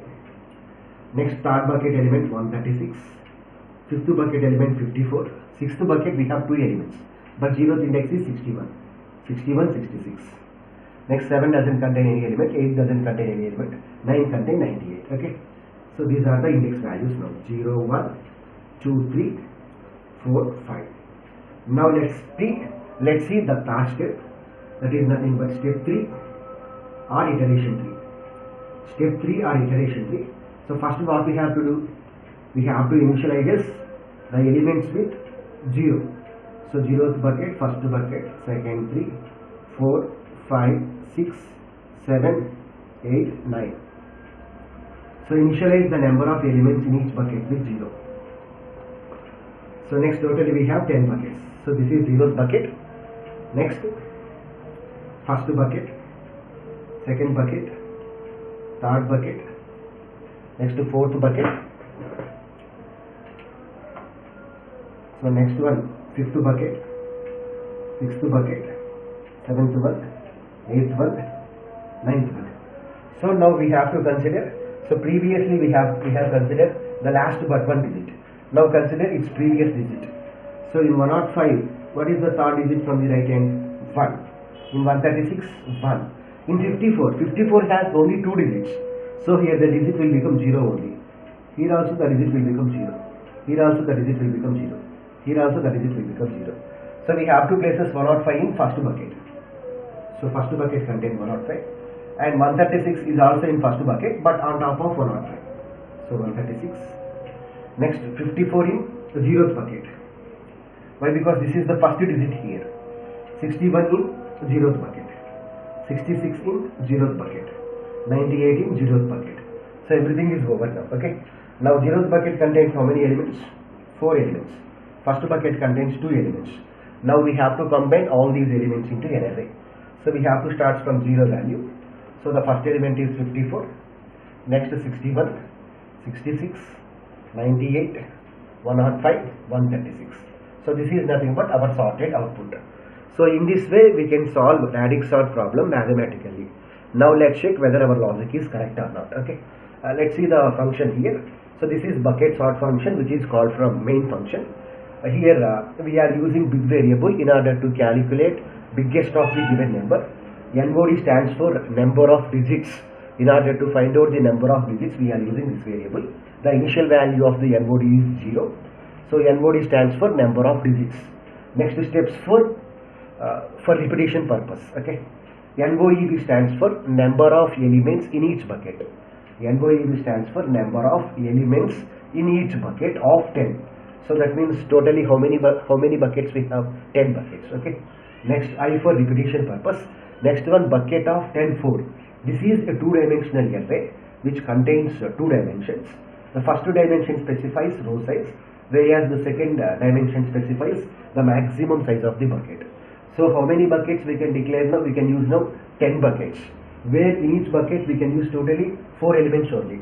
Let us assume that if we want to use the maximum of 10 elements in a bucket, if you want to use maximum of 10 elements in a bucket, then we can declare as bucket of 10 comma 10. Next, we have to find out the location of each element. For that purpose, we use this location. Next variable is div. The initial value of the div is 1. So this is for finding the location. In the first iteration, div is 1. In the second iteration, div is 10. In the third iteration, div is 100. Okay. First iteration, div is 1. Second iteration, div is 10. Third iteration, div is 100. Fourth iteration, 1000. So we have to multiply with 10. Next one, a of 100. A of 100. This is nothing but input array. Okay. Next, let's see the first step. What is the first step? Finding the biggest number. We know how to find out the biggest number. So big is equal to a of 0. Next, we have to start repetition from first element onwards. So for I is equal to 1, I less than n, I plus plus. If a of I is greater than big is equal to a of I. So we know the logic here. So let's check one more time whether our logic is correct or not. So what is the biggest element? Big is equal to a of 0. What is a of 0? 66. Next, compare from first element onwards. So 98 is greater than 66. Condition is true. So big will become 98. 105 is greater than 98. Condition true. So big will become 105. Next, 61 is greater than 105. False. 51 greater than 105. False. 136 greater than 105. True. So big is equal to 136. So calculation of the big is correct. And now this is that for loop. And next we have to find out the number of digits of the biggest number. So for finding the biggest number, this is the logic. While big greater than 0, NOD plus plus big is equal to big by 10. What is big here? 136. So 136 is greater than 0. Condition is true. So NOD plus plus. The initial value of the NOD is 0. NOD stands for number of digits. So NOD plus plus. 0 plus 1 means 1. Next, big is equal to big by 10. 136 by 10 means 13. So 13 is greater than 0. Condition is true. NOD plus plus. Now NOD becomes 2. Next, big is equal to big by 10. 13 by 10 means 1. Next, 1 greater than 0. Condition is true. So NOD plus plus. Big is equal to big by 10. 1 by 10 means 0. So 0 is greater than 0. Condition is false. So what is NOD value? NOD is equal to 3. That is also correct. Now, this is for the steps repetition. So the number of steps or iterations depends upon the number of digits. Okay. Now let's see the number of iterations. So for steps is equal to 1, 1 less than or equal to 3. Condition is true. So this for loop is for initializing the number of elements in each bucket. So for j is equal to 0. So how many buckets we have? 10 buckets. So 0 is less than 10. Condition is true. So NOEB of 0 is equal to 0. So this is nothing but number of elements in each bucket. So NOEB of 0 is equal to 0. Next, NOEB of 1 is equal to 1. NOEB of 2 is equal to 0. So likewise, all the buckets will be filled with zeros. Okay. So this is correct now. Now let's check whether this is correct or not. So this for loop is for finding the location of each element and placing the element in appropriate bucket. So for I is equal to 0, I less than n. So here the condition is I less than n. Why? Because it depends upon the number of elements. So here the formula is location is equal to a of I div modulo 10. In the first iteration, div is equal to 1. In the second iteration, div is equal to div 10. Div is equal to div into 10. So 1 into 10 means 10. So in the second iteration, div value is 10. In the third iteration, 10 into 10 means 100. So in the first iteration, div value is 1. In the second iteration, div value is 10. In the third iteration, div value is 100. In the fourth iteration, div value is 1000. In the next iteration, 10,000 like that. Okay.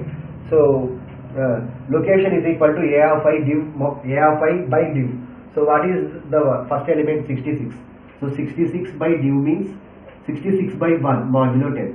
So what is 66 by 1? 66. 66 modulo 10 means 6. So now location is 6. And the next statement is bucket of location. Next one, NOEB of location plus is equal to element. So bucket of, what is the location here? 66 of NOEB of 6. NOEB of location. What is NOEB of location? Initially all are filled with 0. So NOEB of 6 means 0. So bucket of 60 is equal to, this is nothing but 6th bucket. In 6th bucket 0th location, 66 will be placed. That is equal to A of 5.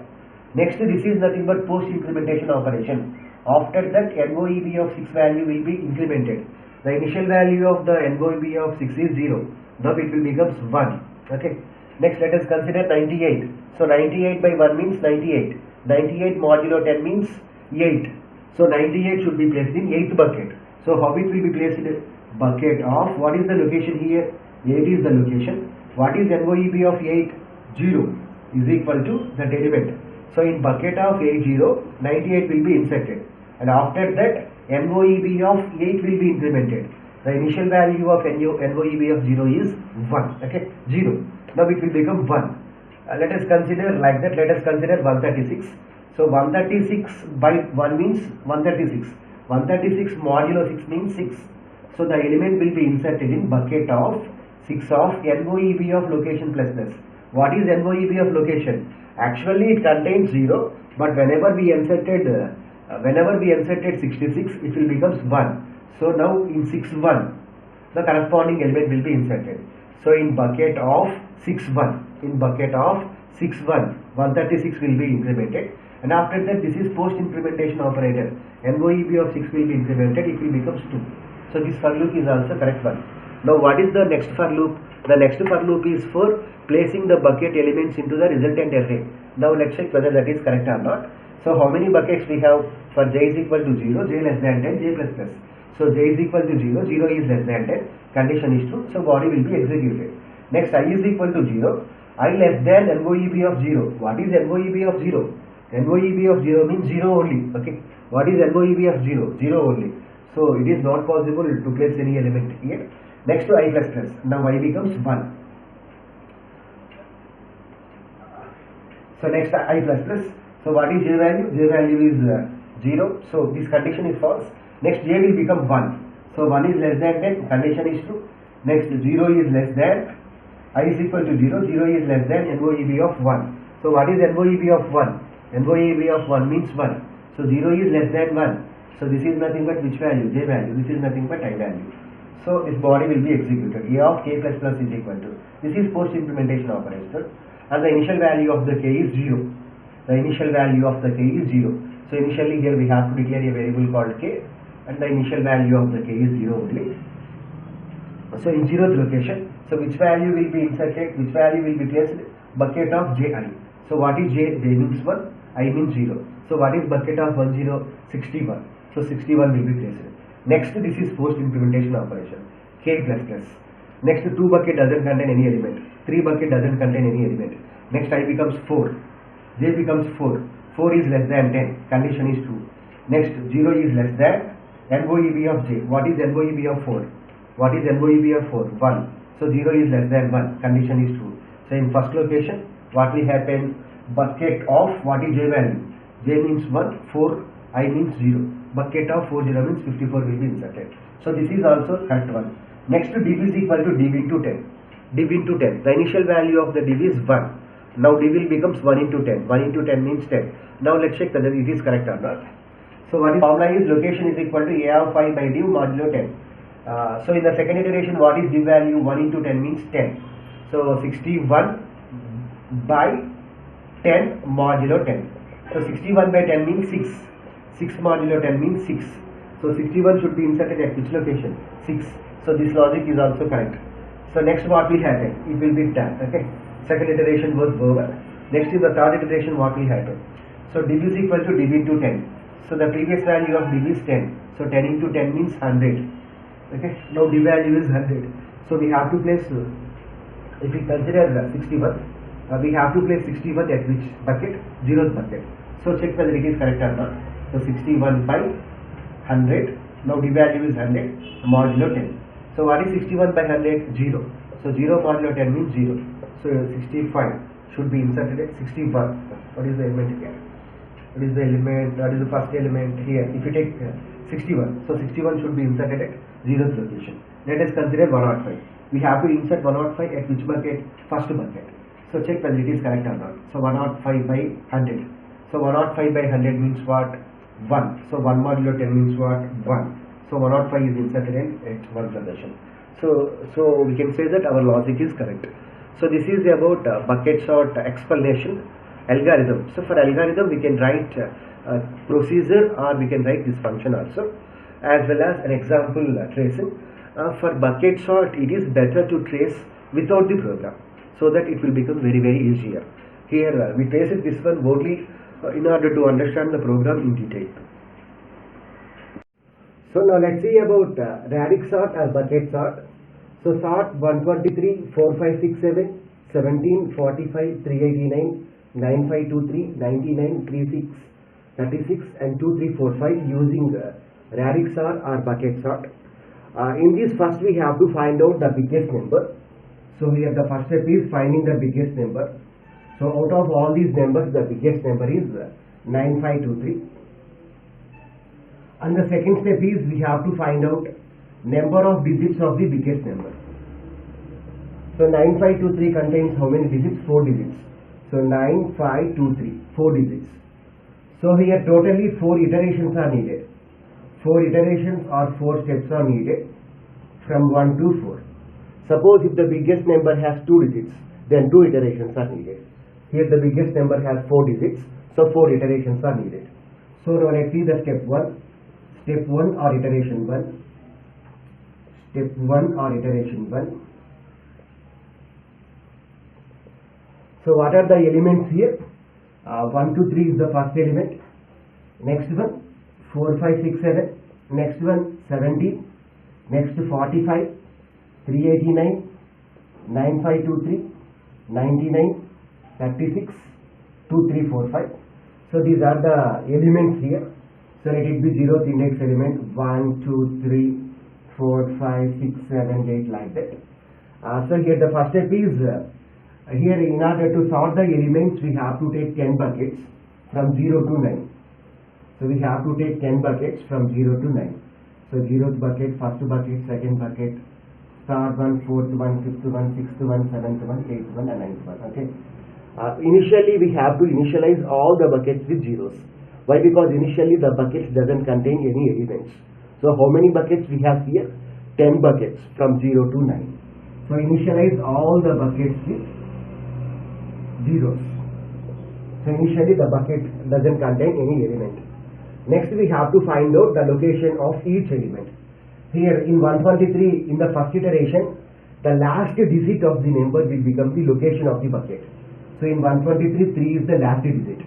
So we have to insert 123 in the third bucket. In 4, 5, 6, 7, 7 is the last digit.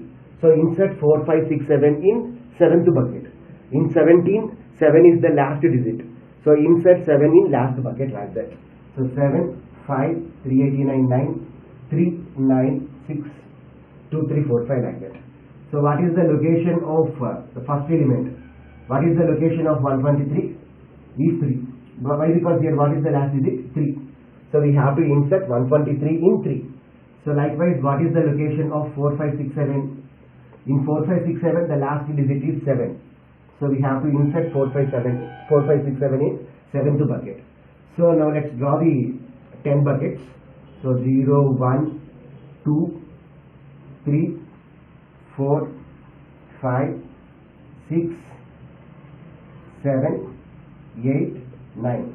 So likewise we have 10 buckets from 0 to 9. So 0, 1, 2, 3, 4, 5, 6, 7 and 8, 9. Okay. Next. So what is the first element? 123. We have to insert 123 in third bucket. Because 3 is the last digit. In 4, 5, 6, 7, 7 is the last digit. So insert 4, 5, 6, 7 in 7th bucket. 17, 7 is the last digit. But 7th bucket already contains an element 4, 5, 6, 7. So on top of 4, 5, 6, 7, this is nothing but 0th index. The next one is first index like that.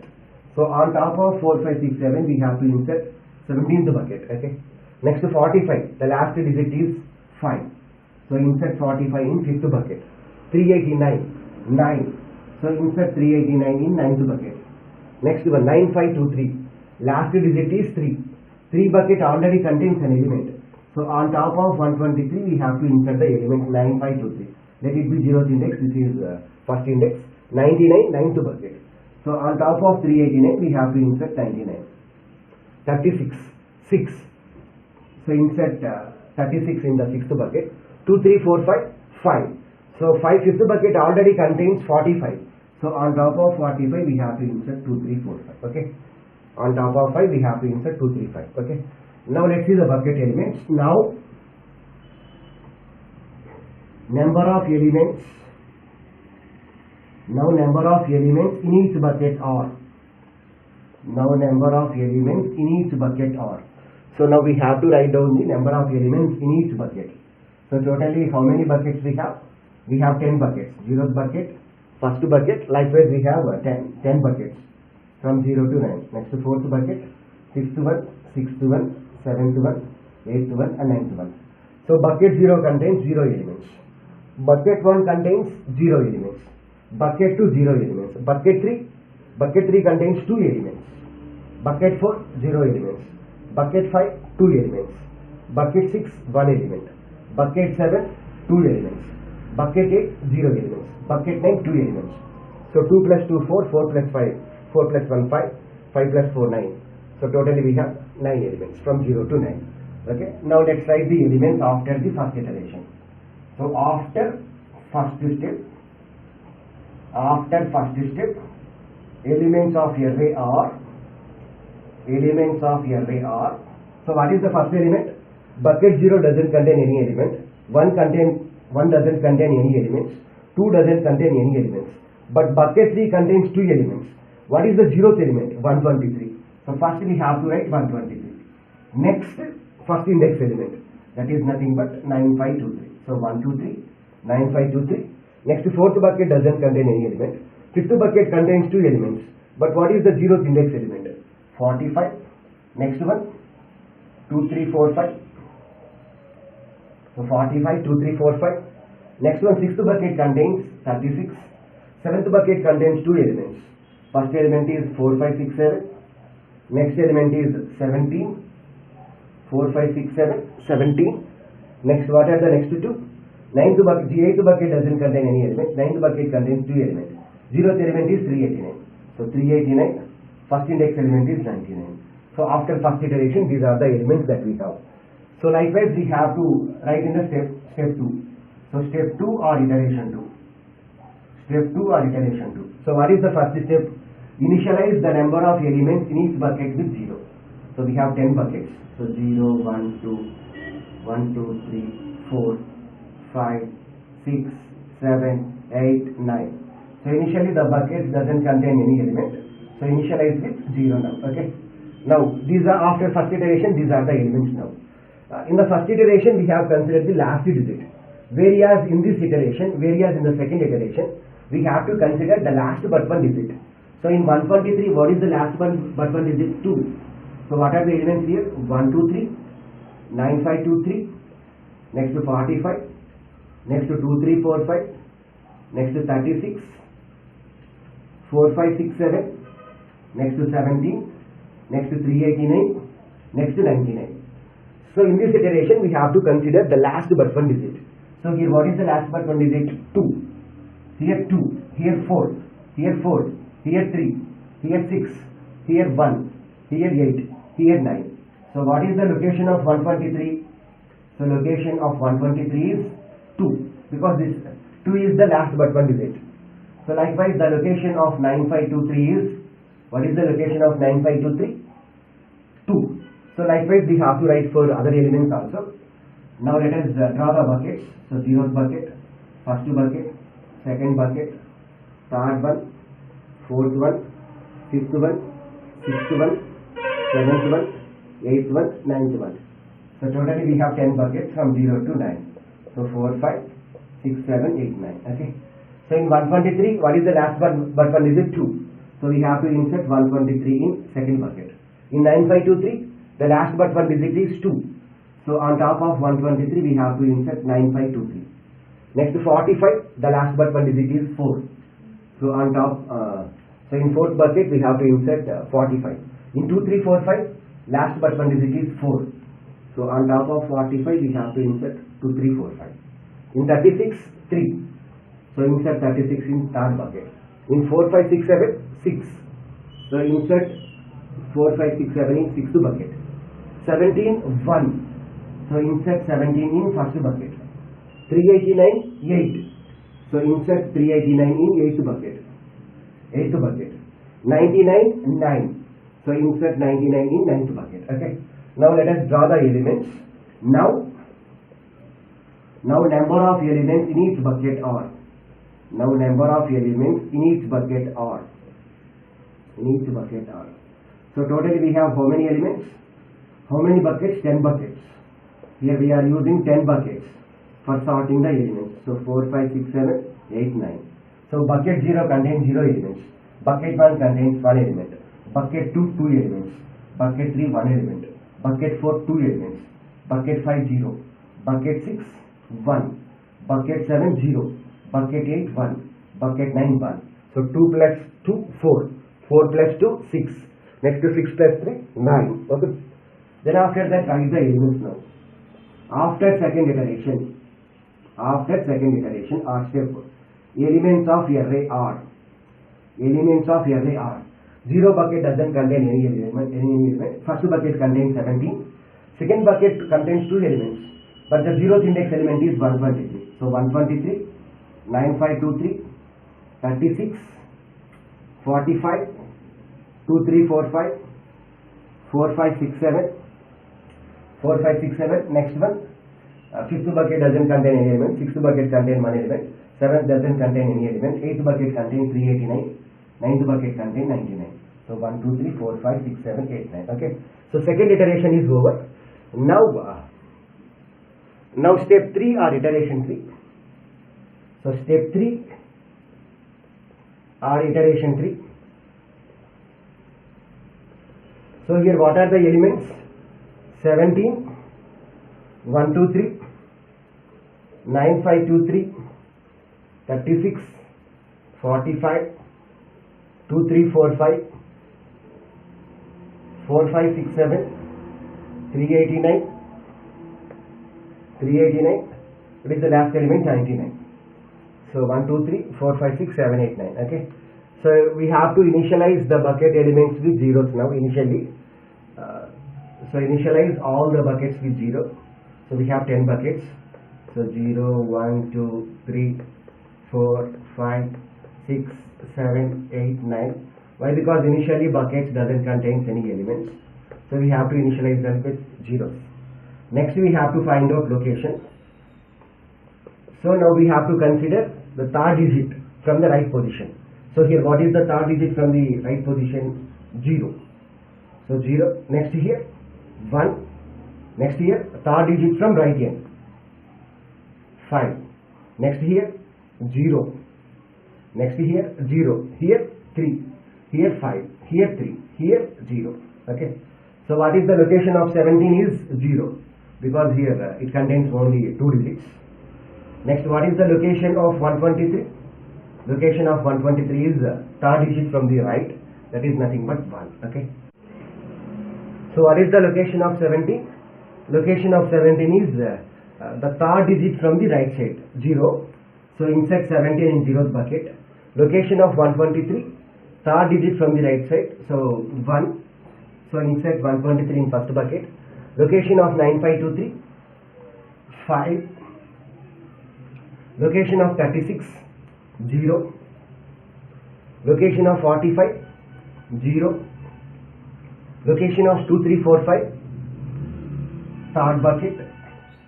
Location of 4567, fifth bucket. So on top of 9423, insert 4567. Location of 389, 3. Location of 99, 0. So now display the elements. So now bucket 0 contains how many elements? 4 elements. Bucket 1 contains 1 element. Bucket 2 0. Bucket 3 2 elements. Bucket 4 0. Bucket 5 2 elements. Okay. So 4 plus 1 5. 5 plus 4 9. Okay. Now display the elements. Now elements are. So what is the zeroth bucket element? 17. Next one. 36. 45. 99. 123. 2345. 389, 9523, 4567. Okay. So bucket 0 contains 4 elements. So write the elements from 0th index onwards. 1 contains 1 element, 2 doesn't contain any elements, 3 contains 2 elements, 4 contains 0th element, 0 elements, 5 contains 2 elements, like that. Okay. Now let's write step 4 or iteration 4. Step 4 or iteration 4. So what is the first step here? We have to initialize all the bucket elements with zeros. So 0, 1 up to so on 9. So we have to initialize them with zeros. Now we have to find out location of each element and insert the element in the appropriate bucket. So we have 0, 1, 2, 3, 4, 5, 6, 7, 8, 9, 10 buckets from 0 to 9. So now what is the location now? So what is the first element here? 17. Now we have to consider the fourth digit from the right side. What is the fourth digit from the right side? 0. So insert 17 in 0th bucket. Next, fourth digit from the right side, that is nothing but 0. So insert 36 in 0th bucket. Fourth digit from the right side, 40, 0. 99. Fourth digit from the right side, 0. 123. What is the fourth digit from the right side? 0 only. So 123. Next, fourth digit from the right side is what? 2. So we have to insert in second bucket. Next, fourth digit from the right side is 0. So on top of 123, we have to insert 389. Next, fourth digit from the right side is 9523. Fourth digit from the right side is 4567. Okay. So now bucket 0 contains how many elements? 1, 2, 3, 4, 5. 5 elements. Bucket 1, 0. Bucket 2 contains how many elements? 1 element. Next, bucket 4 contains 1 element. Bucket 9 contains 1 element. Okay. Now let's write the elements. What are the elements of 0th bucket? 17. What is the next element? 36. Next, 45. Next, 99. Next, 123. Next, 389. First bucket doesn't contain any element. Second bucket 2, 3, 4, 5. Third bucket doesn't contain any element. Fourth bucket 4, 5, 6, 7. Next 5, 6, 7 doesn't contain any element. 8 also doesn't contain any element. 9th bucket contain 9, 5, 2, 3. So this is nothing but the elements in the sorted order. So in this way we can sort a list of elements using Radix sort or bucket sort. Now let us sort these elements with the help of the shell sort. In shell sort, instead of comparing adjacent elements, the elements that are at a certain distance away from each other are compared. Okay, the distance is calculated with the help of the increment factor. Let us write the step 1 or iteration 1. So step 1 or iteration 1.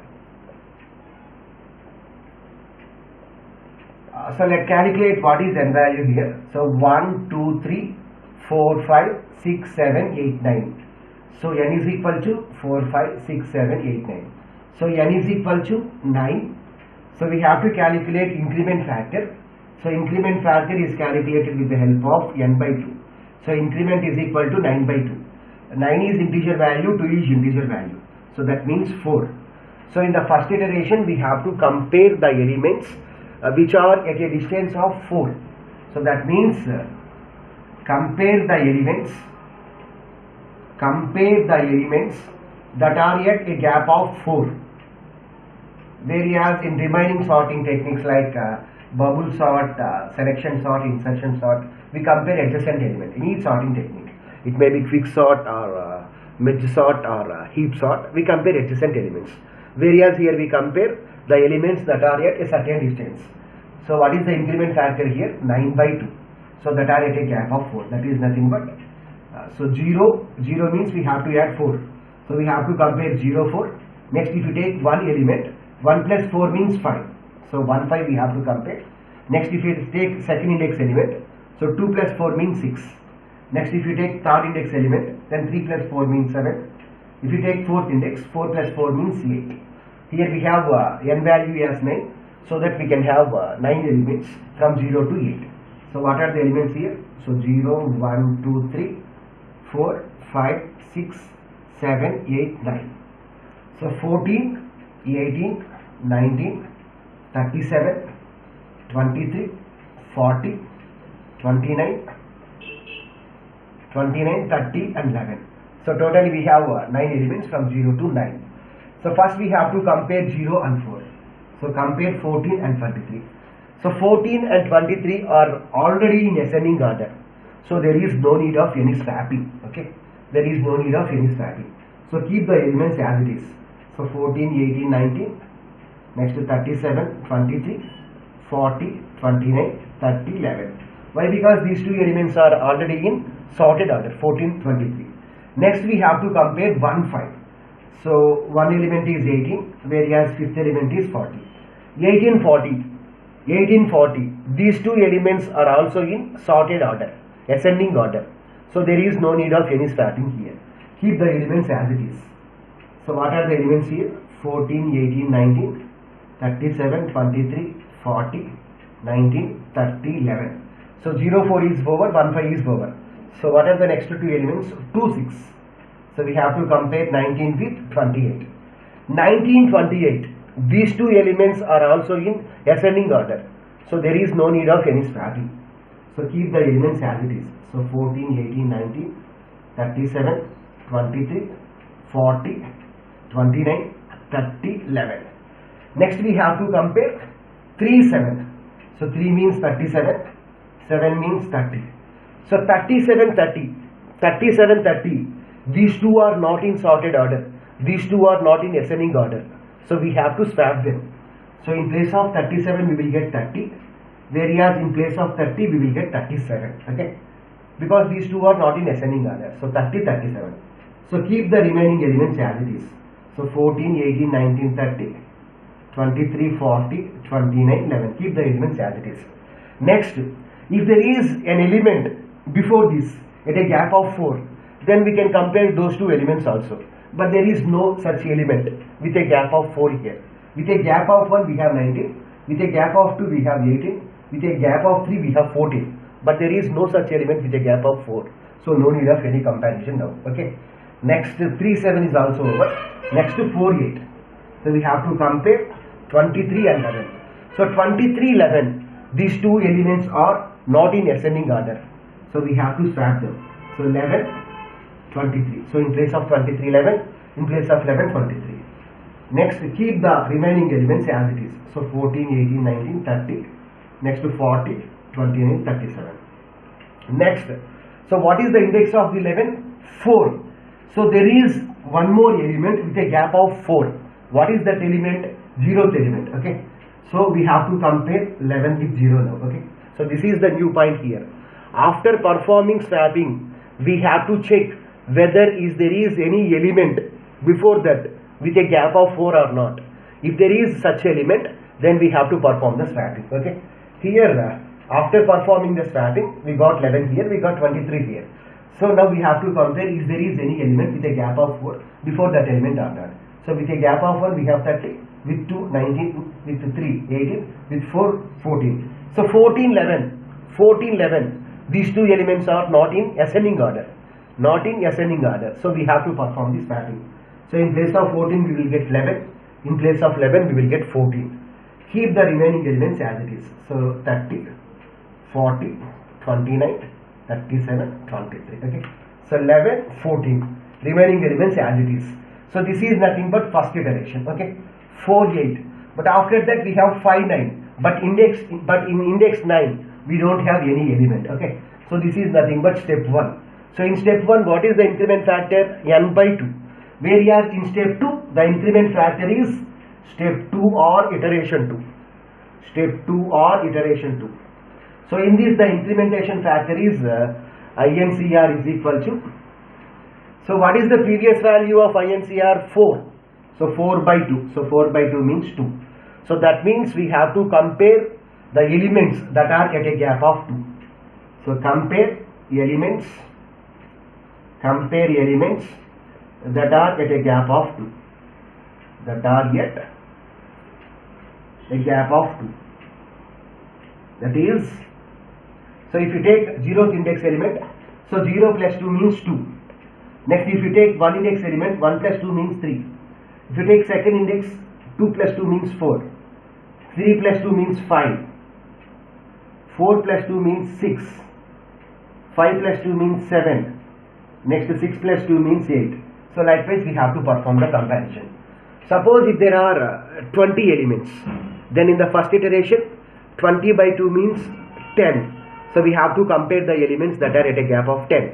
In the second iteration 10 by 2 means 5. So compare the elements that are at a gap of 5. In the next iteration 5 by 2 means 2.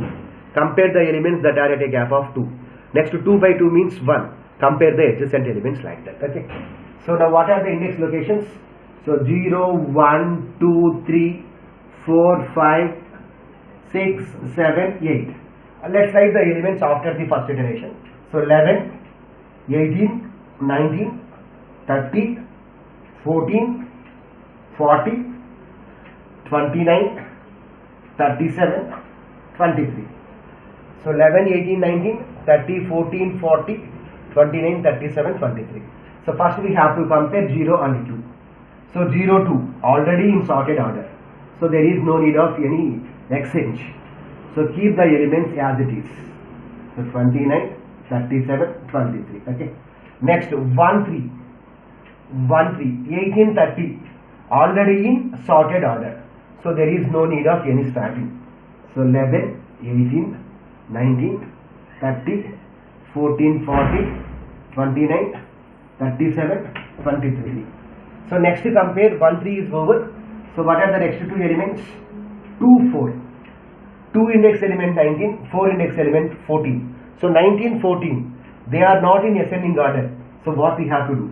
We have to perform the swapping. In place of 19, 14, in place of 14, 19.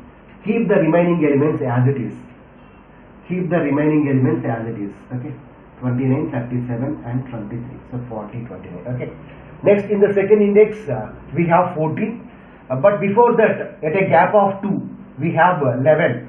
But 11 and 14. So we have to compare 11 with 14 also now. Okay. Because after swapping we got 14 in the second index. In the 0th index we have 11. So these two are at a gap of 2. So after performing the swapping, next we have to check whether there is any element with that gap or not. Okay. If there is such element, then we have to make the comparison also. So we have to compare 11 and 14. So 11, 14, these two are in ascending order. So there is no need of any swapping here. So keep the all elements as it is. So 40, 29, 37 and 23. Okay. So before this we have compared 2 and 4. 2 and 4. Next we have to compare 3 and 5. So 3, 5. Already in sorted order. So there is no need of any swapping. Ascending order. So 11, 18, 40. So 30, 19, 40. So keep the elements as it is. So 29, 37, 23. Okay. So what is the next element now? 3, 5 is over. Next to 4, 6. 4, 6, 19, 29. Already in sorted order. So there is no need of any swapping. So keep the elements as it is. So 30, 19, 40, 29, 37, 23. So next to two elements, 4, 6. Okay. 4, 6 is already over. So next to 2, what is the 4, 6? This is 4th element, this is 6th element. So next to one is 5, 7. So 40, 37. 40, 37. These two are not in ascending order. So we have to perform the swapping now. So 37, in place of 37 we will get 40, in place of 40 we will get 37. So keep the remaining elements as it is. Okay. So 30, 19 and here we have 29. Okay. Next we have to compare 30 and 37 because they are two, these at a gap of 2 we have this element. So 37, 39, 30. So already in sorted order, already in ascending order. Then after that we have to compare 30 and 18. So these two are also already in the ascending order, sorted order. So there is no need of any swapping now. Okay. So here the next element is After 40 we have here, what is the last element? 23. Okay. So this comparison is also over. So previously we have compared 5 and 6. So now we have to compare 6 and 8. So 6 means 29, whereas 8 means 23. Okay. So 29 and 23. These two are not in ascending order. So we have to perform the stacking. So what are the elements? 0, 1, 2, 3, 4, 5, 6, 7, 8. So 11, 18, 14, 30, 19, 37. Next, in place of 29, 23, 40. In place of 23, 29. Okay. Next, we have to compare 4 and 6 also. Okay. Because at a gap of 2, we have 4. So 19, 23. Already in sorted order. Next, 14, 19. Already in sorted order. So 11, 14. Already in sorted order. So there is no need of any comparison now. Okay. So 6, 8. So that means the second iteration is also over. So after second iteration, this is the output. Next, step 3 or iteration 3. Step 3 or iteration 3. So in step 2, what is INCR value? 2. Now INCR value is INCR is equal to INCR by 2. So 2 by 2 means 1. So that means we have to compare adjacent elements now. So 0, 1, 2, 3, 4, 5, 6, 7, 8. So what are the elements? 11, 18, 14, 30, 19, 37, 23, 40 and 29. So this is nothing but the insertion sort logic only. We have to compare the elements. If they are not in proper order, then insert the corresponding element in the proper order. Okay. So in the first iteration, the first 2 elements will be sorted. In the second iteration, the first 3 elements. In the third iteration, the first 4 elements. So if there are 8 elements, then we need 7 iterations for sorting the output. So initially, we have to compare this 18 with 11. 18 with 11. So 11, 18 already in sorted order. Okay. So there is no need of any stacking now. So keep the elements as it is. So 30, 19, 37, 23, 40 and 29. In the second iteration, what will happen is we have to compare the third element, the second element with its previous elements. So 11, 18. It's like a play card game. We have to insert 14 yet 18. So move 18 because 11, 18, 14 means they are not in proper order. Okay. So move 18 one position to the right and insert 14 here. So 11, 14, 18.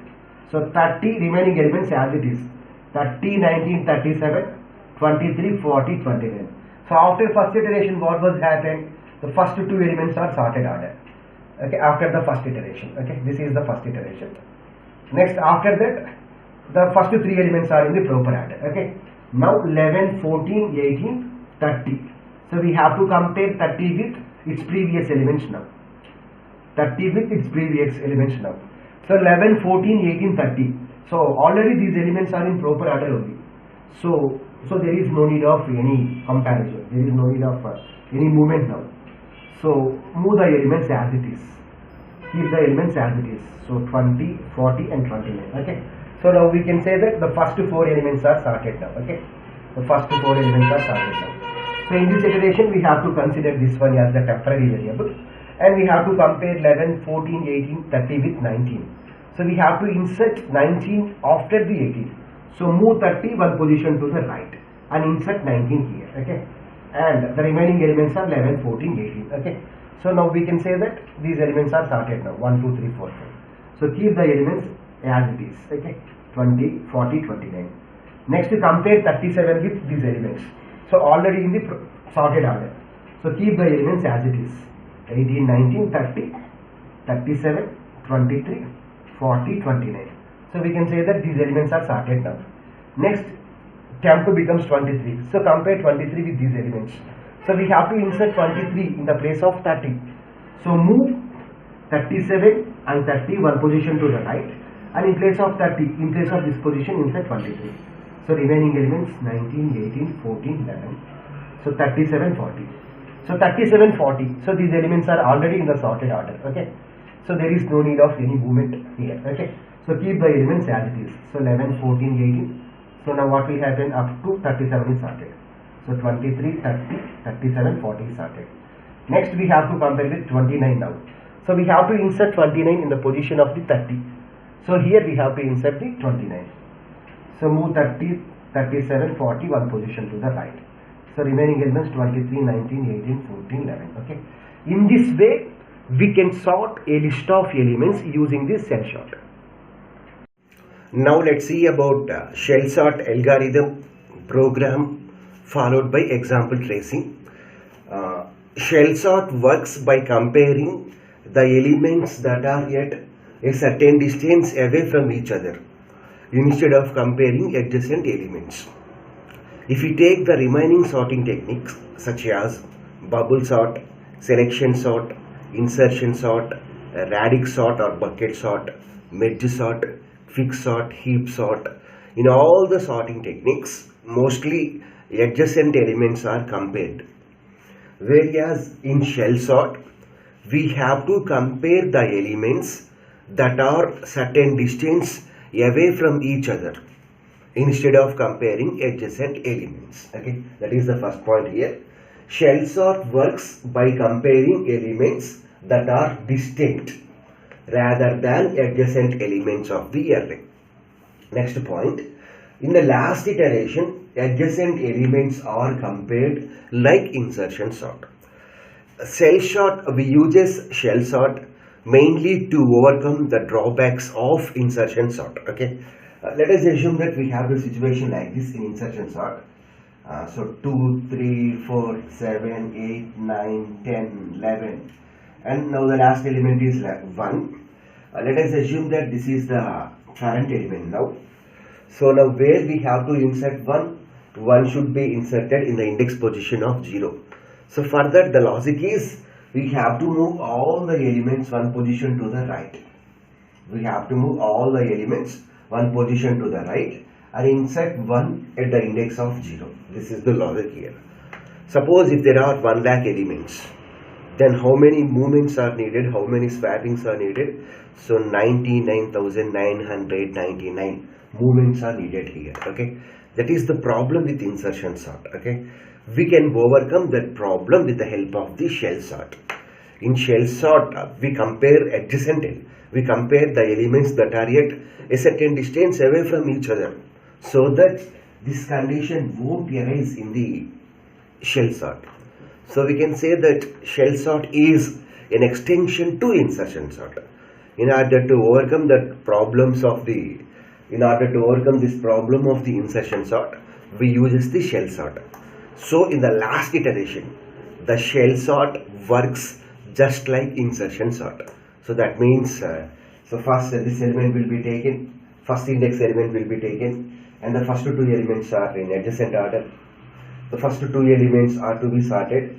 Next we have to take the second index element, and the second index element is to be compared with first index element as well as 0th index element.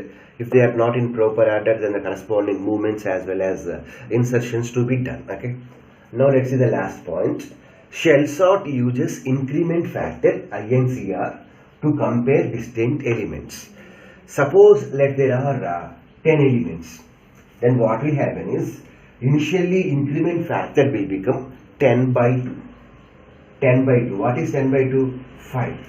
So in the first iteration, we have to compare the elements that are at a distance of 5. That means let the first index is 0. Then we have to compare 0 plus 5. So 0 plus 5 means 0, 5. Next to 1 plus 5 means 6. 0, 1, 5. All these are nothing but indexes. Next to 2 plus 5 means 7. Next to 3 plus 5 means 8. 4 plus 5 means 9. 5 plus 5 means 10. Likewise, we compare the elements. In the next iteration, increment factor will become, what is the previous value of IRC? 5. So in the next iteration, IRCR will become 5 by 2. So 5 by 2 means 2. Integer by integer means 2. Integer, okay. So we compare the elements that are at a gap of 2. So 0, 2, 0 plus 2 means 2. Next to 1 plus 2 means 3. So 1, 3, 2, 4. Next 2, 4, after that 3, 5, 4, 6, 5, 7. Likewise, the elements are compared. Whereas in the last iteration, INCR becomes 2 by 2. 2 by 2 means 1. So that means we compare the adjacent elements just like the insertion sort. Okay. So here, there are 20 elements. So in the first iteration we have to compare the elements that are at a gap of 20 by 2 means 10. In the next iteration 10 by 2 means 5. So compare at a gap of 5. So 5 by 2 means 2. 2 by 2 means 1. So likewise the cell short comparison will be done. And now let us trace an example and let's see a program. First let's trace this program mathematically. Then after that we will check whether our logic is correct or not. So here n value is 5, so that we can have 5 elements from 0 to 4. What is the initial value of the INCR? Initially INCR is equal to n by 2. What is n here? 5. So 5 by 2 means 2. So initially we have to compare the elements that are at a gap of 2. And after that INCR is 2. So 2 by 2 means 1. Okay. So what is the value of INCR? So initially INCR is equal to n by 2. So what is n by 2? N by 2 means 5 by 2. 5 by 2 means 2. So compare elements. So compare elements that are at a gap of 2. That are at a gap of 2. So that is compare 0. So 0 plus 2 means 2. Next to first index. So we have to compare first index element with second. So 1 plus 2 we have to add 2. So 1 plus 2 means 3. Next to 2 plus 4 means 2 plus 2 means 4. Okay, these are the elements. Because for 3 plus 2 means 5, but we don't have any element at fifth index. Okay, so let us write the elements. So 0, 1, 2, 3, 4. So what are the elements? 20, 12, 10, 15 and 2. So first we compare 0 and 2. So this is 0th element, this is second index element. So 0, 2. So we have to check whether these two elements are in ascending order or not. If they are not in ascending order, then we have to swap them. So 20, 10. These two elements are not in ascending order. So we have to perform swapping now. Okay. Why? Because these two are not in ascending order. So in place of 20 we will get 10. In place of 10 we will get 20. Okay. Next remaining elements as it is. So 12, 15 and 2. Okay. Next we have to check whether there is any element with a gap of 2 or not. But from 0 there is no element with a gap of 2. Okay. So we have to make the next comparison. What is the next comparison? 1, 3. So 1 means 12, 3 means 15. So 12, 15. These two elements are in ascending order only. So there is no need of any swapping. So we have to keep the elements as it is. So 10, 12, 20, 15, 2. Next here from first index we have to check whether there is any element with a gap of 2 or not. But there is no such element. So we have to make the next comparison. So what is the next comparison? 2, 4. So 2 index element is 20. 4 index element is 2 index element 20. 4 index element 2. So 22. 22. These two elements are not in ascending order. So we have to perform swapping now. So in place of 22, in place of 2, 20. So remaining elements as it is. So 10, 12, 15. Next from the second index, we have to check if there is any element with a gap of 2 or not. Here we have such element. Because here 2 is the index. 2 with a gap of 2 means 0. So we can compare 0 and 2 now. So 10, 2. These two elements are not in ascending order. So we have to perform the swapping now. So 2 in place of 10, 2 in place of 2, 10. Next remaining elements as it is. So 12, 15 and 20. Okay. Okay. So it is over. Next all the elements are compared. So after first iteration, this is the output we got. Okay. So next, so if you observe these elements are not in sorted order. So next what we have to do? First iteration is over. So this is nothing but iteration 1. So next we have to do iteration 2. Iteration 2. So what are the elements here? So 0, 1, 2, 3, 4. What are the elements? 2, 12, 10, 15, 20. So what is the initial value of INCR? What is the previous value of INCR? 2. Now INCR becomes 2 by 2. So 2 by 2 means 1. So we have to compare adjacent elements. So when we compare adjacent elements, it will become the insertion sort only. So in the first iteration, we have to consider the first index and compare the first index element with 0th index element. If they are not in ascending order, then perform the swappings. Okay, 2, 12. But these two elements are in ascending order only. So there is no need of any swapping. So the elements are as it is. Next, in the second iteration, we have to take the second index element and we need to compare the second index element with first index element as well as 0th index element. And if the elements are not in ascending order, then insert the corresponding element at the proper position. Okay. So 12 is greater than 10. So that means this 10 is less than 12. So what we have to do? We have to move 12 one position to the right and insert 10 here. Okay. And this is nothing but 2. Okay. So 2, 10, 12. So after the first iteration, the first two elements are in sorted order. After this iteration, the first 3 elements are in sorted order. Next to 15, 12. So we need to compare 15 with the previous 3 elements. Okay. Now we have to take index 3 element. Okay. So if you compare 15 with 2, 10, 12, so all these elements are less than the 15. So that there is no need of any movements here. There is no need of any swappings. Okay. So that here the first 4 elements are in the sorted order. In the last iteration, we have to compare 20 with the remaining all the elements. So 20 is greater than all these elements. So there is no need of moving the elements. So after sorting, what is the output here? 2, 10, 12, 15, 20. Okay.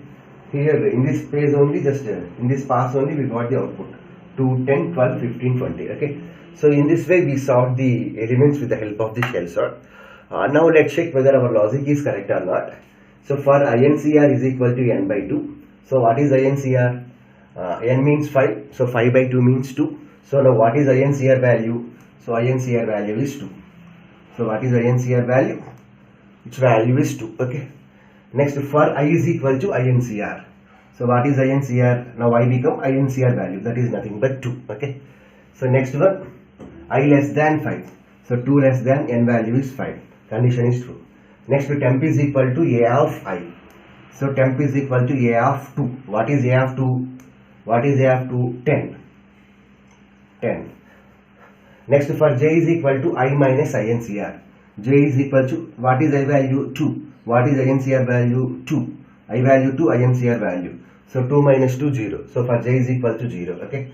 Next, A of 0 is greater than temp. What is A of 0? What is A of 0? 20. Next, greater than, what is temp value? 10. So 20 greater than 10. That means we are comparing these two elements. So 20 greater than 10 and J greater than or equal to 0. 0 is greater than or equal to 0. Condition is true. So this body will be executed. So this condition is true. So this body will be executed. Okay. So what is the statement? A of J plus INCR is equal to A of J. What is A value? 0 value. What is INCR value? 2. So A of 2 is equal to A of 0. What is A of 0? 20. So 20 will be placed in place. A of 2 is equal to A of 0. What is A of 0? 20. Okay. So 20 will be placed, okay, in position of A of 2. Next, J is equal to J minus INCR. J value 0, INCR value minus 2. So 0 minus 2. That means minus 2. Next, minus 2 is greater than or equal to 0. Condition is false. So the control comes out from the for loop. Okay. So what is the statement here? A of J plus INCR is equal to temp. What is the J value now? Minus 2. Minus 2 plus what is INCR value? 2. So minus 2 plus 2 means 0. So A of 0 is equal to 10. That means what is temp value here? 10. So 10 will be inserted in the position of A of 0. So that means the first iteration is correct. Okay. In place of 20 we got 10. In place of 10 we got 20. Next, what will happen? Once again the control goes to the I loop now. Okay. Because this J condition is over. This body is executed. I plus plus. Now I becomes 3. So 3 is less than 5. Condition is true. So temp is equal to A of 3. So what is A of 3? 15. So now temp value is 15. Next, for j is equal to I minus INCR. So what is I value now? 3. INCR value 1. So 3 minus 2, 1. And next, A of j is greater than temp. J value 1. What is A of 1? 12. 12 is greater than 15. 12 is greater than 15. So condition is 12 is greater than 15. 12 greater than 15. Condition is false. Okay. Condition is false. So this body won't execute now. Okay. Next, A of j plus INCR is equal to temp. What is j value? 1. What is INCR value? 3. So A of 3 is equal to temp. What is temp value? 15 only. So that means there is no change here. A of 3 contain that element only. A of 0 contain that element only. So let's make one more comparison now. Next, I plus plus. Now I becomes 4. So 4 is less than 5. Condition is true. So what is the temp value now? A of 4. What is A of 4? That means here we are comparing second and fourth index element. So what is A of 4? 2. Next, for j is equal to I minus INCR. What is I value? 4. 4 minus INCR value 2. So 4 minus 2 means 2. That means j value is 2 now. Okay. That means we are comparing 2 and 4. Okay. Next, this condition is true. Let us check that condition. A of 2 is greater than temp. What is A of 2 here? 20. So 20 is greater than temp. What is temp? What is temp here? 2. So 20 is greater than 2. Condition is true. So this body will be executed. A of j plus INCR is equal to A of j. So j value 2, INCR value 2. So A of 4 is equal to A of 4 is equal to A of j. What is A of j here? 2. So A of 4 is equal to A of 2. Okay.